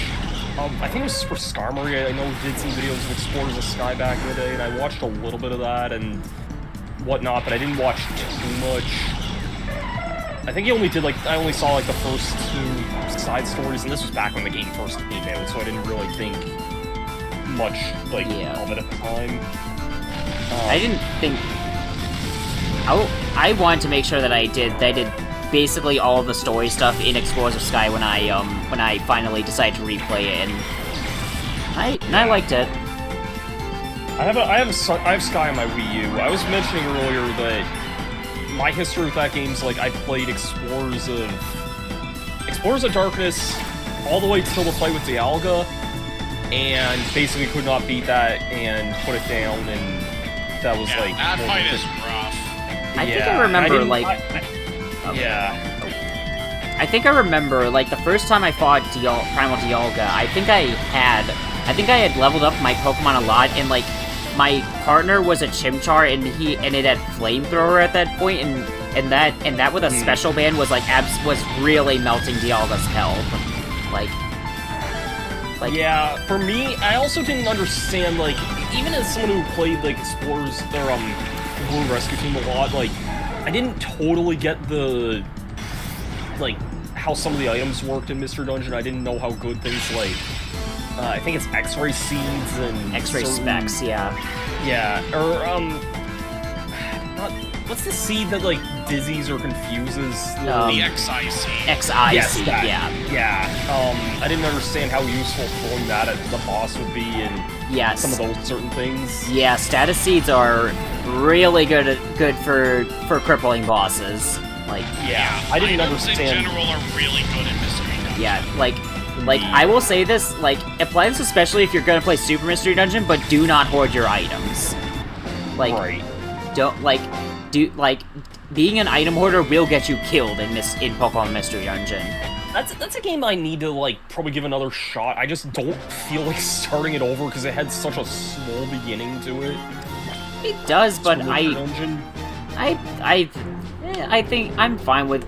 I don't mind the start of it. I think it's interesting enough that I find it interesting enough that I don't mind playing through it. Like, ironically, I hate even though I would argue there's less to it. I hate Explorers as start more. Like, fair. I mean, there's certain games I hate the starts of more than that too. I just remember it taking forever before I could actually do anything in Super, and then all I remember from Super Mystery Dungeon is you get, like, really strong shit really early on, but then I don't remember if the game is balanced for that or not. It's like, I could go through the game with, like, Charizard and Alakazam and Salamence and all this other strong, like, level 50 stuff, but I didn't want to, because then the rest of my stuff was, like, level 20 or whatever. And then every time I remember playing it, I would get to, like, a floor in a dungeon, die, have to send a rescue squad in, which would basically be me replaying the same stuff up to, like, the half hour leading up to that. Get to where I was, go up, like, 1 or 2 more floors, die again, and have to do the same thing, and I'm just like, I can't be bothered with this, and that's why I put it down after a while. It's interestingly the only game in the series that actually lets you rescue your own team. Yeah. Because the others, you have to get another player to do it, like... Technically, like, not counting a remake is technically the newest Mystery Dungeon game as well, so... Like, not counting the remake of Rescue Team. That's what I need to get back to finishing as well. I got to Sky Pillar and just kind of put it down for some reason. I don't know why. I mean, I got to, like, I didn't actually even enter Sky Pillar. I think I just got to, like, that part of the game, and it's had on my shelf ever since. I might have moved. Like, I know I moved, like, a month after that game came out, so that might have been part of the reason, but... I forget what the last thing I did in Rescue Team DX was, but I was definitely in post-game stuff. Yeah. Yeah, I remember trying to get Mew, like, so many times, and such a chore. Yeah, Mew is a task to get in that game. I think the only post-game legendary I think I got from the original was maybe India, I think, which is funny because that's at the bottom of a 104 dungeon, but... That's... The thing that...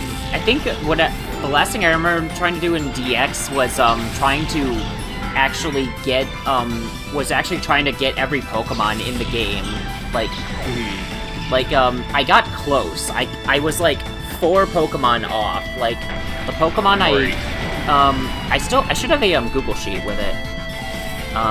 Of the Pokemon I need to get. Sign into sheets. Let's, got it? Here it is. Hang on. I'm swapping again to sending you. Here's what I did not have yet, in Rescue Team DX. I did not have Kecleon. I did not have Riolu or Lucario. Oh, it's only 3 of them? Wait. I think the last one I needed was, the other Pokemon I needed was Skitty, which you can only get in Joyous Tower, which that place is really annoying. So it's Kecleon, Riolu, and Lucario. Like, I even got, what is it called? Shiny Celebi, which can only be gotten in a, mystery house in, Western Cave. And I ended up getting lucky with that.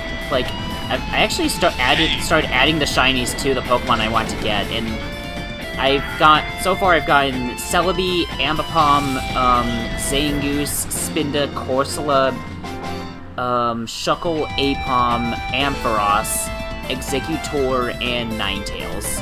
Those are what I've gotten. Because it's only specific Pokemon that you can get as shiny in Rescue Team DX.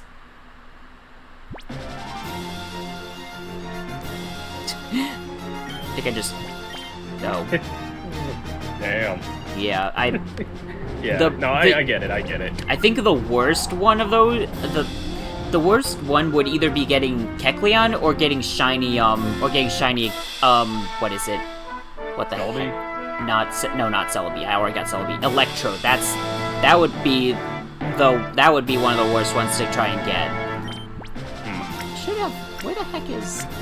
Yeah, Electrode is located on. Hang on. Let me just select my Pokemon real quick here. This lady is a slacking. Interesting. I'm gonna go with. I'm actually going to. It's because Electrode being so annoying is purely because it's located in Mount Faraway, and not only is Mount Faraway a pretty high-level dungeon, but it's also incredibly annoying. But it's also got a lot of sandstorms, so you kind of have to. So unless you want to build your team around being able to survive in sandstorms, you're going to be taking a lot of chip damage from those. So, and I actually did build a team specifically for Mount Faraway to have Squat Up and Friendly as for rare qualities, and have a False Swiper, and have all the Pokemon be immune to Sandstorm. But I never actually got a shiny Electrode there. And it's one of my least favorite.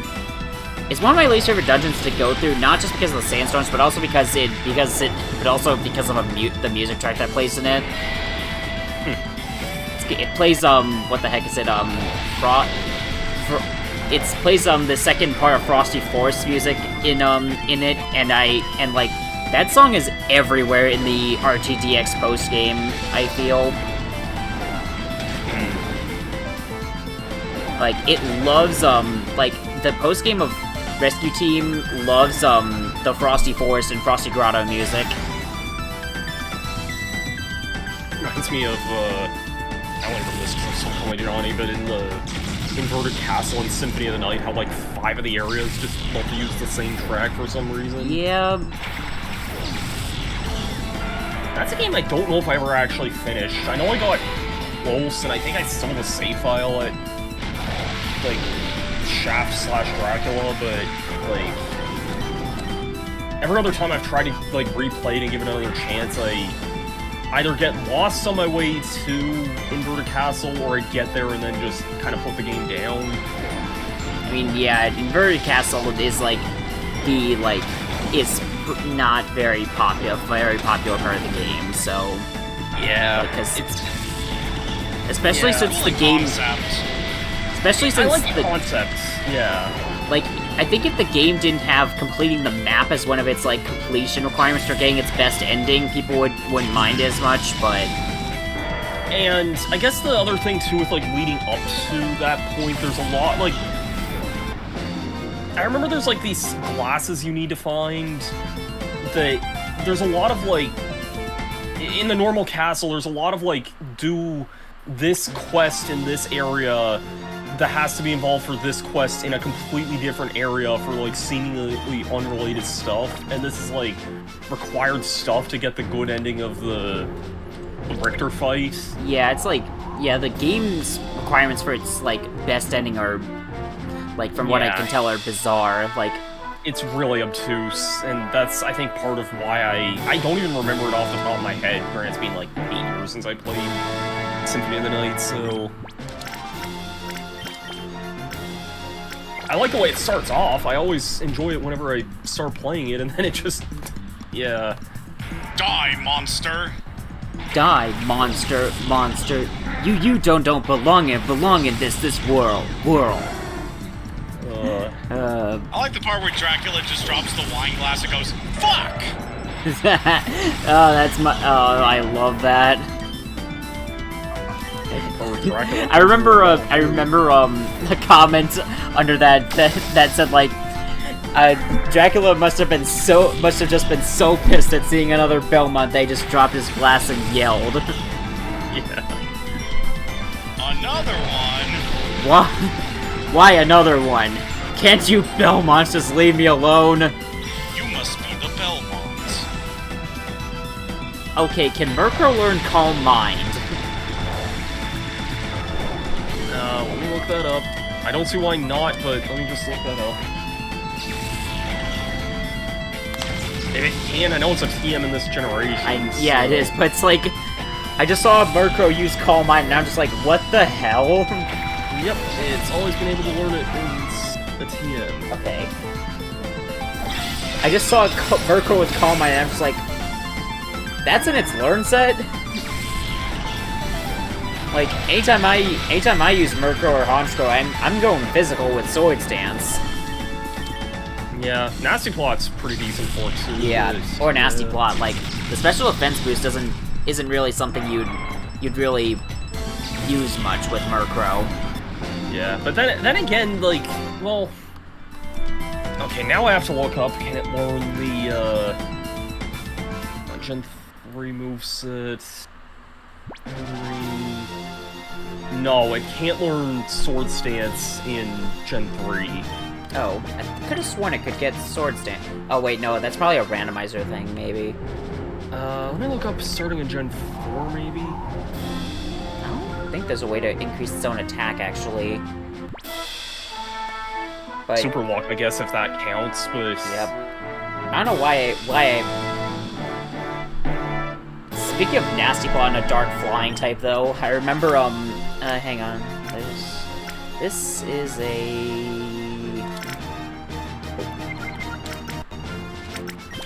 Yeah, I remember I used a Mandibuzz when I did like a Mono Dark type run of Pokemon Shield, and I basically turned it into like a worse version of like a Galarian Moltres. I used Nasty Plot on it, and I would often try to Dynamax it and spam Max Airstream to get speed boosts. Nice. Yeah, that was like the thing that I loved doing with it. Because you get, and because it was bulky, it could accrue like multiple Nasty Plots for a lot of special attack boosts. Yeah, from what I'm seeing, Murkrow and Honchkrow can't learn Sword Stance. I don't know why I thought it could. Like, yeah, it seems like something it could, considering stuff like, just looking at like the Pokedex and what stuff can get it, like Skarmory, for example. That's another Gen 2 thing. Yeah, that's another. Ledian can learn it for some reason. Yeah, Ledian gets it. Jumpluff can get it for some reason. I actually think that's weirder. Like Yanma can get it for some reason. Sunflora can learn it. Both versions of Quillfish can learn it. Well, Quillfish can actually use it well. Okay, fair enough, but still. Yeah, like, because Quillfish is actually has good physical attack.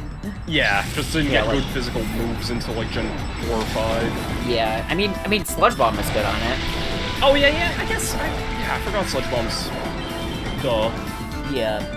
That's all I used on my Weeping Bell once I got the TM for Sludge Bomb. Yeah, like I mentioned in when I did Deep Colosseum that when I got the Sludge Bomb TM, like I mentioned that like if you're using the Quillfish, this is the best TM you can get for it. Yeah. Because it doesn't learn. Through, like, the... Oh, sorry. Because it doesn't learn Sludge Bomb through leveling up. Yeah. I was looking through the moveset in XD Gale of Darkness, just the list of Shadow Pokemon, and there's a Shadow Weeping Bell in that game that gets both Magical Leaf and Sludge Bomb. Like, that Sludge Bomb Weeping Bell is gonna be, like, the best friend once you get that. It's probably a bit average for that point of the game, but still. Yeah. You can't... There is a Leaf Stone you get early, so you can, evolve it, immediately. Right, yeah. This is... Sludge Bomb Victory Bell is really powerful. There's a lot of rock types in this fight. And lots of fossils as well. In before this freaking Corsola, this is so stupid. I was doing, back when I Let's Play Leaf Green, I was going through Trainer Tower, and, or Trainer Hill, or whatever that area is called, and I had a Corsola live a Razor Leaf because it was a double battle, and then it just used Mirror Code and one-shot my Venusaur. Yeah. Which is so stupid. I've had Corsola do some crazy stuff. Trainer Tower. Indeed. I think Trainer Tower is. Okay, it is. It's Trainer Hill in Emerald. And, okay. Yeah, it's Trainer Tower in Fire Leaf Green. Right. I'm hoping this. It's funny because you can encounter trainers with shiny Pokemon in that area. Oh, this lady has Sandstorm. This is rude. I'm just gonna change the weather back to rain though, so I'm just gonna get hit by Sandstorm.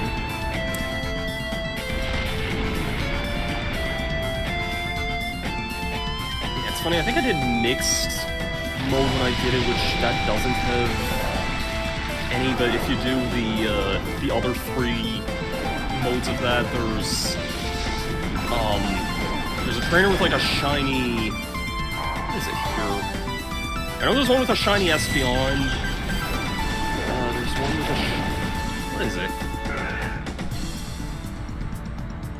There's like 3 different shinies in here. There's a shiny Seeking and. What's the other one?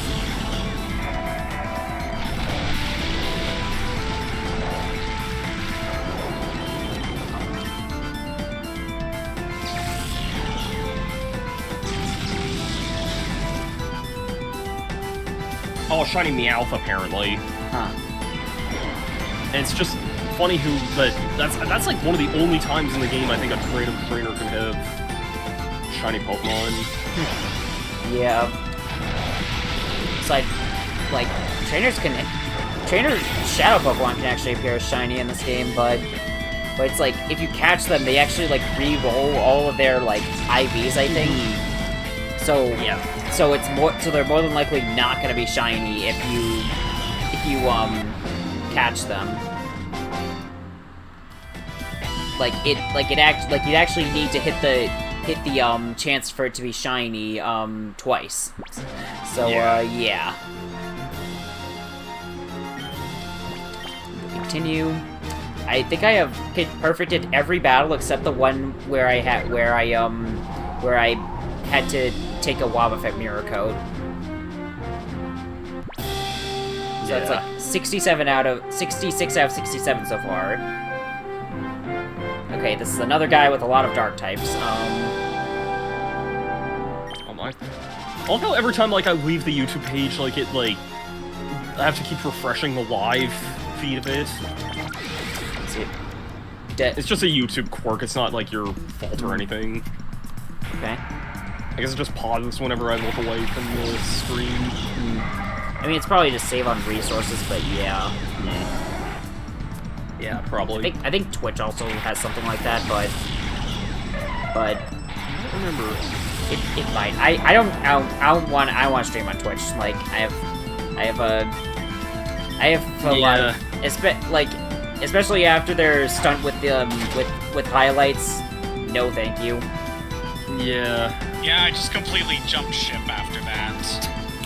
Which is like really upsetting for me, because I was just about to finish streaming Spyro 2.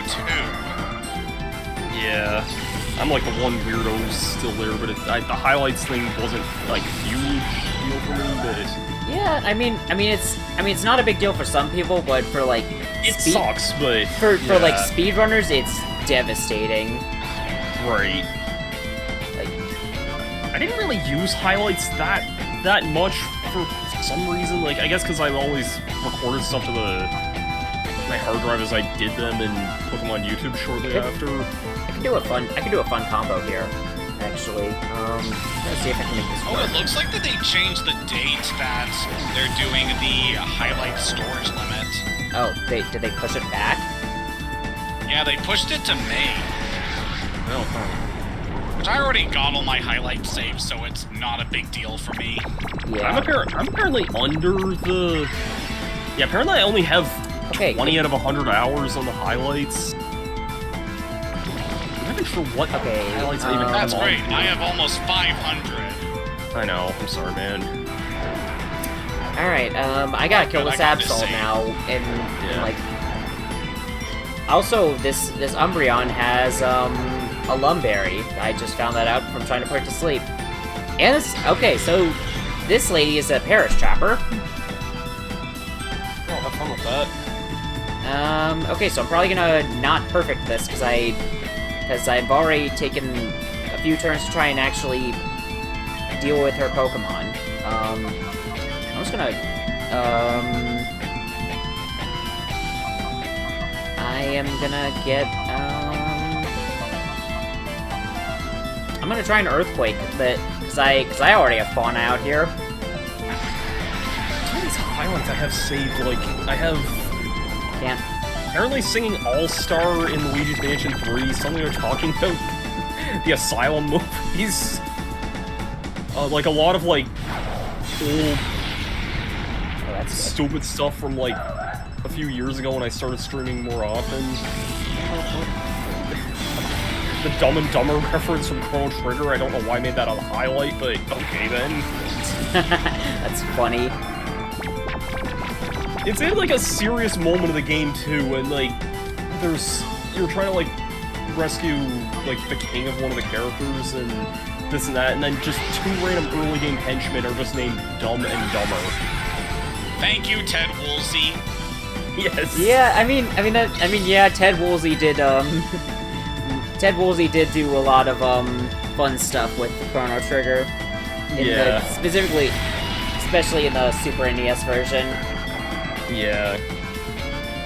I know, like, the DS and later releases did undo some of the, I know that, like, the DS version and, well, I just said that. The DS and PS. Yeah, Those releases are more close to the original Japanese. Yeah, the original scripts. Okay, I gotta skip one out of here. There's some changes I like and some I'm not as crazy about. Like, I know, I can take it or leave it with, like, Frog speaking ye ol' English the entire time, but I kind of feel like it makes his character a little more believable without it, in a way. I'm just gonna take the KOs at this point, because unfortunately Ame got mean-looked. Although his, Umbreon's gonna faint too, so... Yeah. If I go down, I'm taking you with me!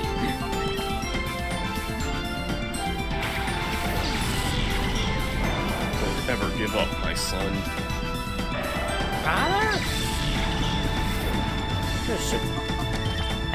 I have 64 3D on my 3DS. I haven't played it yet, though. I've been meaning. I wanted to get it before the shop closed down, because I heard that's like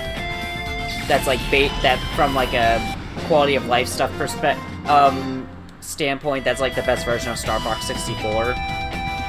Yeah, I need to actually play that version too, because like the original is one of my favorite games, but it's... Continue. Like, I really don't think there's like a bad version of that game though.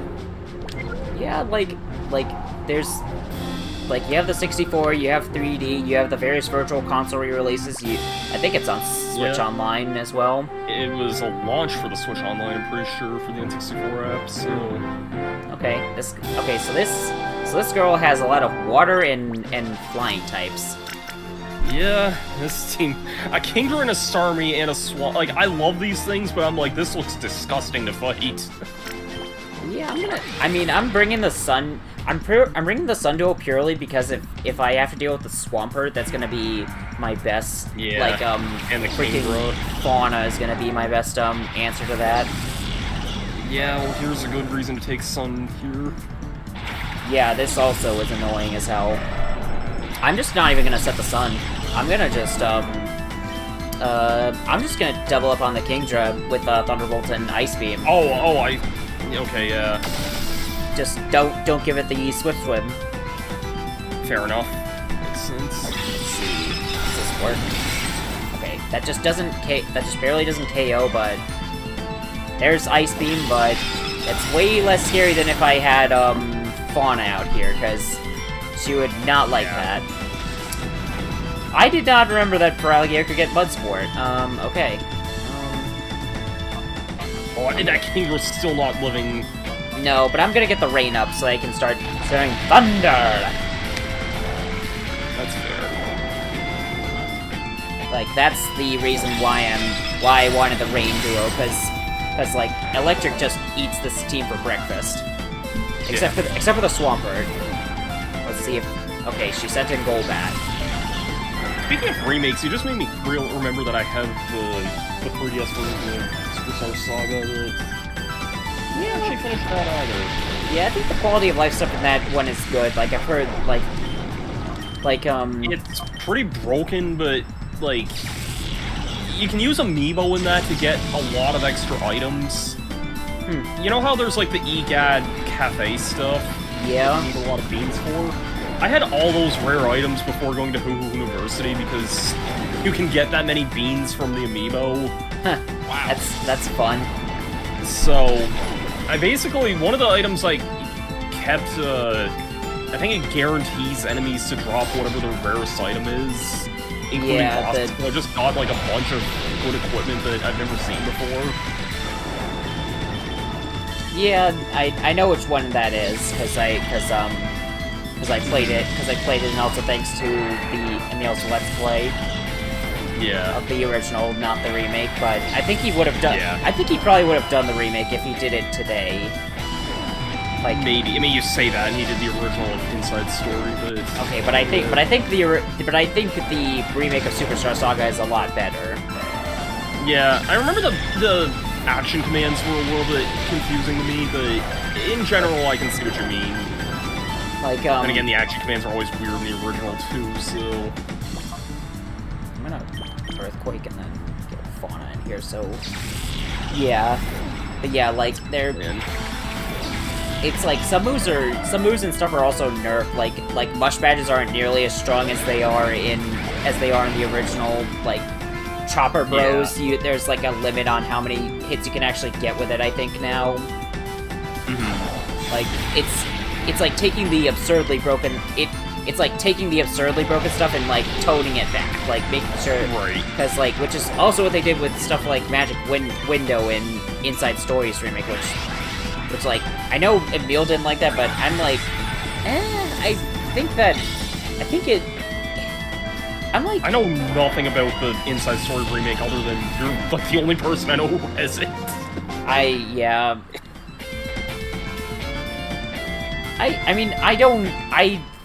I don't think it's that terrible. Like, I think Emil kind of exaggerates how big the flaws are. Honestly, he exaggerates a lot of stuff sometimes. Yeah, I think I think that in terms of like I don't think that it's terrible to like scale back something like infinite attacks or things like that. I'm thinking rain. And then I actually bring the Kananemi.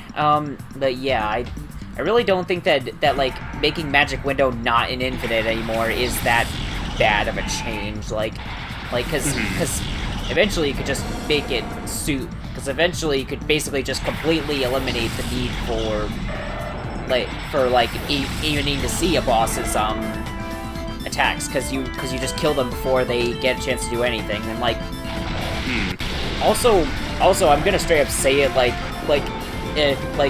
Emil complains about the remake not being way too easy, but then he's like one-shotting the bosses in his own playthrough. It's like, my guy, you need to hold back a little. You literally are not, like, freaking when he fought Junker, it didn't even get a turn.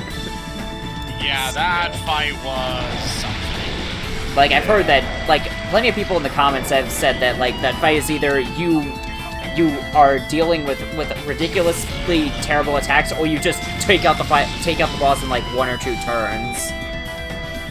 I don't really remember that fight as much. I just remember struggling more with that, like, worm boss rematch that you do shortly before then. like, it's been like 15 years since I played Inside Story, but like... It's been a while since I played it too.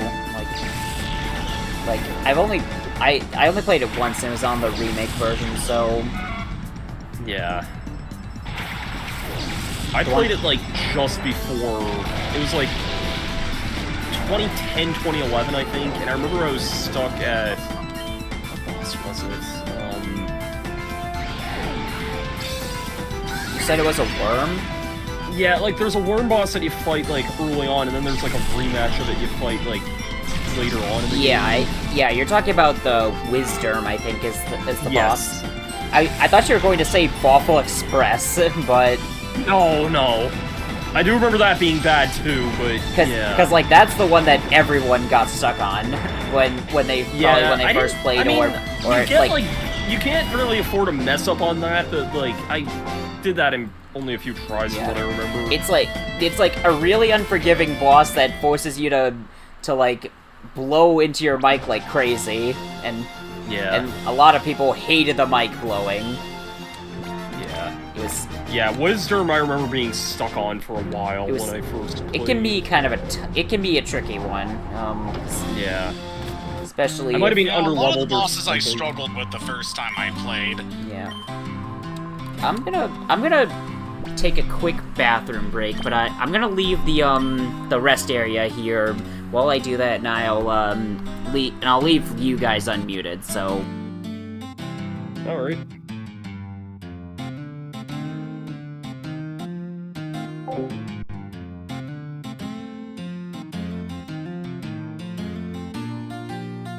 So here's a little special dialogue that Elijah may or may not ever get to hear.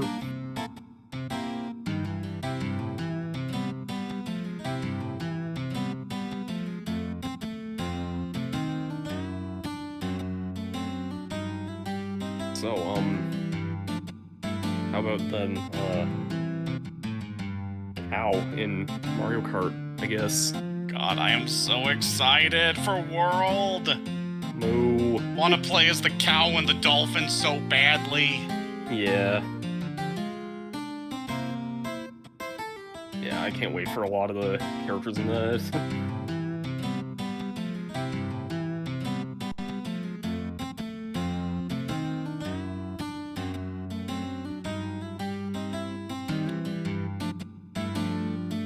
Playable Conkdor. Yeah, that is not an enemy that I expected to ever be playable in a spin-off, but yeah, Nintendo just going crazy with which Mario characters are allowed to get a driver's license now. Yeah. Good old Fishbone and Peepa and Cataquack and... And we used to think the baby's driving was ridiculous. Yeah. I don't think I ever thought that, but yeah. Maybe the Sonic Racing fandom with asking if Cream the Rabbit would ever be able to get a driver's license, but no, let's just give a license to Stingby, I guess.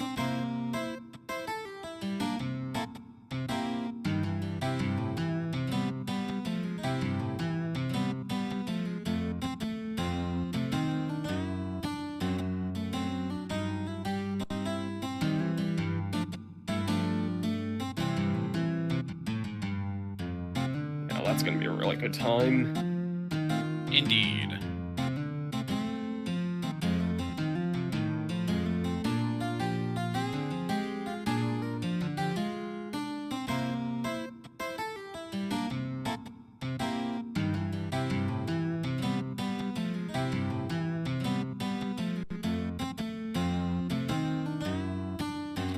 Yeah, now that I'm out of work, pretty excited for Easter. Will be nice to get to hang out with the folks.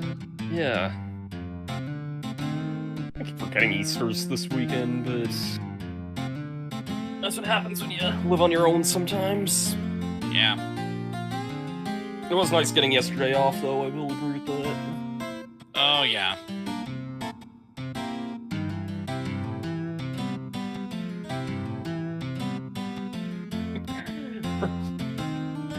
Earlier we got on the topic, do you remember Fish Plays Pokemon? Oh yeah, that. I didn't know this. Apparently there was, like, someone who had their, like, credit card DOSed because of a fish in Scarlet and Violet. Wow. There's an article from it on Kotaku, apparently. That is crazy.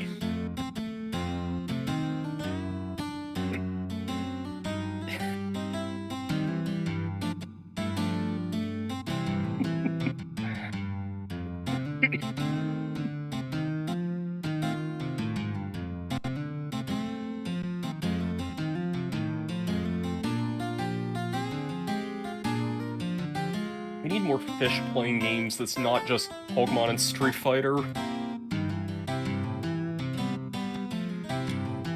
Yeah, where are the fish playing Honey Pop stream? Oh, right. Where can you even stream that without getting that taken down? I guess maybe YouTube, but... Look, there are places. I mean, yeah, I know, like, I guess people want to Yeah, stream I'm on aware of a Fancy or few something, streamers who do 18+ content. Oh, I can believe it, I just know, like, you'd straight up get banned from doing it on Twitch if you did it there, but... Fair enough. I guess you could do it on, like, Fansly or something, but... Yeah, there are places for that kind of content. Yeah.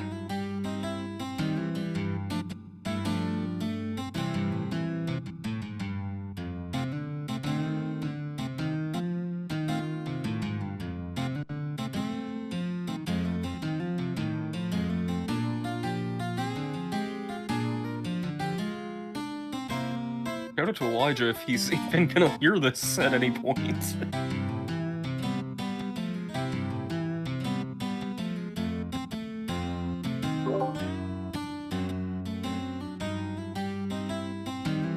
Hey Elijah, we were just talking about Honey Pop.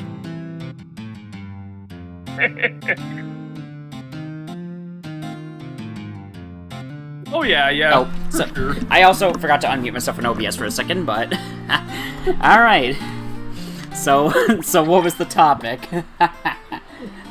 We're just talking about.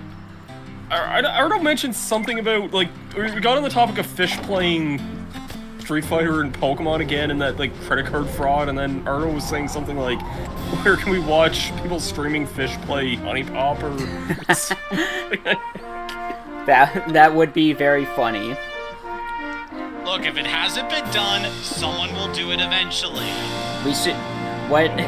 How about Hang on, I gotta figure out what I want to select here. And then I was thinking, like, can you even stream? Like, I know you can't stream it on Twitch. I'm thinking, like, can you stream that on YouTube? Because I've seen Let's Plays and stuff. You can stream it on YouTube.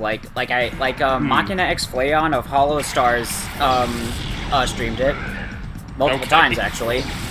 Fair enough. I know I've seen Let's Plays and stuff on YouTube too, so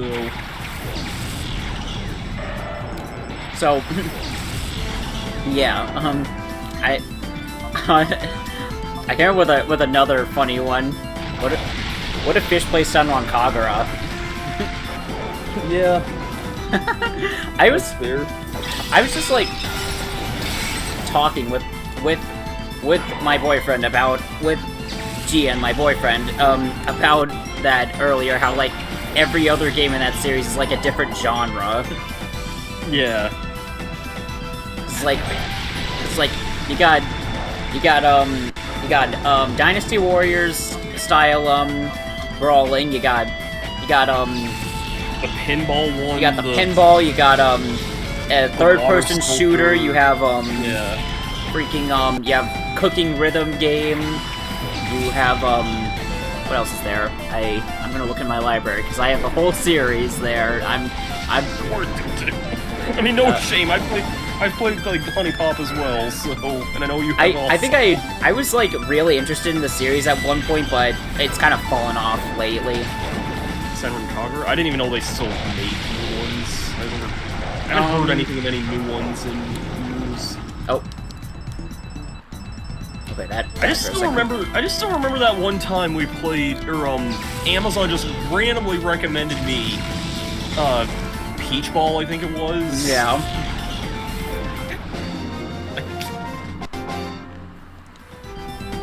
gets like this email recommendation. Hey, we think this is gonna be good for you, and I'm like, what the fuck is this? I mean, I'm not gonna say no. There was oh, I need to actually plug in my controller to my computer because it's dying. Oh. Yeah, it's a good thing I actually have a cord that I can plug in. Yeah. Oh boy, I was wondering. wants me to do security work again. What? What about security work? I'm just saying that Loudred is having me doing sentry duty. Oh, sentry duty. Hey, you! Get on that crate!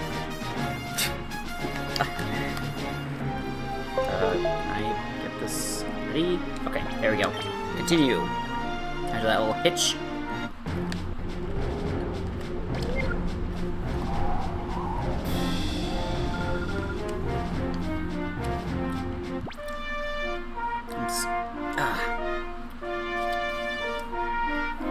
Let's see. Decent Pokemon on this team, but there's a grass type, there's an electric type. There's no fire type, so I'm thinking the Sun team for this one. There is yeah, I'm thinking those two.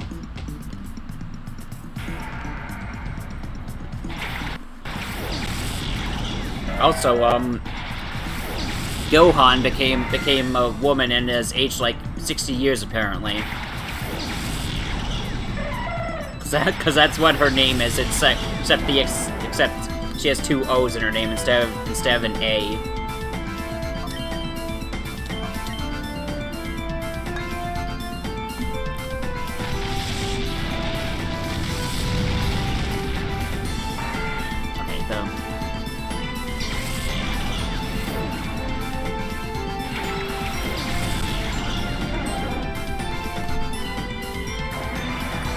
Day?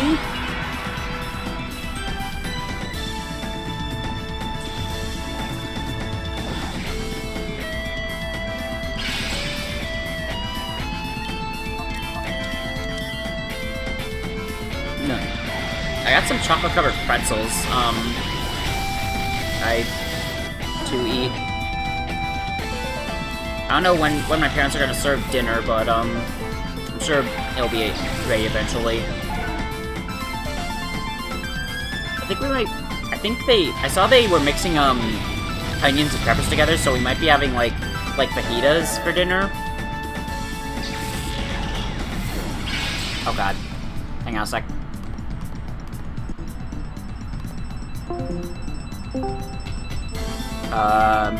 Hello? Oh, come on. Oh, I know what's going on. Hang on a sec.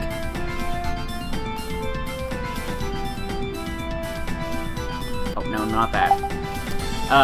Discord did a funny thing, and it decided to set my default speaker to the controller instead of, you know, the headphones that I've been using this entire time.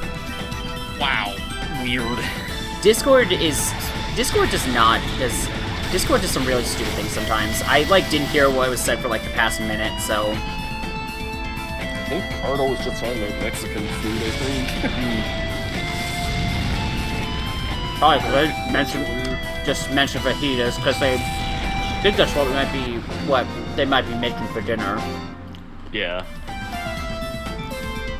I think everyone on stream heard that. Well, they probably didn't hear you guys for the past minute, because I have my because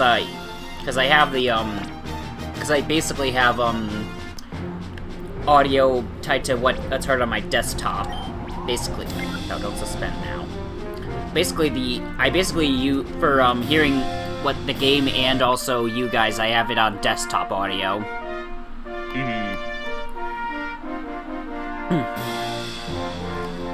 This is an interesting team. A couple of water types, but not much else in terms of There's a fighting type, so I'm gonna take Espeon.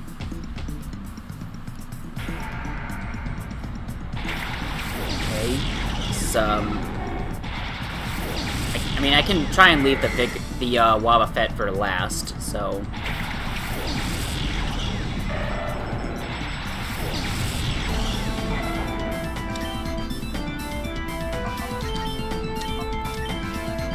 I just need to not hit the Wobbuffet before. Yeah, Vigoroth is taken out in one hit. That's nice. Oh, Blaziken will probably still get taken out by Thunder. It's tempting to try and Surf, but Wobbuffet. But depending on the damage roll, I probably could end up dealing enough damage to Wobbuffet to actually for a Mirror Coat to take out Ame. I don't feel like it would do half HP to Wobbuffet. Maybe not, but I did just get Rain Up, and I really don't want to chance it. I guess, yeah. This is also a situation where Ice Beam is helpful because I don't want to hit the Wobbuffet, so I just instead throw an Ice Beam at the other Pokemon. Okay, in this case, I think I might just want to Surf anyway, because I don't think I'm getting any because I might not take out this Hariyama otherwise. Oh, well, yeah. It's using Fake Out. Okay, you know what? It hit Ame, so I'm fine with that.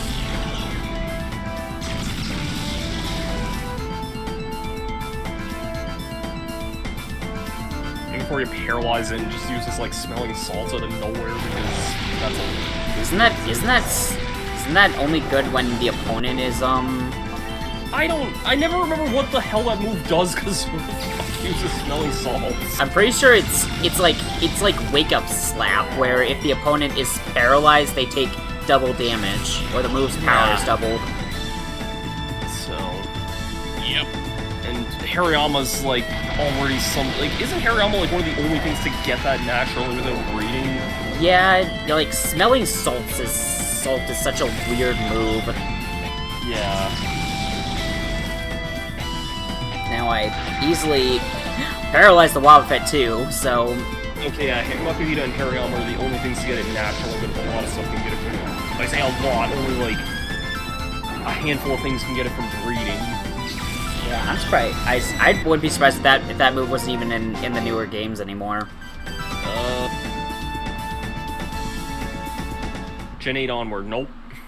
Yeah, that doesn't surprise me. Like, it's like such a bizarre move. Like, I'm not surprised it's just not even a move anymore.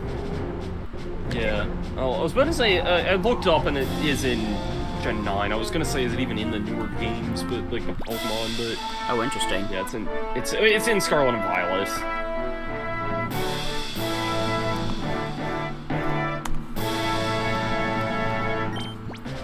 Let's see. Grass types and a Fortress. This is a Sun Team battle. Yeah. And then thinking Emmy and Ken for the other two. Yeah, with And stuff before like that, this guy Breloom, leads with the Wheezing. Yeah. The Gardevoir Breloom. Breloom is one of the things I wanted to see leading, because that means I can flamethrower it easily.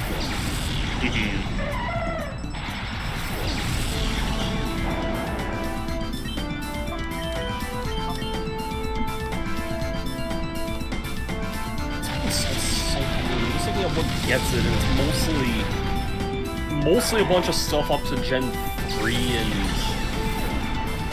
like Mankey, Machop, Lickitung, Snubble, Torchic, Whismur, Aron, Finda, Keknia, and there were only a handful of things after that. Croagunk, Timber, and Mewtwo.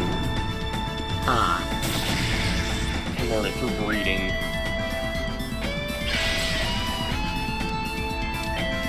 I think what in this would even make sense to be using paralyzing moves anyway. Like, I don't even think Makuhita gets anything good for paralyzing. Maybe Body Slam, but... And it's that or Force Palm, like... Right, I forgot that, yeah. Because that wasn't even introduced in Gen 3, that's a Gen 4 move. Yeah. So... Oh, no Force Palm, actually. Or Thunder Punch, I guess, by TM. Or, like, reading or whatever, however it gets Thunder Punch. That Gardevoir's Psychic actually hurt pretty badly against Flare, though Gardevoir is a good special attack stat, so I'm not Yeah. surprised. I'm not surprised by that. It's not. either. It's like it's not. Although it drops the floor dramatically and then falls over. Gardevoir is such a dramatic Pokemon in its Oh, animations. please, God, please save me. Praying here. Yeah.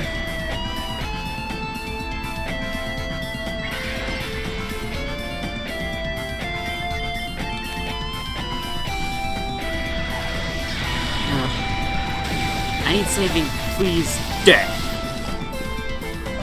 The god you worship is dead. You are dead.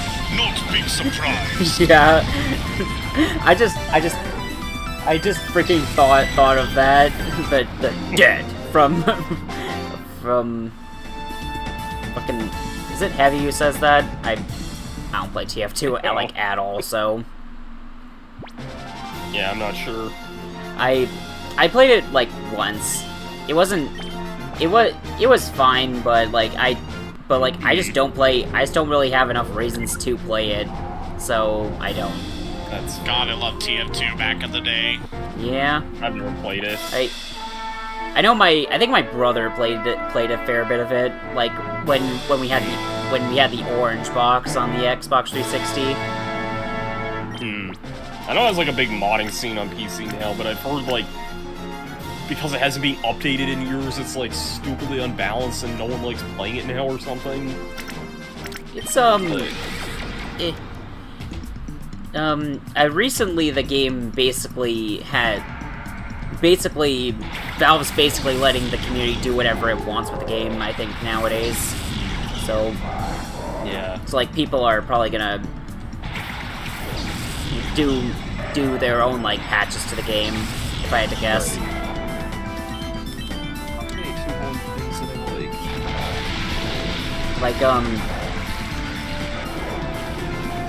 Like I know there's like a big Marvel vs. Capcom 3 mod that's Yes, got I saw that. I'm curious about that. yeah. I remember seeing like I watched a Maximilian video and like him reacting to the trailer, and the first thing they show is like Yosuke from Rival Schools and Project Justice, like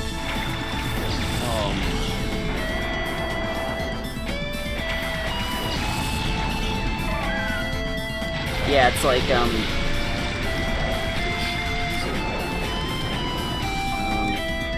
I'm looking. I've seen I know I don't know I don't know what I'm saying here, but I've seen like a major like fighting game channel, like it's done tourneys with the modded characters, which is like Right. and I've seen people using like all kinds of different characters like Cyclops or Lilith or Iceman or US Agent or everyone's favorite Marvel character. yeah. I only know that because he's a secret character in I think it's Marvel Superheroes vs. Street Fighter, I think. Yeah, he's also like an assist character in Marvel vs. Capcom 1. Okay. Yeah. It's like Just looking at there's some like it adds some of a the lot. Capcom choices for the assists in Marvel vs. Capcom 1 are kind of out there, Yeah, like some of the real. There's like who's that Archer? Who's like that really like obscure arcade character? I think. Lou, that guy. Yeah. Or like Pure and Fur, which is like from a Japanese only quiz game that Capcom made. I remember that. Like Max made like a whole video like looking at different videos talking about the the secret characters or the assists in the Marvel vs. Capcom games. Well, it was in Marvel Superheroes vs. Street Fighter and Marvel vs. Capcom 1. Yeah. And also, that was like the only time Thor was in those classic games too. This looks like an Sun team. This team is might be kind of awkward to try and deal with. I'm actually thinking the Sun team, the Sun duo, is going to be my option. Okay, G led Magneton, so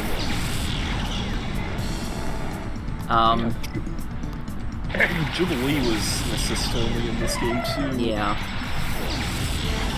Well, I was gonna comment on the cards I just got from the pack I just got available in TCG Pocket, but it was all duplicates, so never mind. Yeah, I know that feeling. That's like most of my packs. I think the most interesting card I got was getting a shiny Varoom recently. Well, at least I can buy the Cynthia icon. Yeah. I didn't realize Saki was an assist in that too, and I only know of her because she went on to be playable in Tatsunoko vs. Capcom. Yeah, Tatsunoko, like, it's like, I don't think most people knew who Saki was in that either, because... I don't think most people knew who anybody, like, I know she's a Capcom character, but most people didn't know who anybody in the Tatsunoko side was. What even is Tatsunoko? Is it like another... An anime company, I think. Oh, okay. I think, anyway. I know most... Did I actually... Tatsunoko Production... Ow. Japanese animation company... Yeah, basically a Japanese animation company. It's funny though, I remember... So, my friend Morgan owns a copy of Tatsunoko vs. Capcom, and he took it home one time and was showing his mother. Like, she's this, like, middle-aged, like, kind of older lady who doesn't know anything about, like, games mostly. And she apparently recognized Ken the Eagle from that because, I guess, like, she was familiar with that anime when it was first dubbed in, like, the 70s or 80s. Huh. Huh, neat. I mean, yeah. I mean, it's neat when you find, just that one character.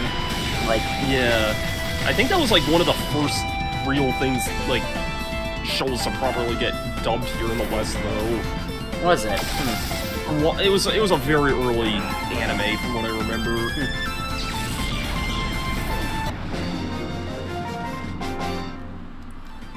I, like, know nothing about Tatsunoko versus Capcom, because it's like, it seemed to be, like, one of those fighting games that just kind of came and went. Like, it was in this awkward period where, like, people in the West, at least from what I gathered anyway, like, I'd see people like Screw Attack be like, yeah, Tatsunoko vs. Capcom is coming, but who cares? We want Marvel, we want comic characters, I don't know who this Japanese weeb shit is. And, like, yeah, but I think people who actually played it generally said it was, like, one of the best fighting games on the Wii. Hang on, there's my dad. Hang on a sec. Yeah.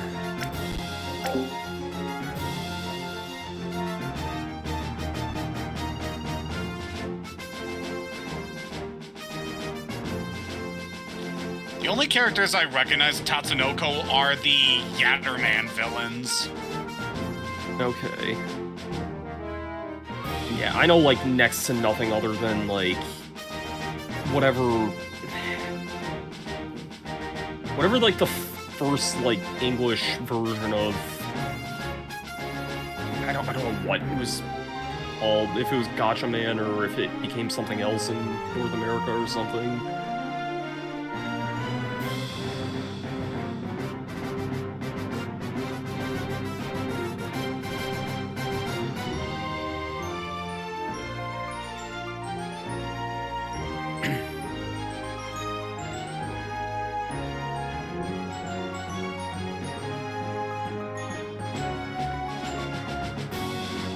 Just saying, I'll probably have to explain this when Elijah gets back here, but I've heard the people who've actually played Tatsunoko vs. Capcom said it was like one of the best fighting games on the Wii, so... And it was like the first time Capcom did something like that in forever.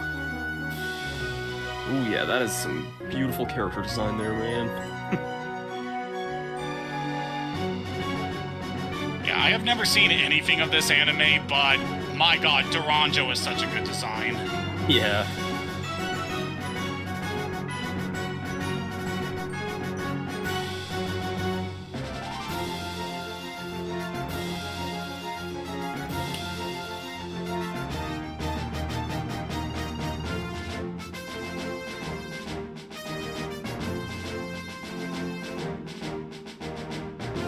Man was first adapted for English audiences in 1978. Yeah, I'd say that is a pretty early anime adaptation there then.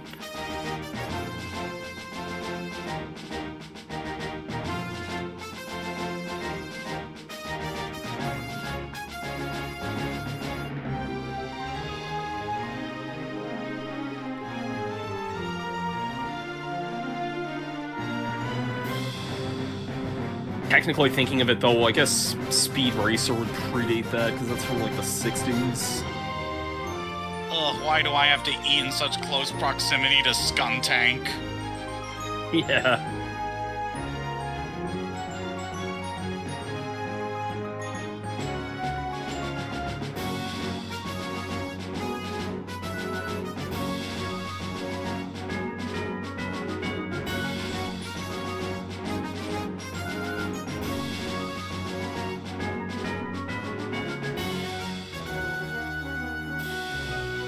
I wouldn't mind if Tatsunoko vs. Capcom could get a proper, like, re-release one day, but I know the rights for it are all over the place, though.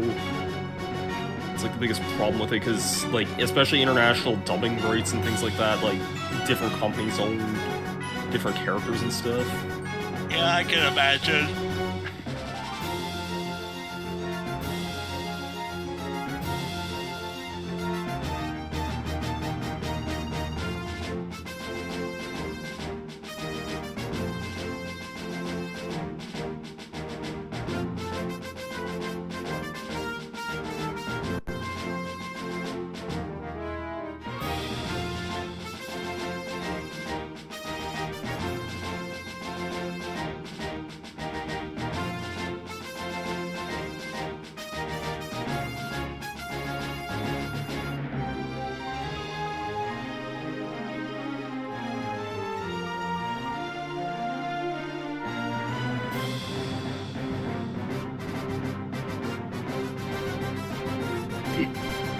This game has Mega Man Volnut in it.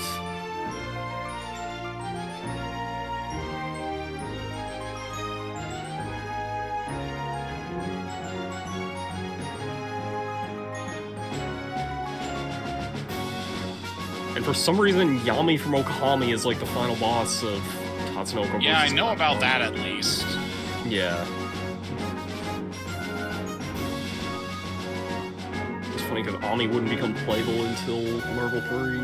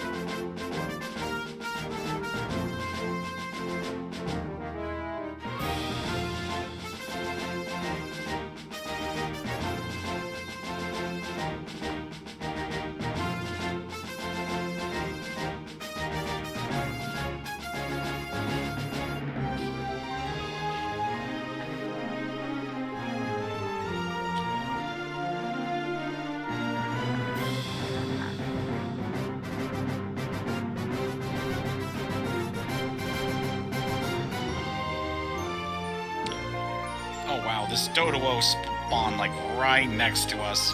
Makes completing this mission much easier.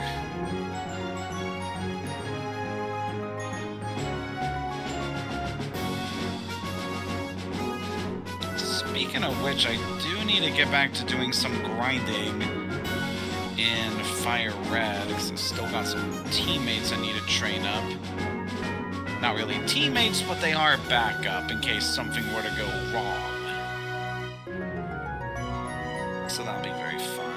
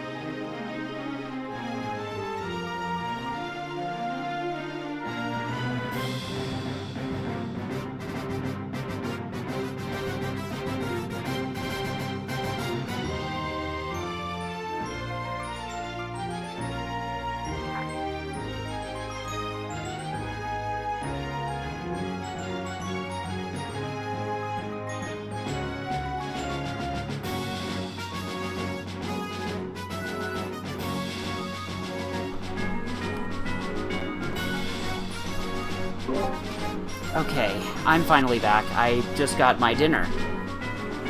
Hooray! Now people can actually see things progress. Well, see me doing stuff. Do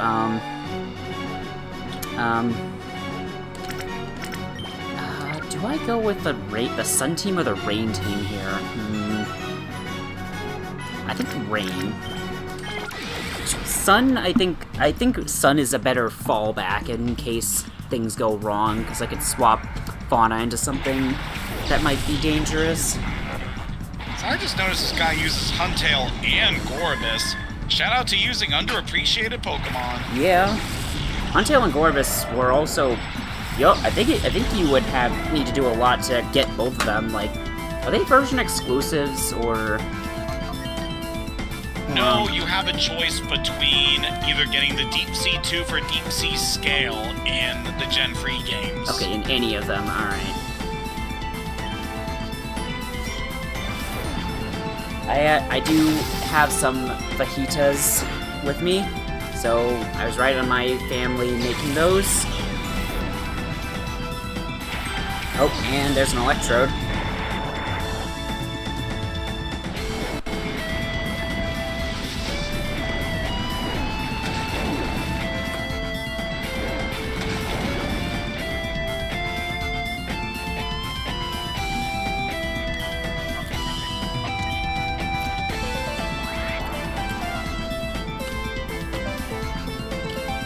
Okay, well, this guy just took the rain for me with Electrode.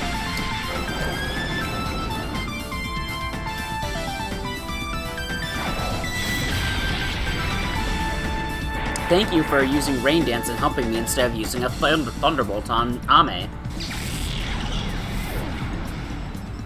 Love Electrode's bug eyes in this game. Yeah, it's so funny.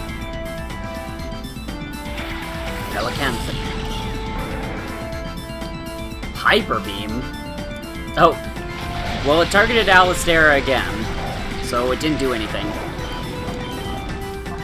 But that was kind of funny seeing a Hyper Beam. Usually I kind of find it funny how I thought Gonzap was going to have Hyper Beam on his Pokemon in his first fight, but he actually doesn't do that in the first fight in this game. In XD, he has it in his only fight, but not in this one. Well, but in the second fight, he actually does have his Hyper Beam strategy. Yeah, I remember that one being tricky for me, because most of my team was not evolved when I did that fight in XD.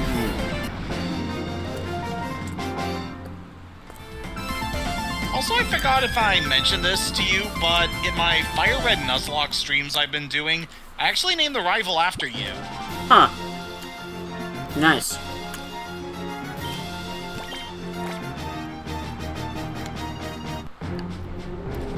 Yeah, I felt it would be pretty nice, because I did the same thing for Zach back when I streamed Platinum, I believe. I think if we did like another Soul Link, but we did in a game where we could name the rival, like in Platinum or something like that, I would probably name the rival you. Yeah. That'd be real fun. Yeah, also, although big commitment. Yeah, it is. But I think we only did one Soul Link. That was Black and White. Yeah, Black and White. Yeah. I thought I also did Black and White 2, but that was with Dakini. Dakini is, for the viewers, Dakini is another person who's in like the community that I am in with Ardo and Zach.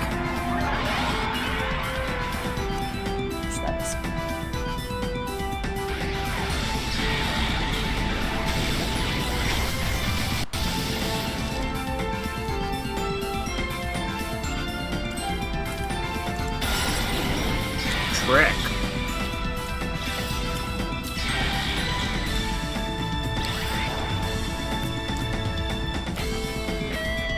Oh.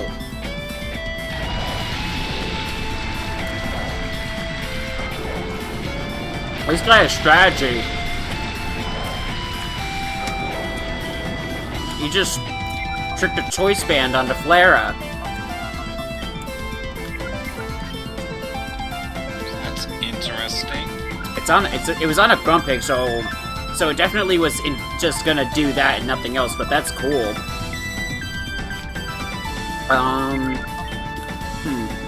Now what do I do? Yeah, that's not a strategy I often see using the choice items with, like, switcheroo or trick.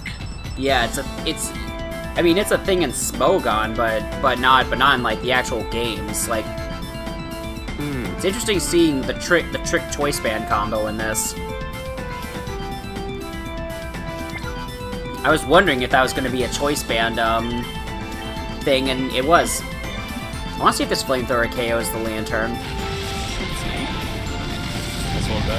Oh wow, it doesn't. Please get the sunny day up, Fauna. Thank you.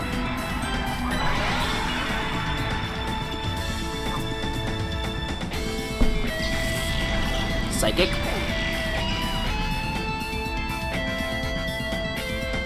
And Water Pulse from Lantern.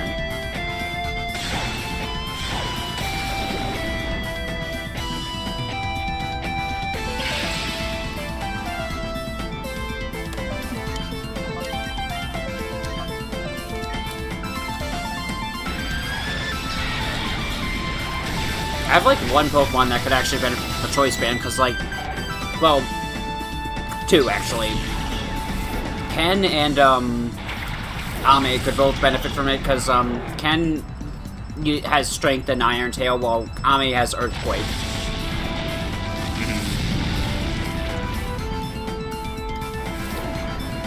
Bounce. Okay, that's hitting Fauna probably. So I'm gonna switch in Alistera. I like the floating Grumpig in there. Yeah. Pokemon using Flyer Bounce is pretty funny in this game. Yeah.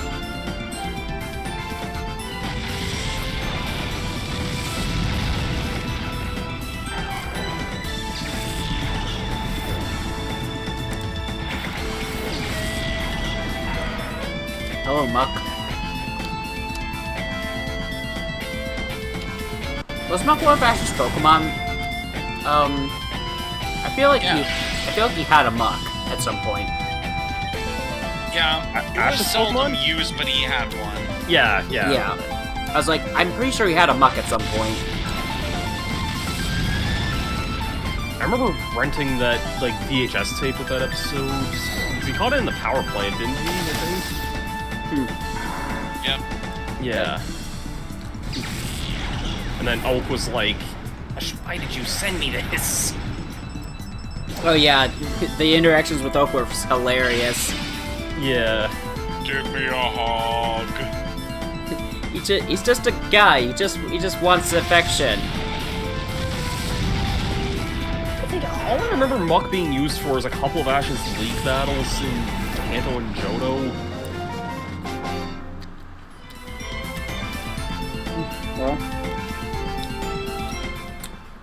it's a pretty nice Pokemon. It's Yeah. got good attack and special defense.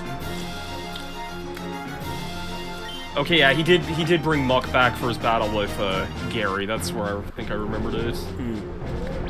Not suspend the challenge.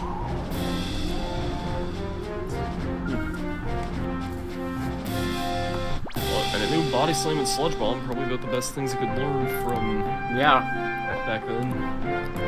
Sludge Bomb, best poison attack in Gen 2. Yeah. Maybe even best poison attack in the series, arguably. It's arguable. There's like other moves now, like Sludge Wave or Gunk Shot. Yeah, Gunk Shot's a little inaccurate, but fair enough. I always forget Sludge Finish Shock Wave, is also pretty good when you set it up. Yeah. It's like a worse Hex, kind of. Mm-hmm. What For some reason I remember Ash's Palpitoad knew Sludge Wave, which was a choice.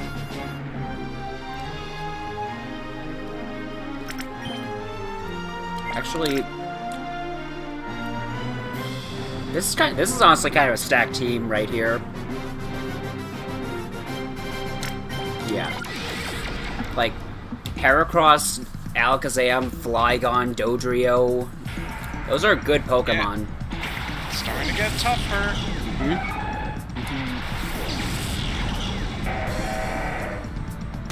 Aggron I don't mind seeing, but Heracross could be kind of scary.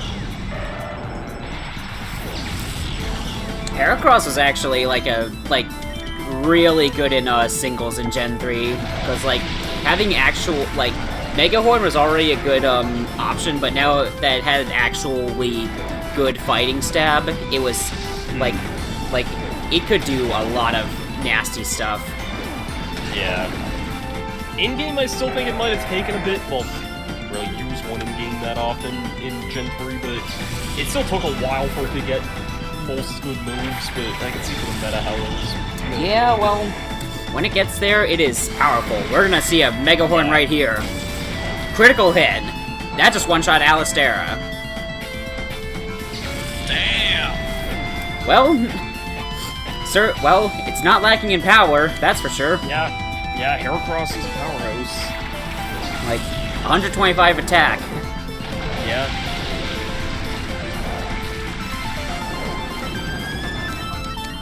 I might need to actually Fire Blast the Heracross. Oh, Endure. Okay, does this have Slack Berry? I want to see if it does. And before it just uses Reversal.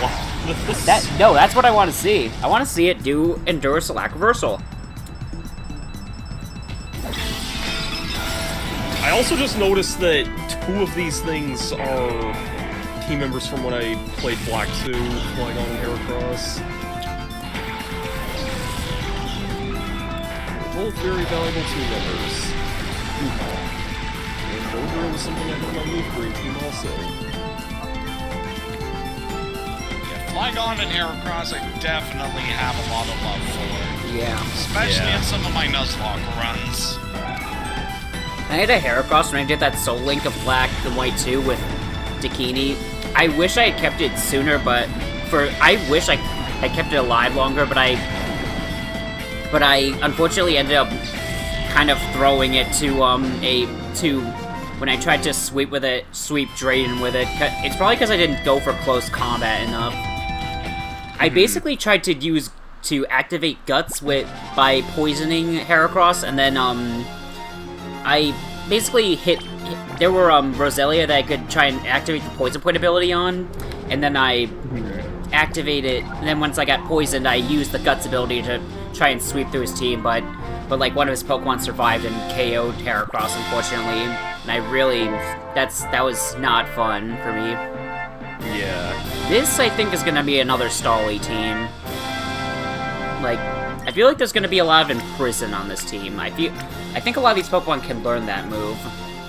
Yeah, this one is pretty defensive. A lot of ghost types. Yeah, there's ghosts everywhere. I don't really have any dark or ghost type Pokemon to deal with them. I'm just have to play this fight straight. I'm just gonna bring the Rain and Sun teams. Right back and getting it.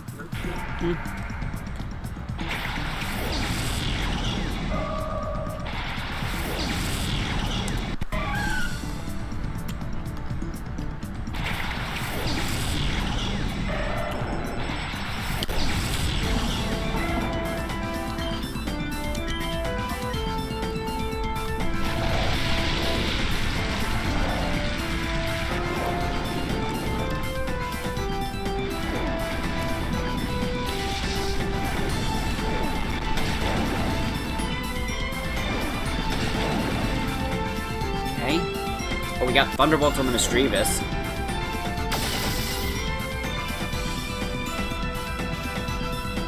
Nope, Imprison.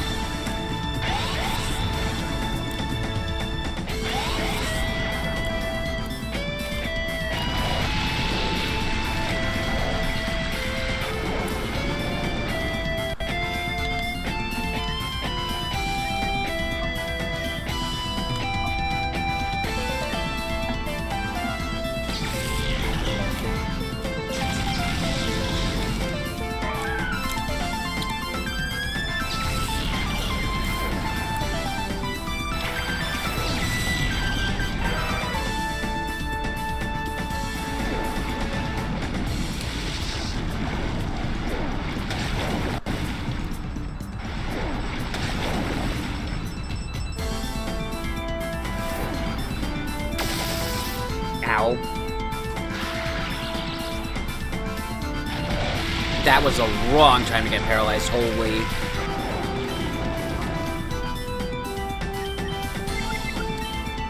I'm gonna be risky here. I'm gonna use Earthquake without using Protect on Alistera. Because I want to get rid of the Gardevoir before it Thunderbolts Ame again.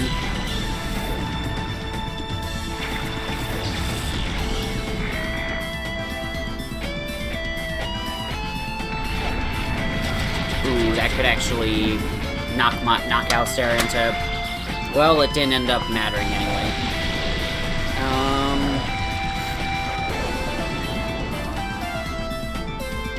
This is a really awkward situation.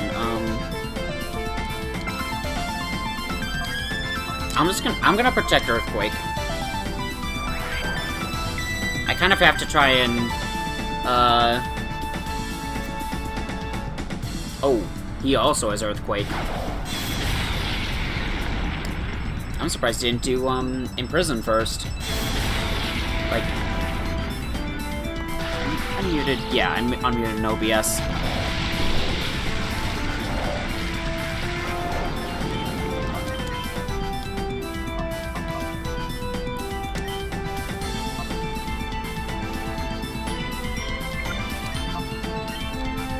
I'm gonna eat Thunder here.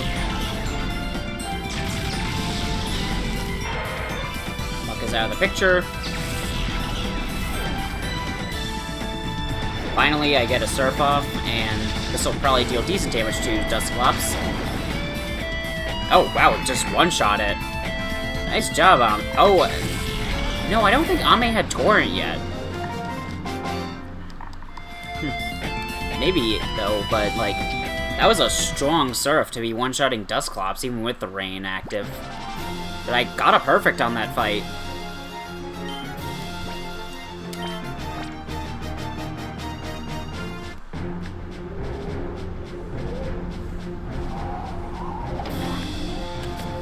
Alright, now that I'm in the break room, I'm gonna pick up the coupons, and then I'm going to, real quick, make one more fajita for myself. Sounds good. Yeah. Sorry, this is unrelated. I started looking up Pokemon mods in Mario Kart Wii. Apparently there's a missing no mod. for Doesn't Mario surprise Kart me. Wii. I mean, I mean, why not? I'm surprised there's not more mods, but... Huh. There's only, like, maybe a dozen or so Pokemon-related mods for this game.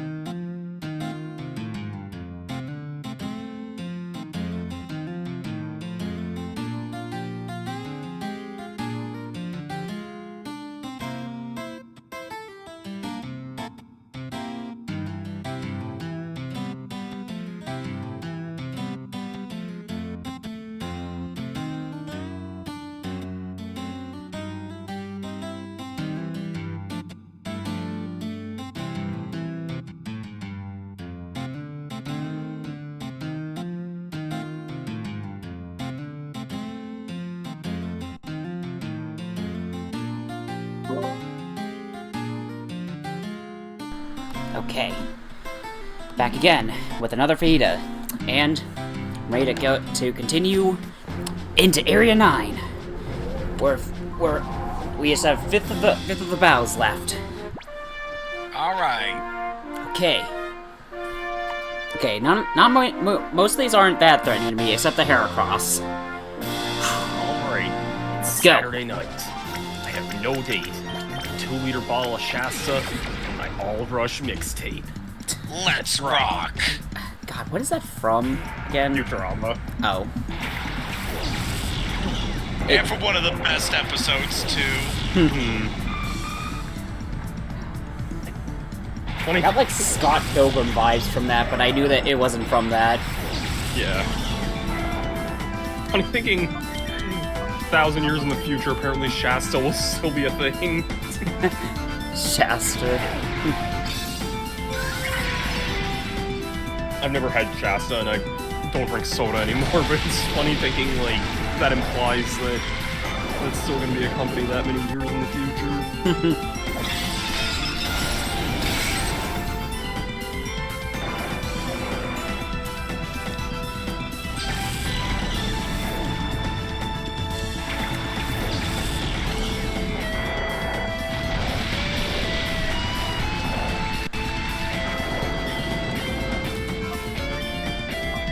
Worse than Shark Week on the Discovery Channel.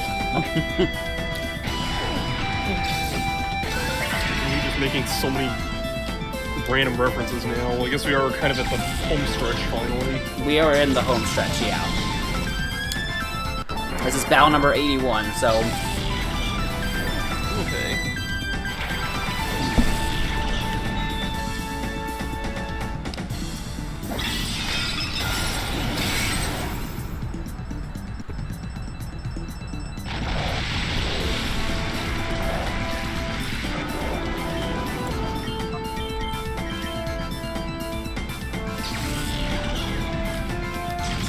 Alright, this may be relevant to share review, Zach, considering you've been playing Pikmin 4 again. Oh boy.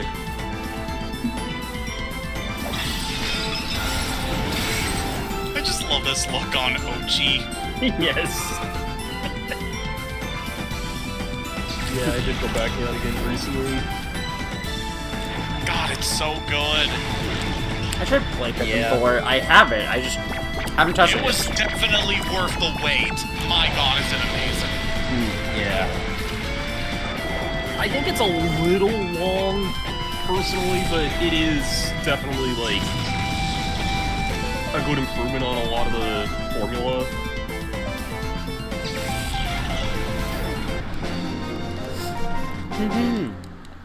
Like, when I found out I still have more Gandori challenges left, I'm like, I'm never gonna be freaking done with this game, but, like, that's not a bad thing. I do like how much content was packed in the game right from the get-go, but... Alright, not suspending, we're still going. It definitely feels like a game that took nearly a decade to complete. Yeah. And, like, I do think in some ways, like... I know that it's not really canon with, like, 1, 2, and 3, it's kind of its own thing, but... I don't know, I kind of feel like the story is not as... Not that I play Pikmin for its story too much, but I feel like it's... The characters and stuff didn't really hit me this time either. But... It is generally a really good game, though. I'm not trying to knock it in any way. Yep. Yeah, see...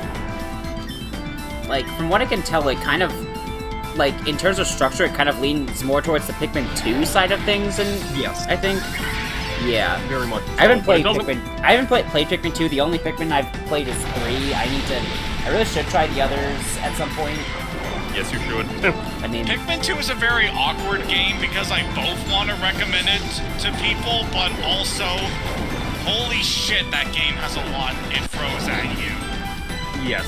Yeah, I've heard like it's I feel like people overweigh, like, there's a lot to it, but I can honestly say in a lot of ways I think it is an improvement over the first game, like, mechanically and, like, what new stuff it introduces and whatnot. It's just, there's a lot of it.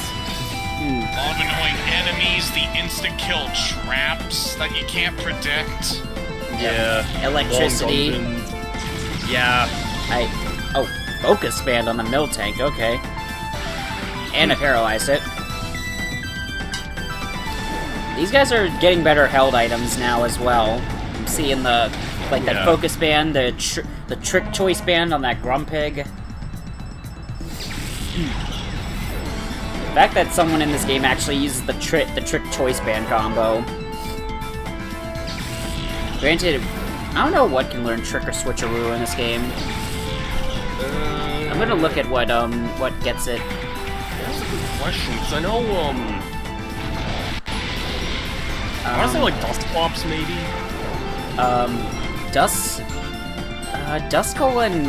Duskull doesn't learn it. Well, it doesn't learn Trick. Hang on, maybe through breeding. Breeding... Oh, I may be thinking of Shop it, or... No, that's Gen 400. Yeah, Kecleon can learn Trick, Zigzagoon, I'll look up Switcheroo. Yeah, Switcheroo, Oh, too. never mind, that's introduced in Gen 4, so that does not matter. Okay, so, yeah, that... Kadabra, Alakazam, Mr. Mime... And that's pretty... Unless there's something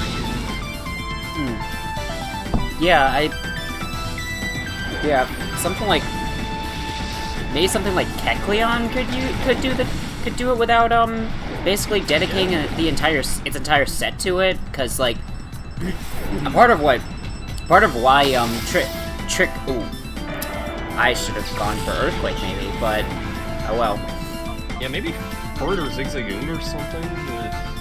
Yeah, they're... Linoon's fast, it could definitely... It's kind of awkward, because there's only the choice band, no other choice items, like... Right. So it's like, it's that's kind of a part of what's restricting it. Yeah. I'm like... Also, that Mudshot did a lot of damage. Oh, I was gonna say, as far as Switcheroo, the only thing I remember getting that is Lopunny. Yeah. Definite dub.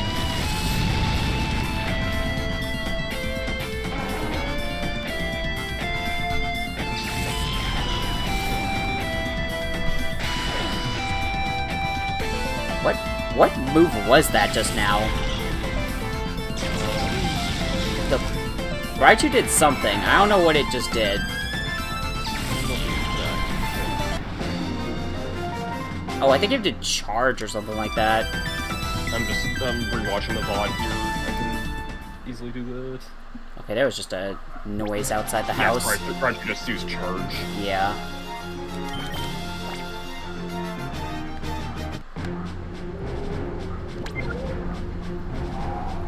I end up not getting a perfect there, but I'm kind of in the areas where perfects are going to be less common, because the teams are a lot stronger, and, yeah, there's, this also one... have, like, over 60 or so continues now. Yeah. So over 70. Yeah, this is looking like the team for the job. I just found a nice,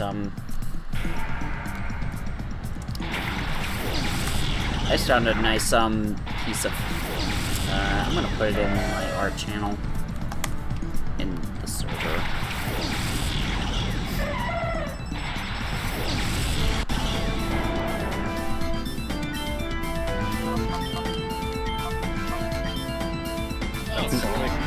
There's, yes.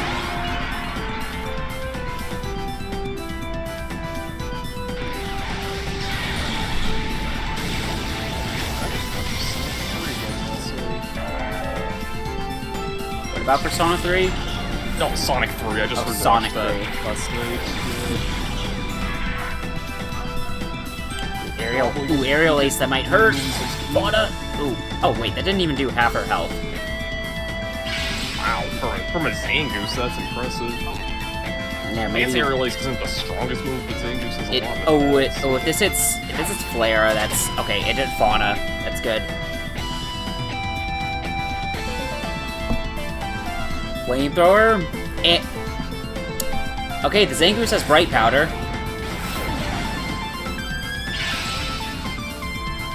I'm getting Fauna the hell out of here. Good to know that has Bright Powder.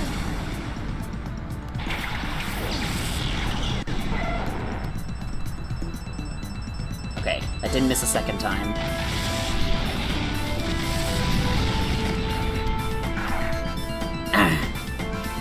Like Flamethrower looks in this game. Yeah. It's just lots of fire. Yeah.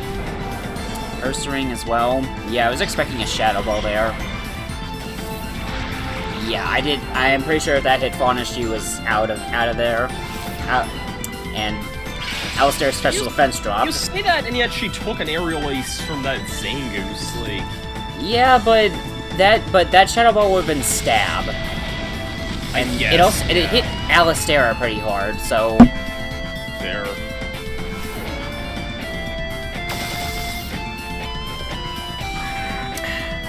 Alright, what's this Ursaring gonna throw at me? Slash, okay. Ow. Okay, that still hurt a fair bit. That's an Ursaring for you. What is... Okay, I'm gonna check their defense stats right now. 116... Oh! Fauna has more defense than Alistera. What the heck? Ow. Like... What even are their defense stats? I could have sworn Jumpluff's defense wasn't that good. It has decent defense. Like, I know its special defense is good. It's 70. Yeah. And then Raikou. There could also be more. I was gonna say EV. Okay, it's it's 70 versus 75, so it's not actually that big of a difference. Okay, I was gonna say like because you had Jumpluff a lot longer if it had more EVs, but like Raikou and Entei are pretty high level now, so. I mean, they're all the same levels, so. Oh, this is. Yeah, but I'm just thinking you had Skiploom longer, so it might have, unless they're probably at their max EVs by now, I would think. But Raikou and Entei, you probably got at like what, level 40 or something. Also, I'm pretty sure this is just straight up a battle mode team, like in that one of the rental teams you can get. Oh, maybe. I don't think I can take out the ninjas fast enough, but I really want to take it out because I know what this strategy here is. Protect sword stance, protect baton pass. Actually, it isn't that. You know, I'm just gonna target. Yeah, this. Look at what she's gonna do here. Oh, that is dirty. Yeah, she targets her own Guts Pokemon with Facade, most likely. Yeah, Guts Facade. Yep. And she can also do this to the Heracross. Oh my god, I'm surprised that didn't one-shot, honestly. Yeah, it kind of hits like a truck. Yeah, that's. I can't exploit the the low health though. Cause I can use Protect to stop both this Ninetales and the Swallow. I'm pretty sure she's gonna double up on I'm gonna take a random Alistair. gamble and say this Ninetales knows Will-O-Wisp if I had to guess. It might. I actually don't remember if it does. Yeah, Protect itself, and then well, we're gonna see Surf first and the Ninetales. I don't even know if Ninetales will live. It might. Special offense is not bad. Yeah, I was gonna say Ninetales is bulky, so. Oh, Overheat. Okay. Thankfully. Yeah, I'm pretty sure this is just straight up what one of the one of the battle mode trainers has. I'm actually going to which of you is better defense? What is your defense compared to Alistair? Okay, yours is not that much lower. You're tasked with taking up Facade. Yeah. If he lives the Facade, then I can have him use Helping Hand on the next turn. Even before it attacks for Alligator or something. Okay. Actually, I would prefer that, because then that would be in torrent range with him, with Omni. Oh, yeah. That's fair. Well, both of these are taken out now, so. Yeah, but that is a dastard. Yeah, this is a dastardly duo. Like, Guts Facade she could. Is such a good thing. Yeah, she can and like I said, she can do it with the Heracross too, which that would also hit like a truck. I was gonna say, is this the trainer that also had an Ursaring, but that might have been the last. That was the last one. Okay. Okay, I'm gonna try to get a continue on this, but I'm not gonna guarantee it. Also, I think I just used Earthquake without Protect, so I'm gonna have to pray that I can survive this, which this is a rain boosted hydro pump, so yeah. Let's see. Sorry, I mean, you're eating dirt for a bit. Ouch. Well, I'm just gonna thunder it now. Yeah. Oh. Send to the right Pokemon, please. Don't... I think I pressed, I didn't press back enough. That was my problem. Yeah. Leftovers as well. At least this thing's not, like, burning itself to give it, like, the... That's only a physical defense boost, thankfully. Yeah, true. Even still, it's pretty evil. Yeah.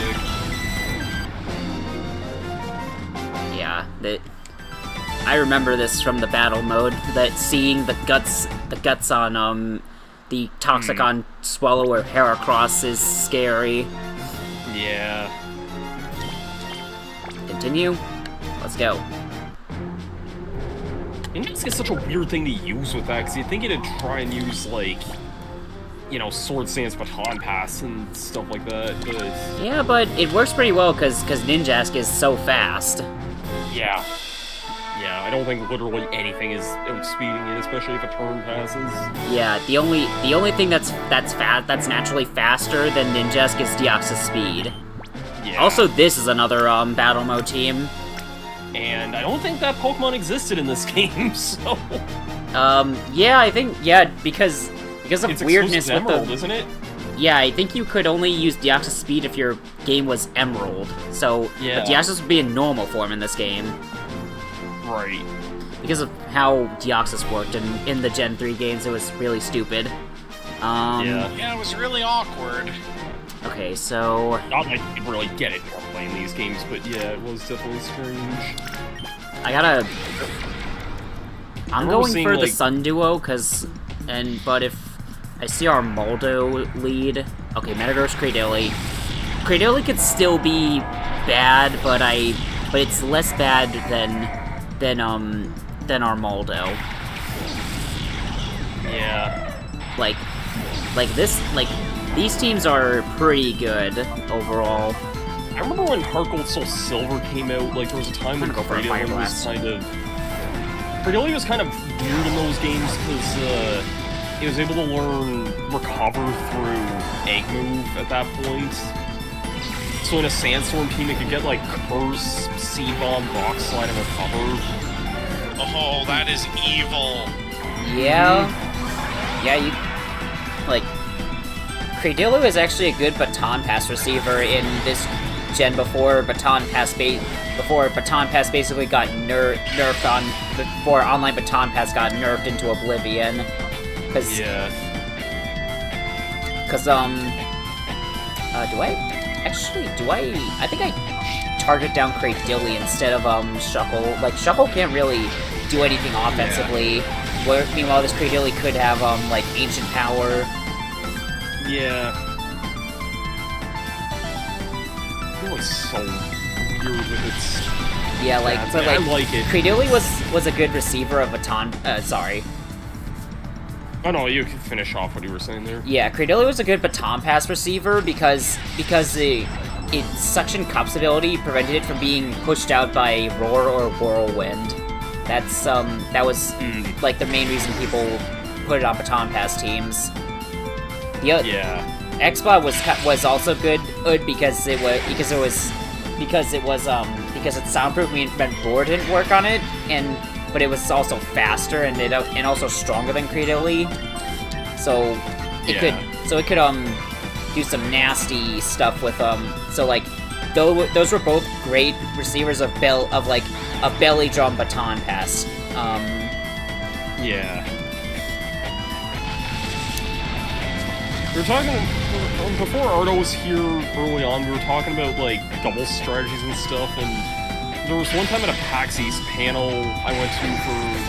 This was when X and Y was the newest game, I think, and they were saying, like, here's a neat double strategy, try it out. It was, a Noivern and an X-Cloud together, both just spamming Boomers.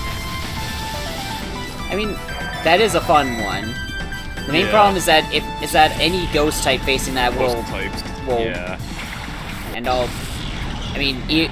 most steel and rock types would probably also, like steel types especially would not would be pretty good at stopping that right in its tracks.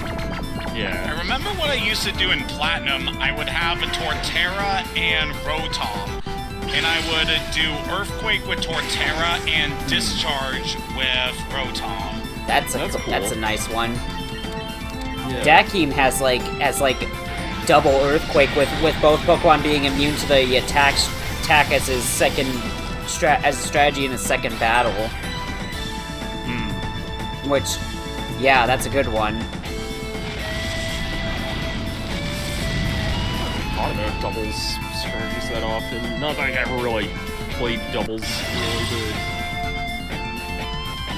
How much? What is the Shuckle gonna do here? Just wrap? Yeah. What's this Registeel gonna do other than keep boosting its defense? Yeah, unfortunately. Still hurt by wrap. Leftovers restored health. Yeah, this is a very slow team. I'm gonna flamethrower Registeel. There we go. Just wanna get the Shuckle by itself. The Shuckle basically not gonna be able to do anything on its own, especially not without Confuse Ray or anything else to potentially stop me from attacking.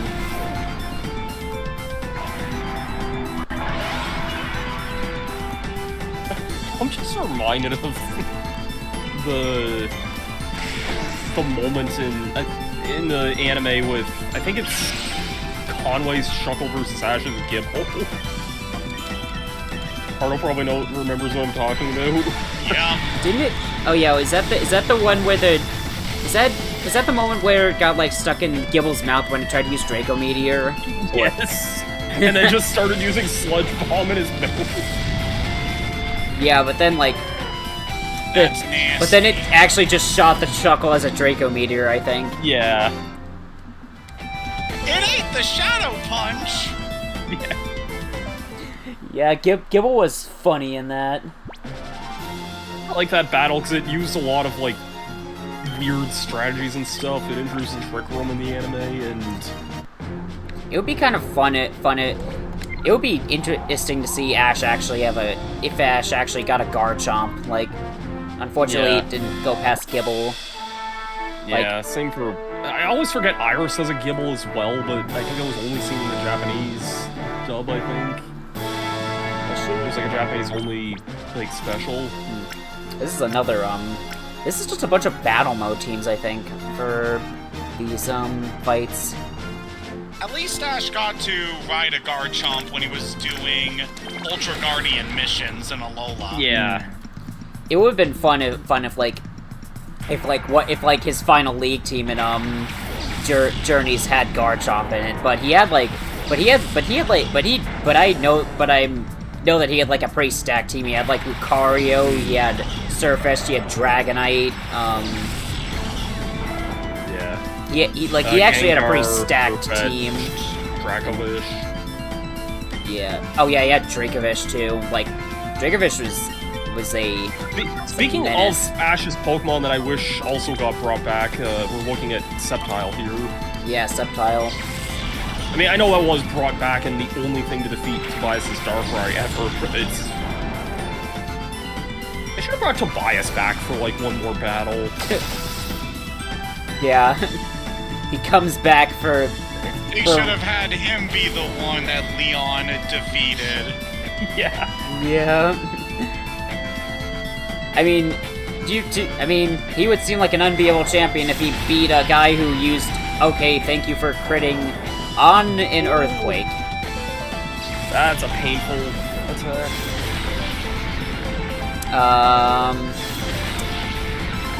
Ow. That is about the worst thing that could have happened there. That's Rambo for you. Yeah. One tough doggo. This could be a force me to use a continue. Well, it's slow. It's not going to speed Draco here. No, but what I really want to do right now is put the Sceptile to sleep. He has Blaziken too. Well, actually, Ame can dispatch that. What I'm gonna do at this point is just try and get the Sceptile out of here. Because Flare was supposed to be the one, was pretty much gonna be the one who could take it out, and now she can't do that anymore. So I'm gonna just have to target it with not very effective attacks. Sorry, I was just thinking back about Ash's battle with Conway again, and I like that he brings Noctowl back from that battle. And, like, in Johto, Ash's Noctowl always had, like, kind of your standard attacks, like Confusion, Peck, Tackle, etc. And now it's all grown up and has Sky Attack, Air Slash, and Extra Sensory, like... Yeah. It got a lot stronger in that time. That seems like, that's quite a glow-up. Yeah, and it basically destroyed Conway's Licky. Alright, I'm gonna... Oh, wait. Sleep Clause applied to this? Really? The text said, but it failed. That did not say it missed. I think there's Sleep Clause on this. Well, that's something. Well, at least I know that now.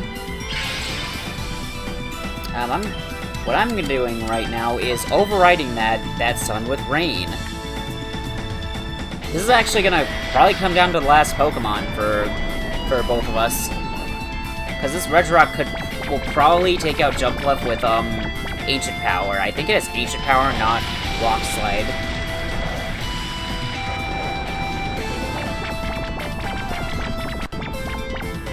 Yeah. I don't even remember if... Okay, that's a rude crit. And boosts on top of that. This game is trying to make me use a continue on this fight. How bad of luck was that? Like, crit insta-killed, Flara, then, Ancient Power, then we got Ancient Power boosts, and Oh, that is mean. Yeah, it is. Yeah. This has been a rude fight.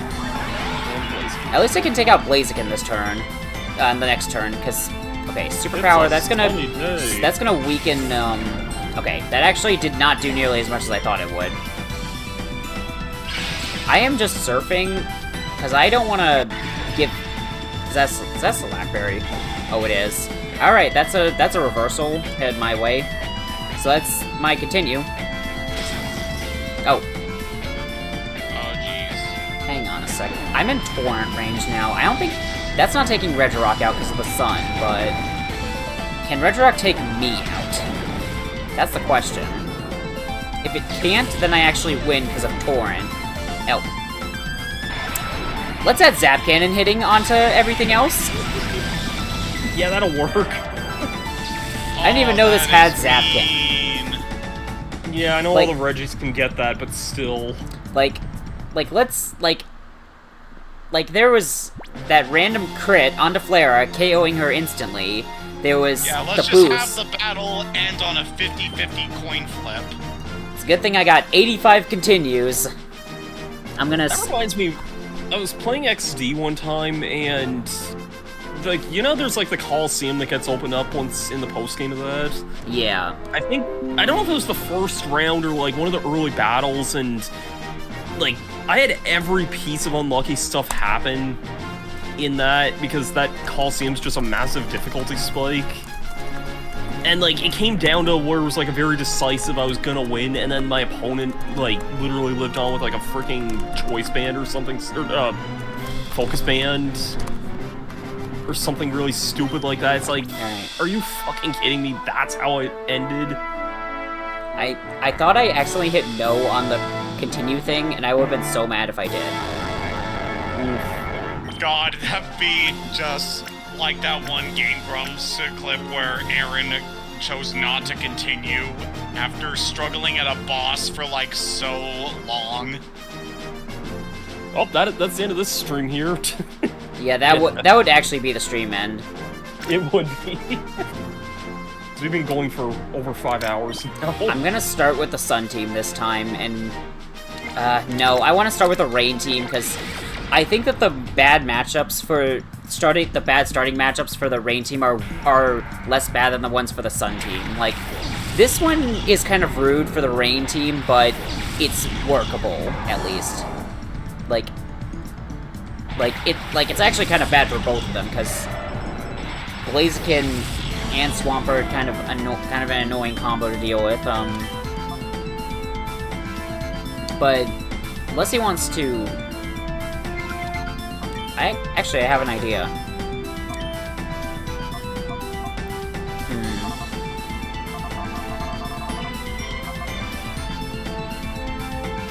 Okay, he's probably gonna try and. I'm just gonna do my thing. I'm just gonna Rain Dance and then Surf. I'll see what he does in response. I'm expecting, like, some dastardly stuff, but I really don't want to try and, okay, Blaziken is already out. That's much better than last time. I actually need to, be locked in here, kind of. Skarmory, that's fine. Curse, okay. I'm thinking this turn he is gonna try to do Earthquake, so I'm going to get Alistair out of here and bring in Fauna. Because Fauna is immune to Earthquake, so she can absolutely, so she will just ignore any Earthquake attempts. Because this is the time where he would try and use Earthquake because he has Skarmory as well. Yeah. Ooh, that's a good crit. Ooh, Dropek. Wait, that's probably had Ame. Yeah. Earthquake, yep.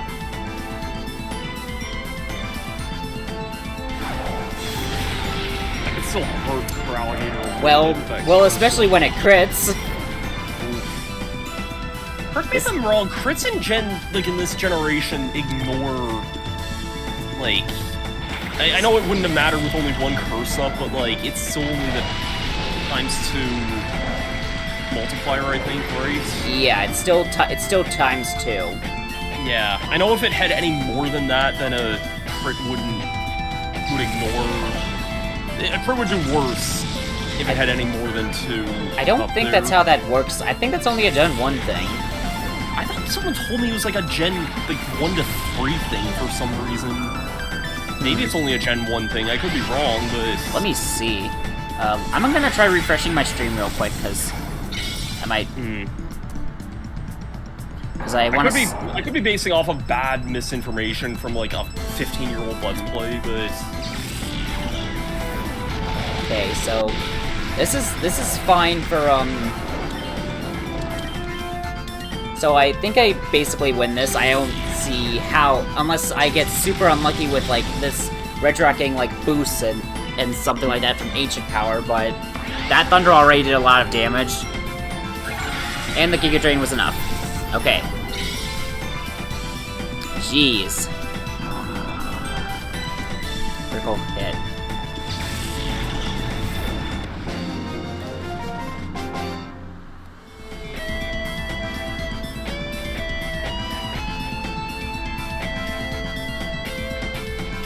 Yeah, it's not saying that the weird bad crit thing from Gen 1 is applied to Gen 3 as well. I think that might just be I don't know what information or something. Probably. Yeah. Okay. All right, what's the battle mode team for this? Tough win. She just said tough win will be the next big thing. I mean, thinking forward to this year, not necessarily wrong. Okay, this is not a team I've seen. Maybe it's in the. I was gonna say if they're 8-foot-tall vampire ladies, then probably. But I mean, freaking I mean, there's plenty of instances. Like, I think the easiest example I can think of is Karlak from Baldur's Gate 3. Oh, fair enough. There's a game I know next to nothing about. I've heard of it, but And I want to try it, like, but I just haven't gotten it yet. The only thing I know about it in certain contexts is stuff about a character who was a bear, and that's the only fucking thing I've you know the bear thing, okay. Yes, because the devs fucking tweeted that. Of course they did. They tweeted the statistic of how many people actually did the thing. Did the bear? Yes. Oh my god, that's... Good old Baldur's Gate. Yes. Yeah. Okay, this Ludicolo is gonna benefit from my rain, but I don't care that much.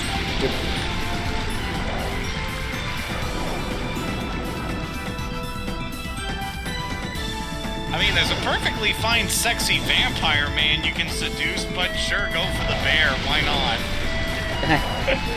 I mean, I've seen plenty of people thirsting over like Karlak or Dude, Karlak, my god. yeah, I have seen plenty of thirst over her. Like she was the God, she has one of my favorite character designs in the game. Like the reason okay, the X-Cloud is bright powder. Like the reason I brought her up is because this trainer's quote before the battle was big tall women will be the next big strong tall women will be the next big thing, and I just instantly thought of Karlak for that.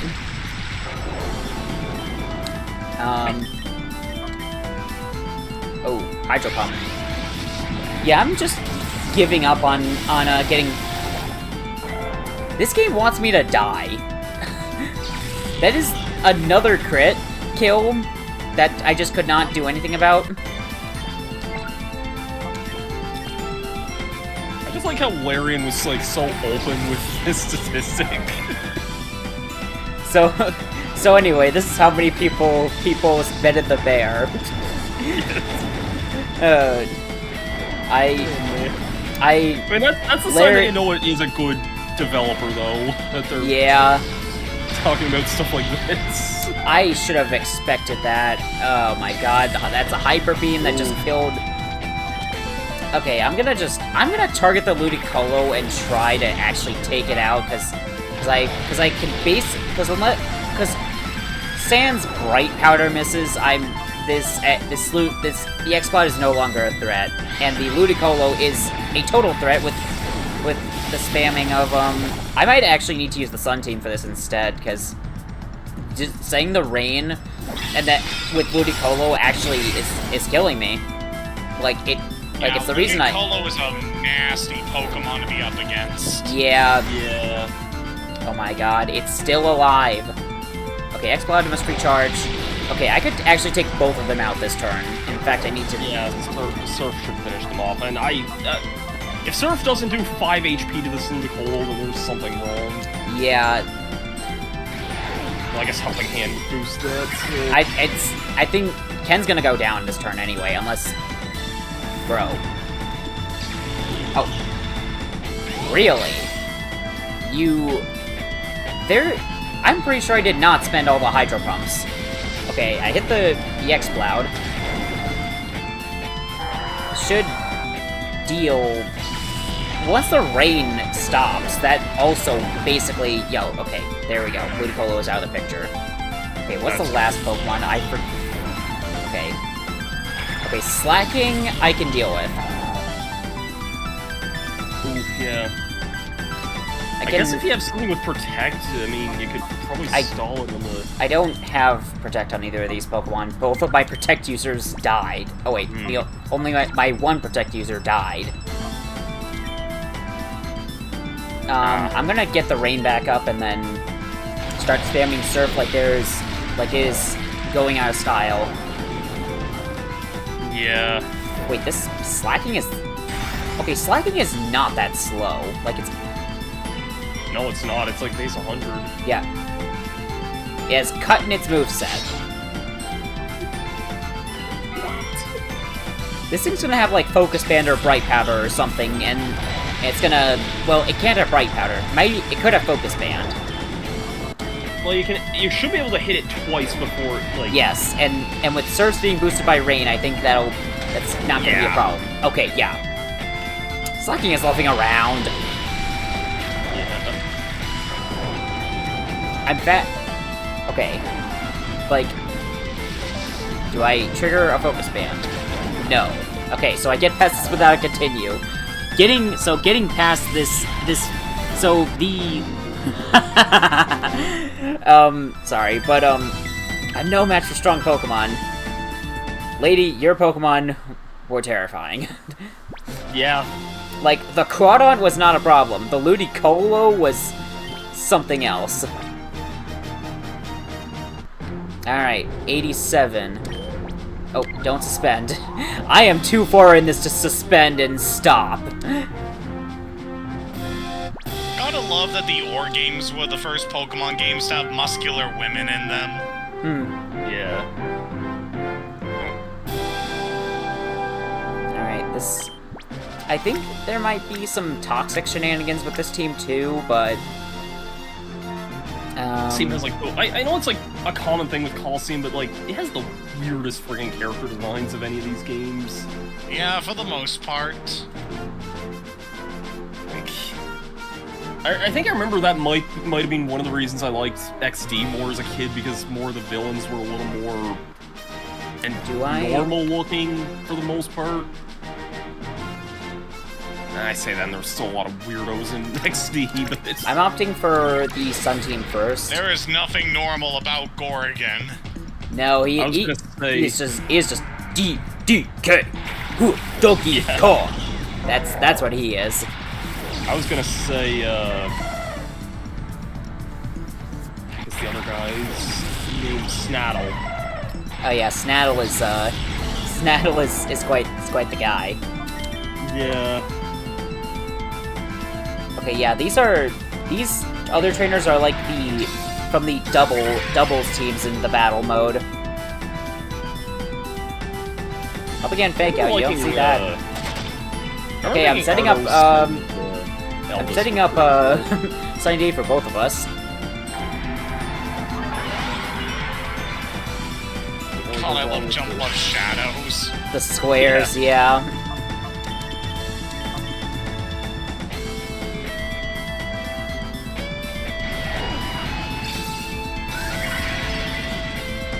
See if I can put this Hariyama to sleep.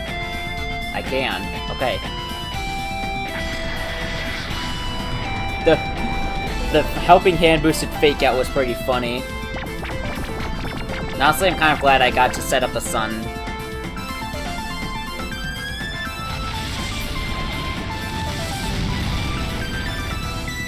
I sometimes forget that Hariyama has fake out. Torpedo is not a problem for me at all. Like, I have a Solar Beam with this thing's name right on it.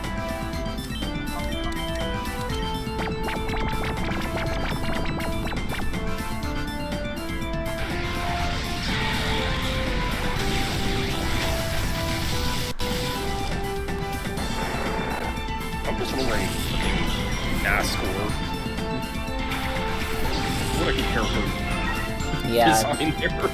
Yeah. Sephiroth, but in Pokemon. I like his battle music. The other joke with everything. It's so weird that they just don't give him music. Like, why? I'm getting Fauna out of here. I think I could actually get a continue on this fight, so I'm gonna try. I'm just switching in Alistair because she resists flying. Oh, what? Oh, helping. Hariyama also has helping hand.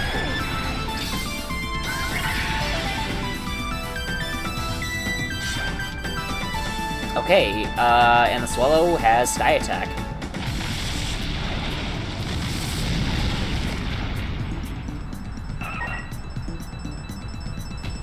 I'm just gonna cross this beam, I have to do this.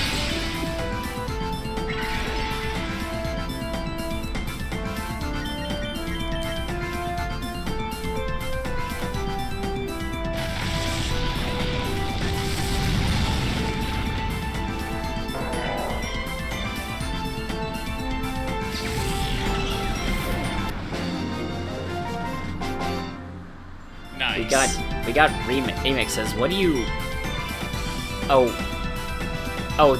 Wait, they got remixes because both of them have like two different takes on the same theme. Yeah. Love how Greevil and Evis's models are T-posing. Wait. That's great. How did? Probably ripped straight from Model Resource. Probably. Not that they have much official art elsewhere. No, not really. Vroom vroom, battle on. Is this? Okay, this is not Willy, but oh, I need to bring the Sun Duo because I see there's a Shedinja. Oh yeah, a bunch of water types. So... Yeah. Kind of want to start with a rain. I want to start with a Rain Duo, and then, so unless he decides to lead with the Shedinja, should be fine. Togetic and Absol, okay. Probably the best thing he could have led with. Yeah. Absol needs a turn to set up, and I can easily take Togetic out before it tries to use Sweet Kiss or anything like that. Yeah. I'm assuming that the Absol is going to use Sword Stance. Yeah.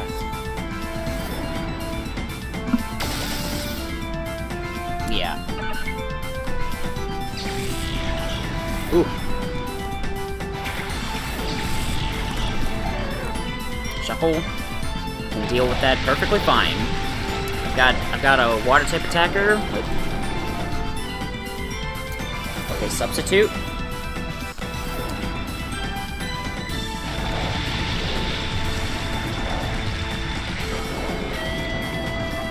I just thought of this. Are there? Do you think there are substitute dolls that are like dog toys in that have been made? Like not in the Pokemon world, but in our world. I wouldn't be surprised. I think it would be like cool. A band plush or something. Yeah, that seems likely. Yeah, I think a substitute doll would make a cool like dog toy. Like for a dog to chew on, like something that looks like a substitute doll. I know you can buy substitute doll plushes and whatnot.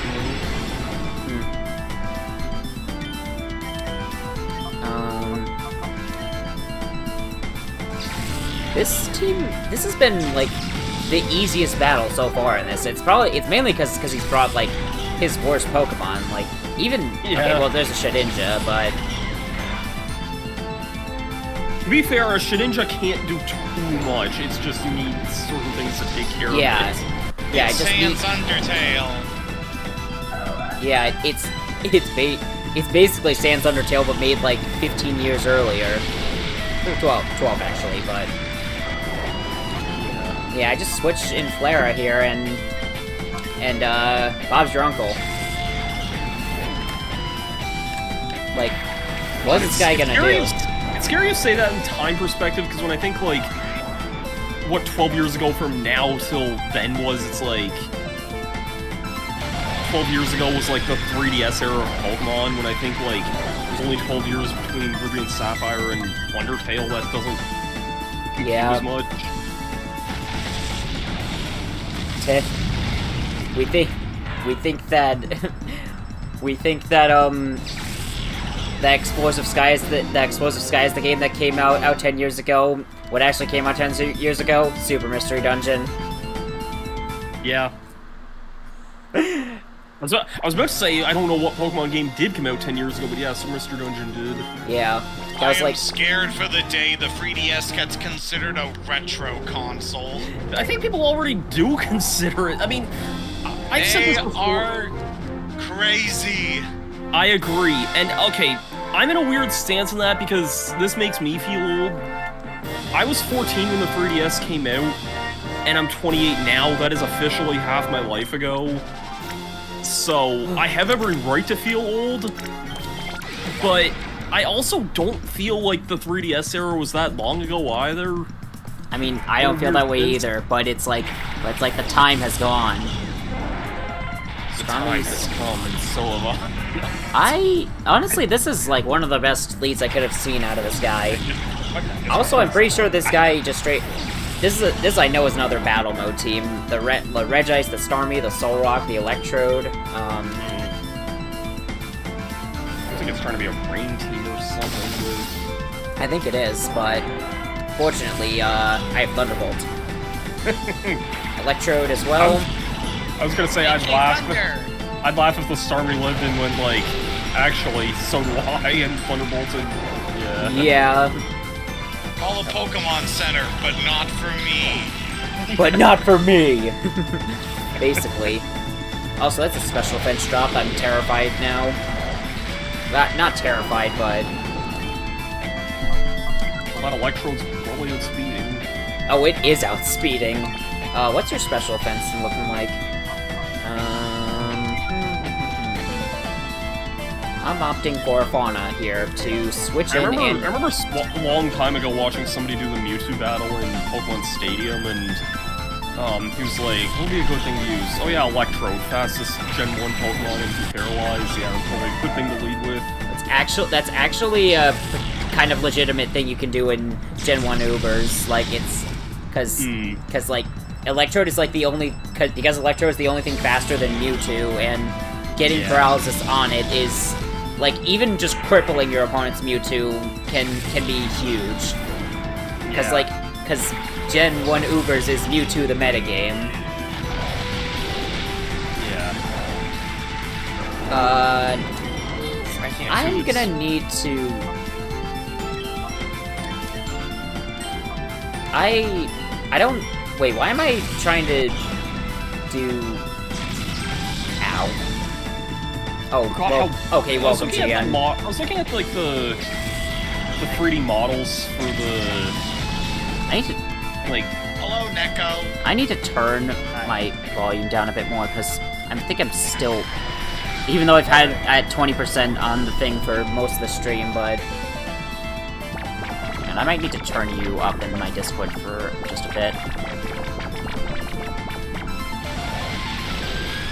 Just looking at the models for, like, Colosseum and XD, and I forgot how weird the player models from the GBA games were in these games. Actually... Yeah.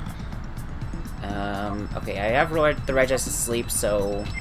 I'm gonna just need to let Fauna die here. Yeah. Yeah, she's gonna take one more Thunder for the team. I think my Rain wears off after this turn. So, Flara would be...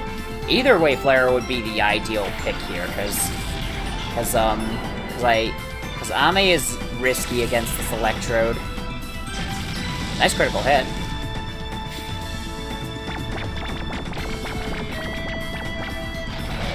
Okay, the Rain is still going, so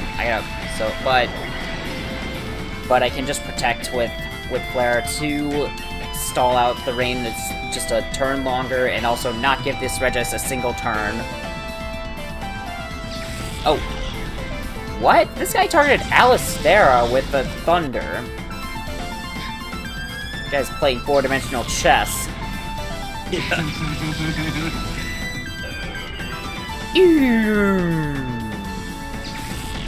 Joke's on you, I've been eating your pieces when you're not looking.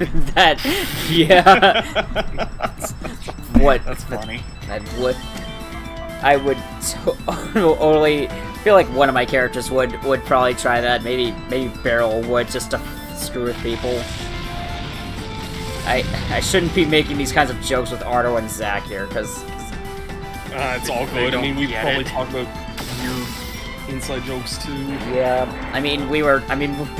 we've talked about Tatsunoko vs. Capcom, Honey Pop, we've talked about Mario and Luigi, we've talked about so much in this. Yeah.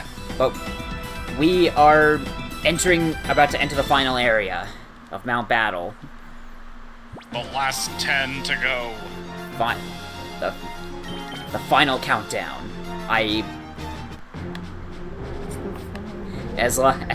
And it's not the Yu-Gi-Oh one, don't worry. God, that's one of the most hated cards in Yu-Gi-Oh.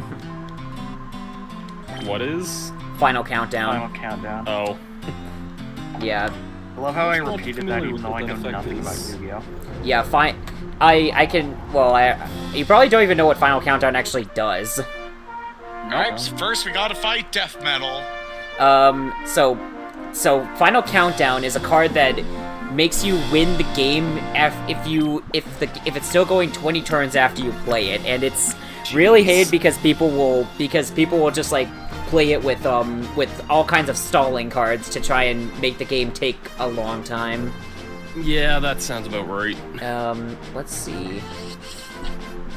I'm thinking Sun for this team, because that will be better for dealing with stuff like the Lantern. I'm playing Tears of the Kingdom on my Steam Deck for the last, like... Wall, I don't Rain, even and know how long. Lantern. Nice. I don't even Well- know how long I've been playing. I've just been playing Tears of the Kingdom on my Steam Deck. I'm gonna turn my Probably like a couple hours. this thing back up a bit. I'm gonna immediately try and throw a Sleep Powder on the Wall, Rain. I'm like in a huge rush to go back to that, but I'll probably, once I get the Switch 2, I'll probably boot into Tears of the Kingdom a little bit just to mess around with the Really should. upbeat of it. Oh, yeah, I don't seeing have that Tears of the game in a Kingdom yet, higher but- frame rate is just so crazy.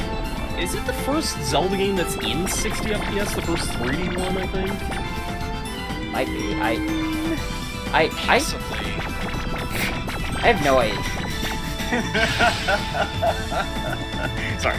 This- I'm like a huge advocate for like emulation and modding specifically. So like that statement still makes We are- that statement just makes me laugh. Yeah, it's I like stand by what I said, but yeah. yeah, I was kind of nervous about introducing you guys because your kind of viewpoints are kind of diametrically opposed, but We can respect each other for what it is. yeah, that's fair.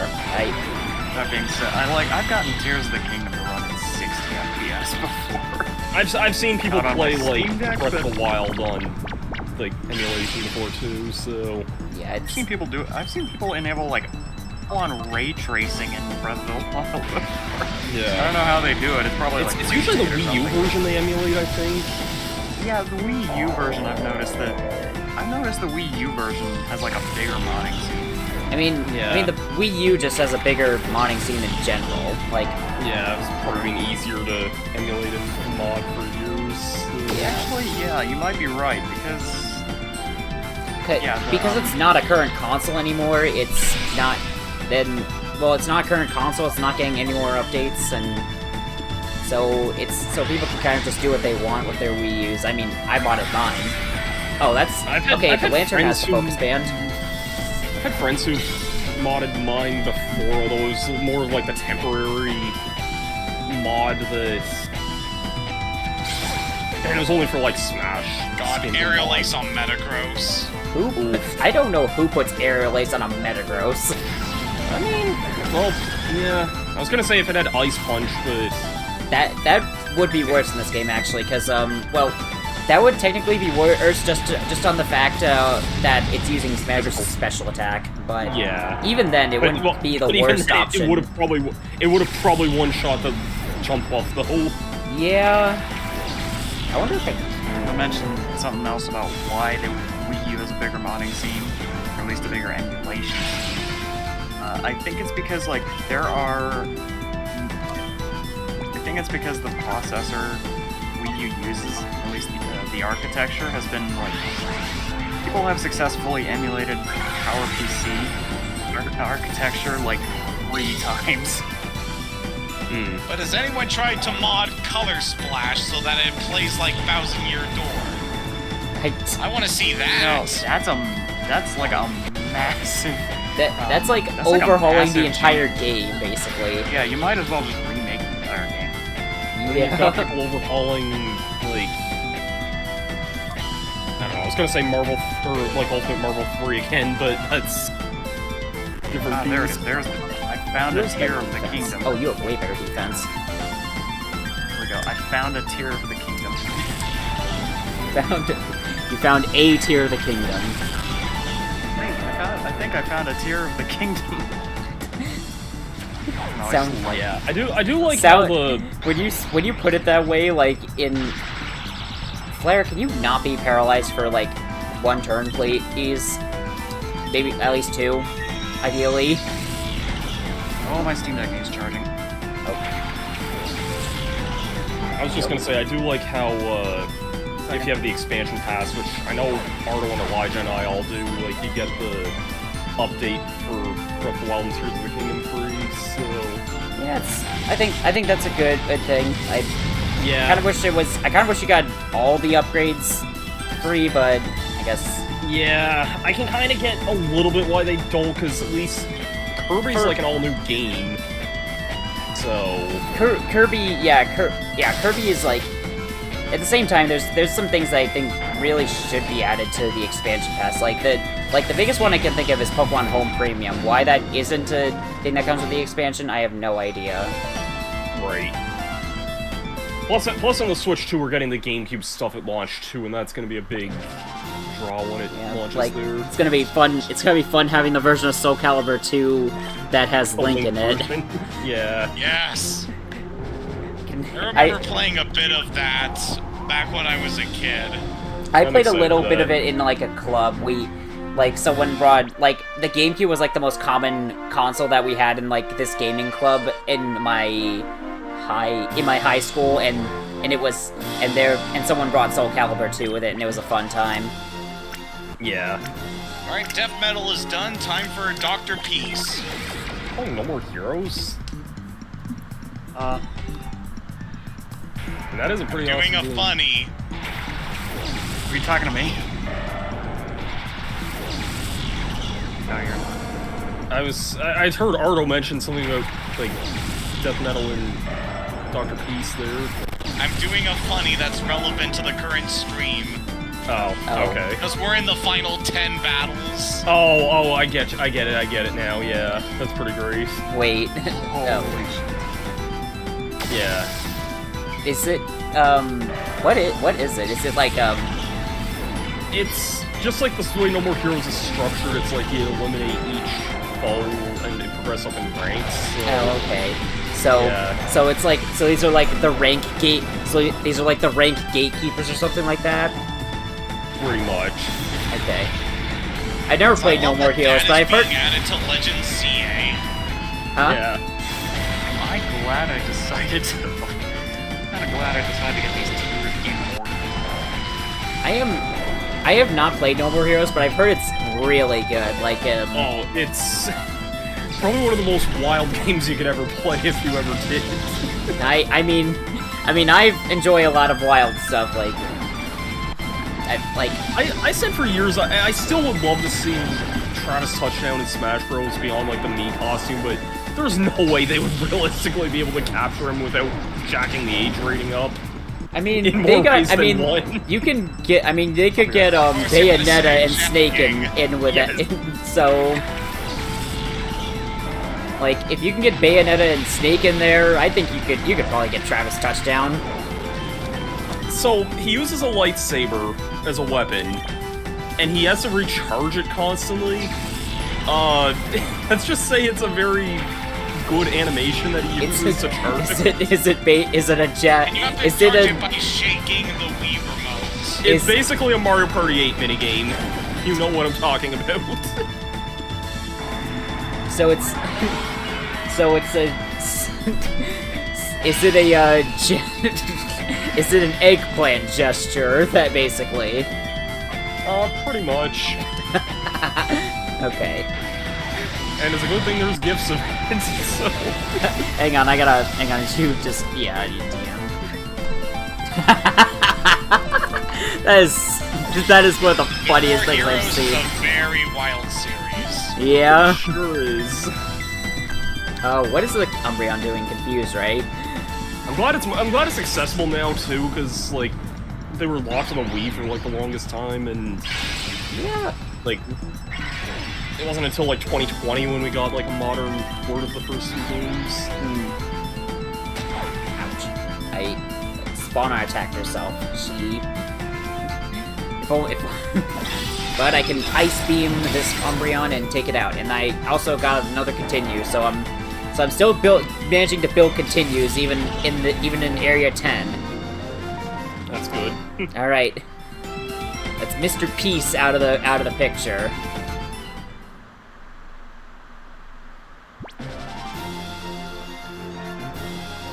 Alright. Perfect win. Congratulations. It's just... I just thought of this, but, like, I kind of think that, perfects and... I'm not a fan of how, like, perfects in a game, in team games like Marvel 3 are, like, literally take no damage in the entire battle. Like, I kind of think it should be, if you don't lose a character, that should be, like, a Supreme or Perfect or whatever.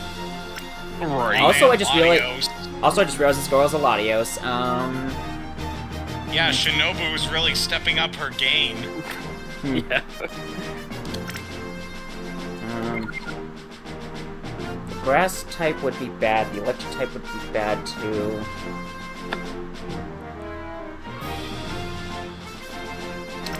I'm gonna opt for the rain start because I think like her starting with like Manectric at Sceptile would be really bad, but okay, Armaldo camera up. That's basically perfect for the rain team.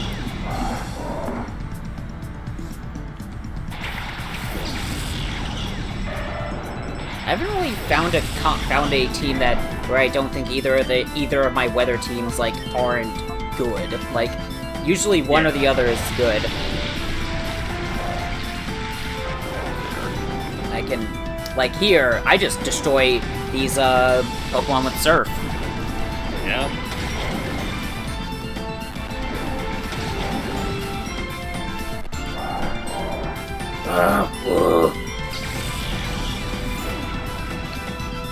Manectric. Honestly, don't even mind that, because I was going to target it with a Thunder anyway. Ancient Power. Boost is kind of rude, but I don't think Armaldo is outspeeding Ame even after them.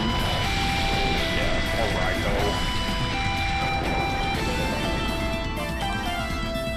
Thunder!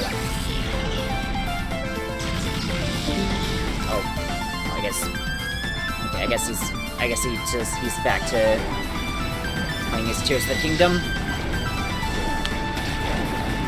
Really should get that at some point. Like, I could hear the game over his mic, and I could hear Ganondorf doing the naughty thing that he does. all I heard was like the loading screen, like teleportation sound. Oh. But also, whenever I hear Ganon in that game, I know it's because it's Matt Mercer. All I hear is Yusuke doing a really dramatic monologue. I keep forgetting that he voices Yusuke. Like when I think of him voicing a Persona character, I think of Kanji. Yeah, that's fair. Though if I were to have him do a line for me, I would definitely have him say anything can change. Because I love him as Chrom. I would love to get him to say, "Do not look away. You witness a king amid suavemente." I'd probably get... he has this one monologue in Persona 5 Strikers that's really good. I don't remember what exactly he says, but he just roasts one of the villains in that game.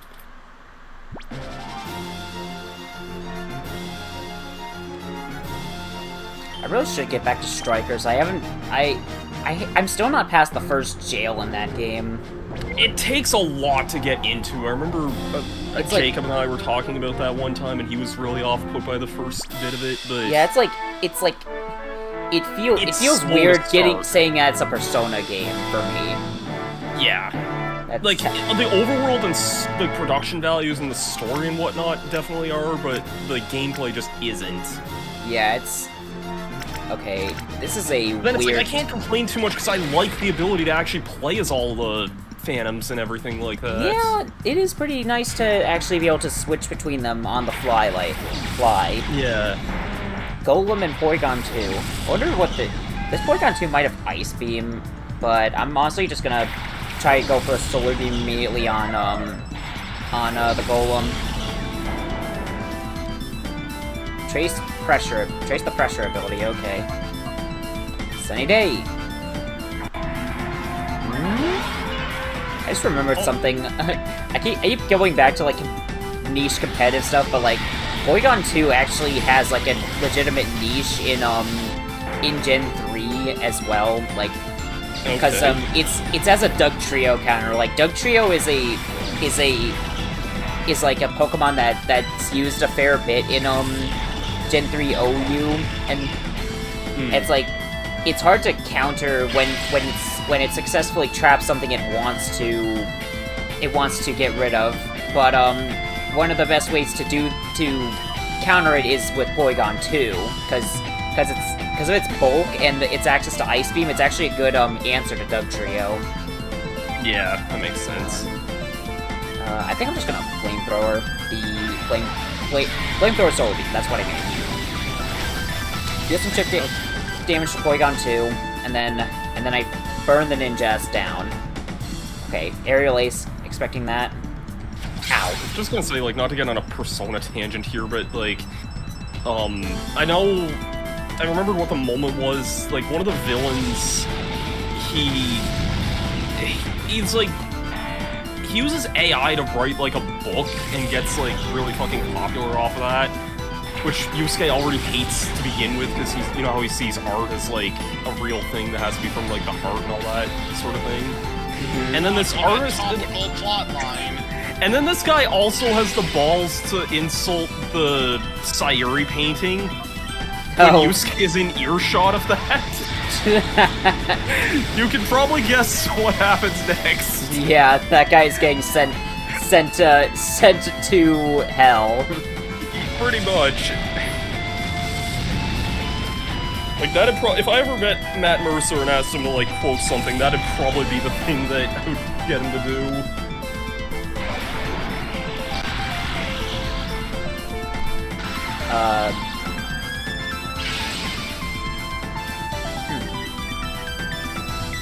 I'm having an easier time with some of these teams because like they don't have like crazy strategies like the toxic facade Swallow. Yeah, that's definitely fair. Don't have to think too outside the box for this stuff. Yeah, not for these teams. I mean I'm just either picking Sun or Rain and rolling with it.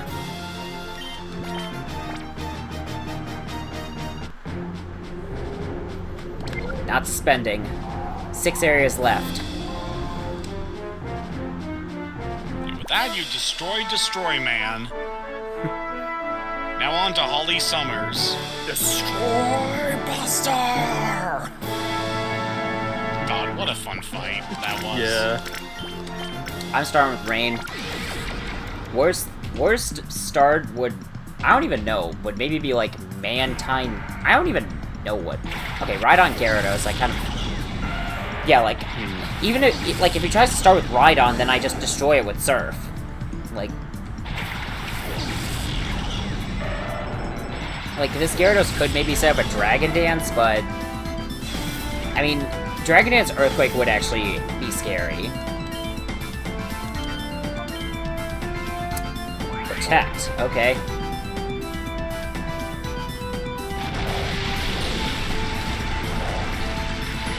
Okay, so he's probably just going for Earthquake straight up.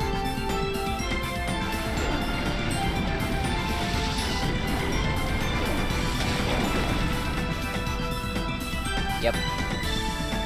I think I have at least heard of Destroy Man before. Like, I know some of the aims in the... I know some names in No More Heroes. Like, I know of Destroy Man, I know Shinobu. I know that, like... I know of, like, what's his name? Popular recurring ones, at least. Henry Cooldown, I know, is, like, the main bad guy, I think, of the first game. Yeah. And then, of course, of course, everyone knows Jasper Bat Jr. from 2. Oh, Jesus Christ, yeah. Like, I need to get back to Every playing that, but... single Countdown YouTuber knows about Jasper Bat Jr. I know about him because of good old Adam.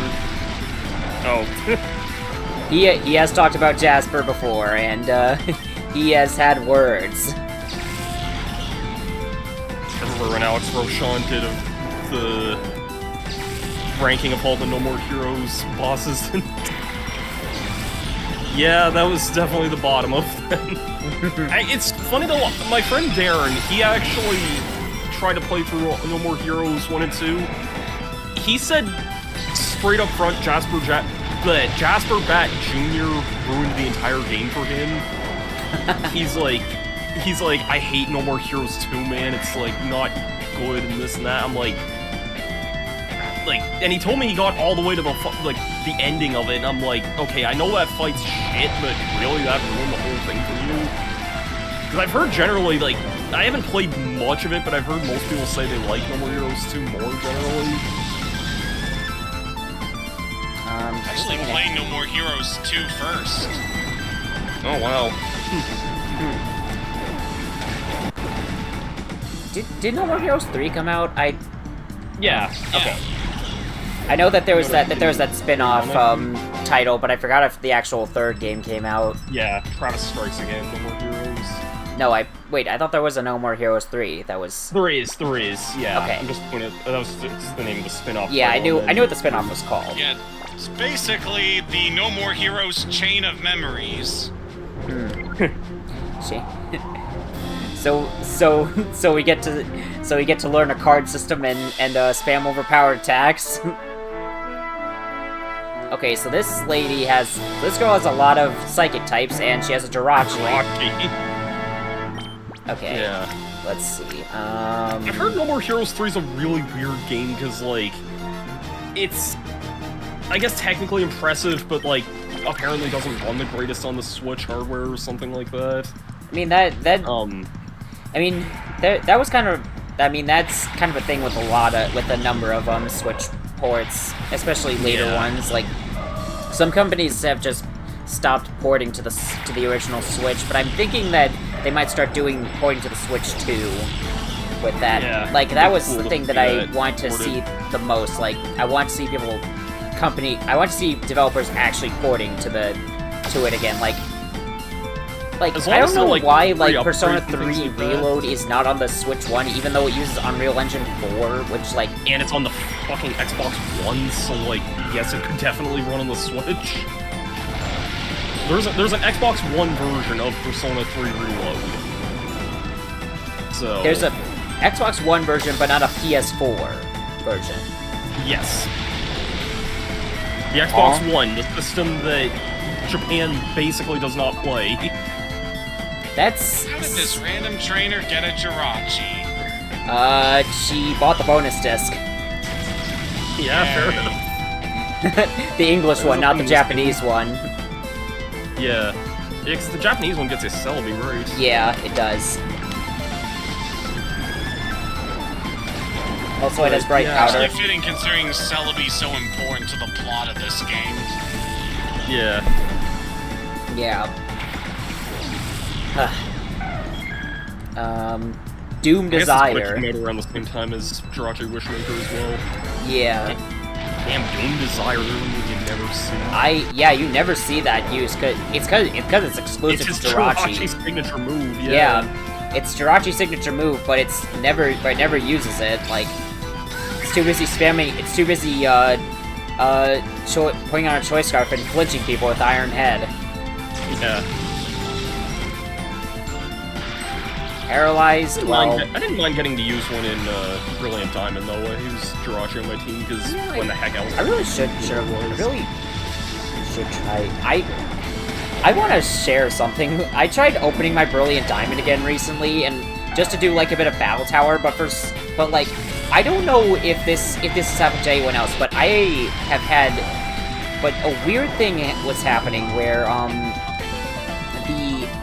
what is it? The freaking, like, the game's audio, like, all the models and the audio were not, like, the models were not fully loaded in, like, and every time I tried to, every time I tried to go to a, different, like, a Pokemon that wasn't loaded into the game yet, it would take a bit to load, and it would even pause the music. Like, I don't know what was going on with it. I've never seen that. Did you have it, like... It was in handheld mode. I would have just restarted the game at that point. Like, the only thing I could think of is did. Do you have it physically or digitally? Physical. Okay, weird. I don't know then. I was gonna say maybe if it was like downloaded to a broken SD card, or if maybe there was update data that was like downloaded on a halfway dying SD card or something. That happened to me with I was playing Metroid Prime Remastered one time, and the doors in that are supposed to load instantaneously, and it felt like I was back to playing the GameCube version again, because doors were loading in like a minute.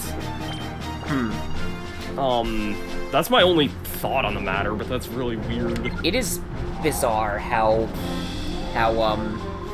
your Pokemon all that strong they are. You want to see them? Oh, this is another team I recognize from the battle mode. Yeah. All the we're in beasts, the last Aggron, Donphan, and Salamence. Okay, so the Rain team is the obvious best one here, but I want to start with Sun, and now I'm just gonna go with Rain to start. Like, if they start like Raikou, Suicune, I mean, I'll just target down. I'll probably just swap Ame out, and then okay, Donphan Aggron is really good. Like, yeah, that's the best thing you could hope for here. Yeah, even like Salamence, I could easily dispatch with Ice Beam. Entei would be weak to water.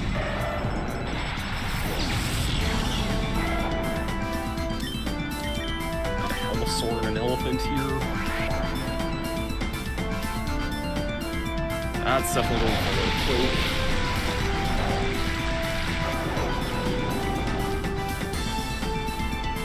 little Surf again. I'm assuming the Aggron is gonna use Earthquake here. Yeah. Or it might try, but it didn't work because I KO'd it too fast. Yeah. I hope this guy sends in Suicune now. Raikou. Okay, that's the worst thing that I can see. I'm still gonna use a Surf because death animation, Aggron. I'm still going for a Surf because I want to take out the Donphan. It's just that Ame could take a Thunderbolt here, yeah, and Rip. oh, Torrent range.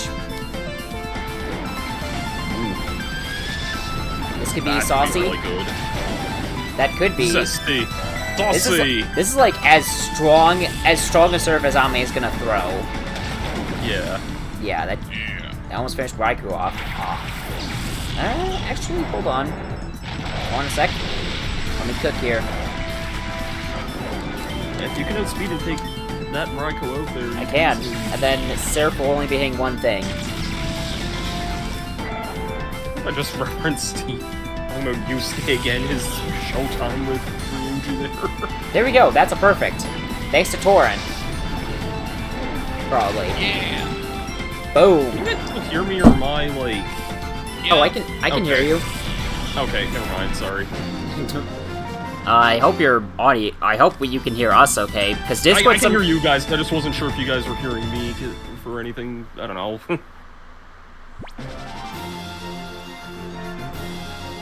Cool Trainer Decid is out of the picture.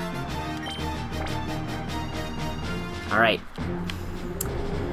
3 left. We're up to area not zone 98. I remember something Emil said I want to see. Yup. He has Groudon. Definitely looks like a Sun team to me. Oh, it is a Sun team. Like, most of these Pokemon benefit in some way from Sun. Yeah. I don't know, but I don't know what this Alakazam would do in that, but everything else... I'm starting... I'm gonna start with the... I'm gonna do the Rain. I really want to use his Sun, but I want to start with the Rain. Because he might not leave with the Groudon. Or if he does, I could just set the Rain up and completely reverse the weather condition on him. Yeah. I was gonna say, why wouldn't he leave with this Groudon, but... Yeah, I mean, CPU can do some stuff. Can do some shenanigans. Yeah. It would've been funny to see his planned Battle Fire just, like, wall pitch Solar Beam. Yeah, but it wouldn't be so good against the cast form. True. Like that and the Houndoom were like the things I didn't want to be dealing with. Yeah. Let's get Rain Dance. How is this Groudon this fast? Yeah, even for a legendary, that doesn't make much sense. Yeah, Groudon isn't that fast. It's like base 90, I think, on speed. Yeah.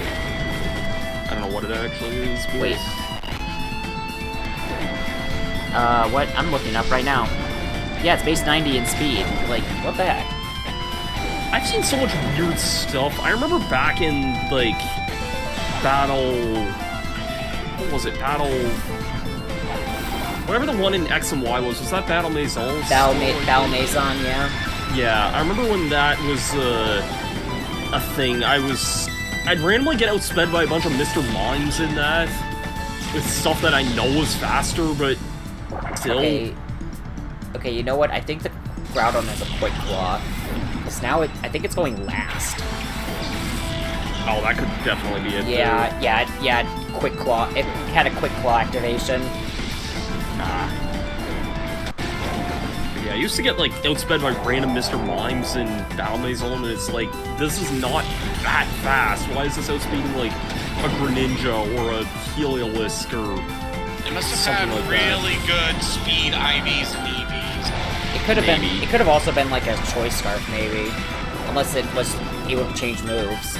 I think Yeah, it was Scarf would do also that. help. Scarf would definitely do it, but I don't know. This was, like, more than a decade ago now. It scares me that the Gen 6 era was, like, a decade ago. Yeah. At least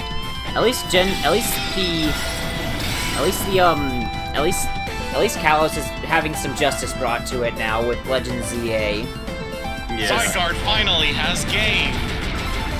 Yeah, I hope we get to see something involving Zygarde and ZA.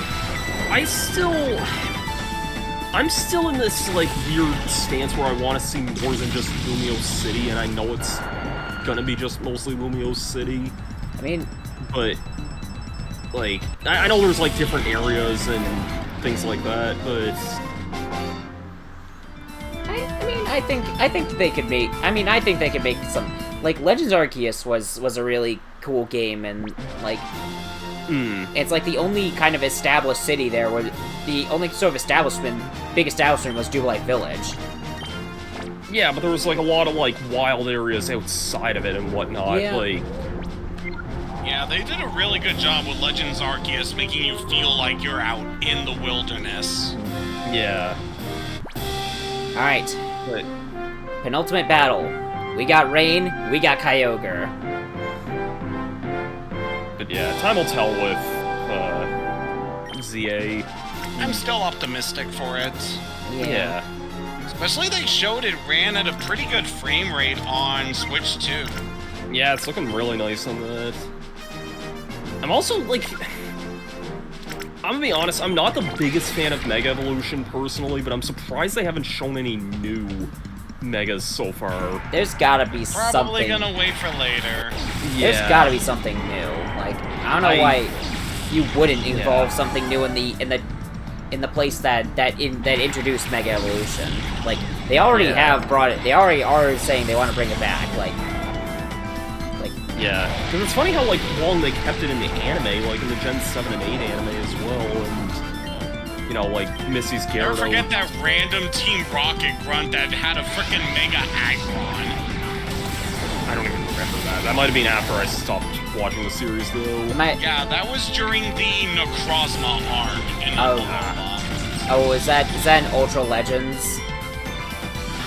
I might have seen that. Was that, like, when, like, they first... Like, not Ashes... Or, sorry. I'm mixing myself up. I think I do remember that now that you mentioned that, Arno. I was mixing up Necrozma for Naganadel for some reason, but... Yeah. I kind of remember that with the Mega Aggron. Protect.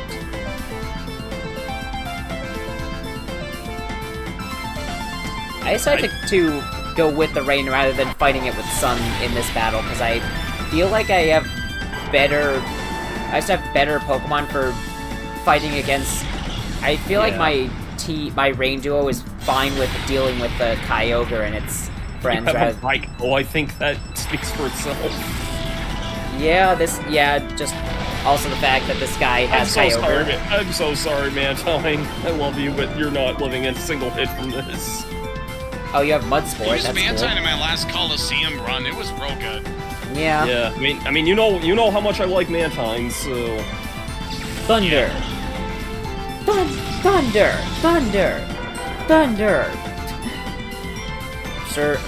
I'm sure most Kingdom Hearts 1 players spam the shit out of Thunder. I was thinking Thundercats because of that. No. Alright. These two are not going to take much damage from the Surf, but I can easily take out Thoribus this turn with the Thunder. Or Ice Beam, for some reason. Like, I like... Thunder? Alright, that'll be one more continue under my belt. Going into the final battle. Oh, the Seeking can have Bright Powder. One more Bright Powder for the road, I guess. Yeah.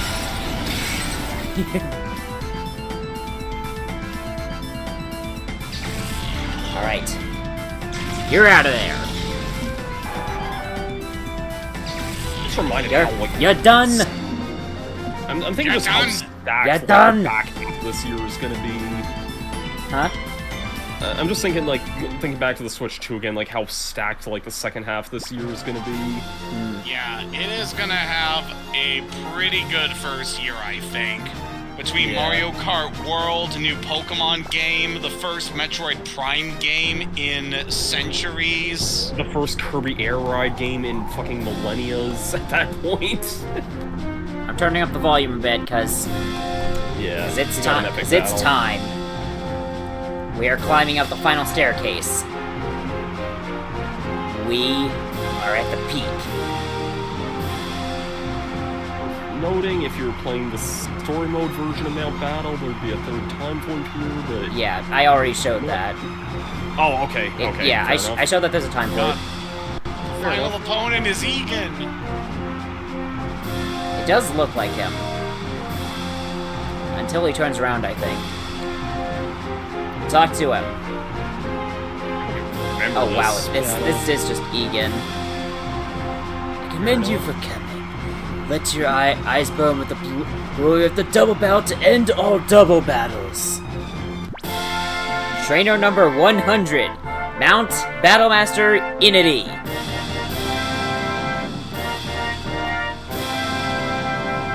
Good team, all things considered. Yeah, not bad. Can he stand up to the power that can drown anything, though? Actually, Emmy gets to fight this battle. And the last Pokemon I'm bringing... It's gonna be Fauna. Let's do this! Leroy! Mount Battlemaster Inity would like to battle. Crobat and Rhydon. Now the leads. Let's go. Ame. Alistera. From the blue corner, for Alligator, Raikou. And from the red corner, Crobat, Rhydon. Oh, Confuse Ray. Okay. That's... I mean, it's Crobat, so I expected it to be fast. Yep. Nice, got the rain up. This looks like it'll be a real good battle. It's pouring rain in the Colosseum. Better get your umbrellas out, folks. Soaked by surf. Rhydon is not living this. Nope. Not living it. Machamp is sent out to battle. Let's see how well this four-armed menace can do against two opponents. the blue corner calls their Pokémon back. Espeon is sent out.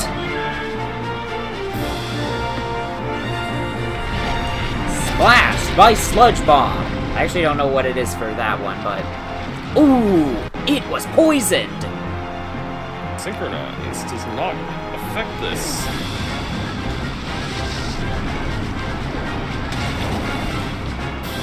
Soaked by Surf. Machamp starts to attack.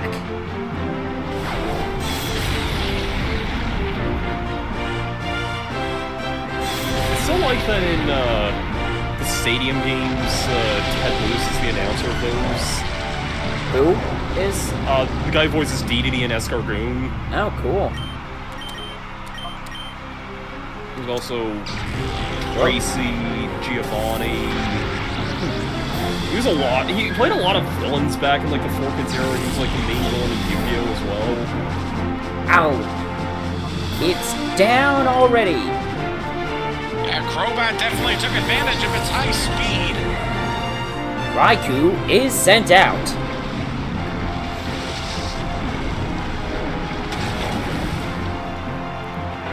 It's down.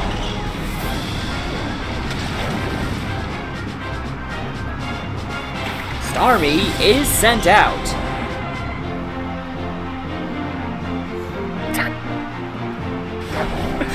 Why did what was it? The French dub of Pokemon that game started? Ow! It It attacked its ally. It sounds like it's orgasming with every breath. Yes. Oh, that's such a good context moment. Slam by Thunder. It couldn't survive the second hit and goes down. Okay, I shouldn't do that. So dumb. Soaked by Surf. But Machamp hung on with a focus band. This could be Raikou all couldn't over survive for enemy, the next hit folks. and goes down. The red Machamp seems backed into a corner, but this is still a game for any battle, for either battler. Jumpluff starts to attack. One last move could decide this all for Elijah. It's down and out. And there you have it, folks. The battle has been concluded. The blue corner has won the game. The challenger won the 100 Battle Mount Battle Challenge. Woo! Friggin' G's. And then... Oh, let me see the results real quick. There we go. Obtain 10,799 Poke Coupons. But, as well... To celebrate your mastery of purification and battling, Ho-Oh arrived. Ho-Oh was transferred to the PC. This is your reward for if you complete the story mode and then do a mount and then complete Mount Battle versus 100 challenge in specifically Colosseum Battle. You also need all the Shadow Pokemon purified, correct? I know you need that for like I know you need to catch all the others to be able to get Shadow Togetic. Okay. Maybe I'm not sure if you need to purify all of them, but I did purify all of the Pokemon Okay. just in case. So would you like to save the Where Poke you- Coupons and where Pokemon you've obtained to the memory card? Yes. Save. There we go.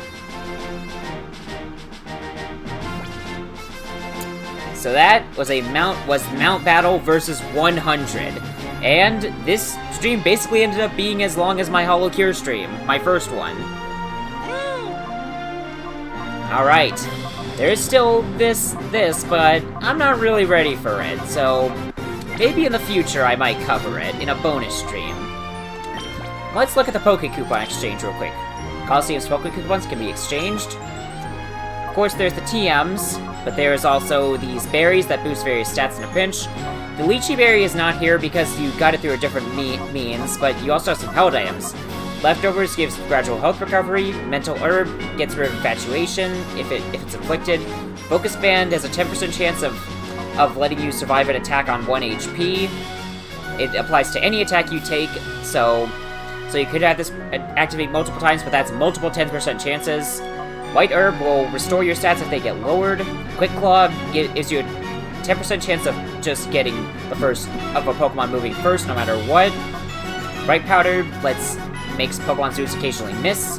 King's Rock can make your attacks flinch opponents even if they normally can't. Scope Lens gives a critical hit rate boost, and then the Choice Band. It raises a Pokemon's attack, but only lets them use one move. Alright, quick exchanging coupons. Before I end, I'd like to go back to the story mode, just to see our Ho-Oh. On that topic, I was just looking that up. What I was inquiring about there, it can be acquired by defeating all 100 trainers in battle mode, either single or double, with their story mode party without changing their party, after purifying all 48 shadow Pokemon in story mode, so you do have to purify them. So I was right to do that. Yeah. So I have a relaxed nature on this Ho-Oh. What is the nature? Hang on, nature. Nature. Relaxed is speed down, defense up. Meh. Not great on it. And it has Recover, Fire Blast, Sunny Day, and Swift. Not super good. It would be nice if it had Sacred Fire, its signature move, but you could transfer. But if you had an actual physical copy of this, you could transfer it to that and use Heart Scales to get back moves you wanted. Let me look at Ho-Oh's. I want to look at Ho-Oh's level up move set to see. Tiny Mushroom, Big Mushroom if you transfer to Fire Leaf Green, but yeah. I forgot that's how that works in those games. Oh, yeah. Sacred Fire is at level 77, so these moves are actually just the ones it has at level 70. That makes sense. Okay, so yeah. And this was likely the only way you were getting a Ho-Oh in this generation, because it was kind of seen as a mythical in this gen, technically. Or at least an event, anyway. It was basically an event Pokemon otherwise. Yeah. But yeah. So. That is the Mount Battle vs. 100 challenge, and it's been completed. I hope everyone had fun with this, as well as seeing me as well as me talking with hearing me talk with Ardo and Zach and for a bit GN as well. So, but this was definitely fun to watch. This was I wanted to do this as a stream. I thought it would be more fun with people, so I decided, hey, I'm gonna invite people to join me in VC, and well, I think it was worth it for now.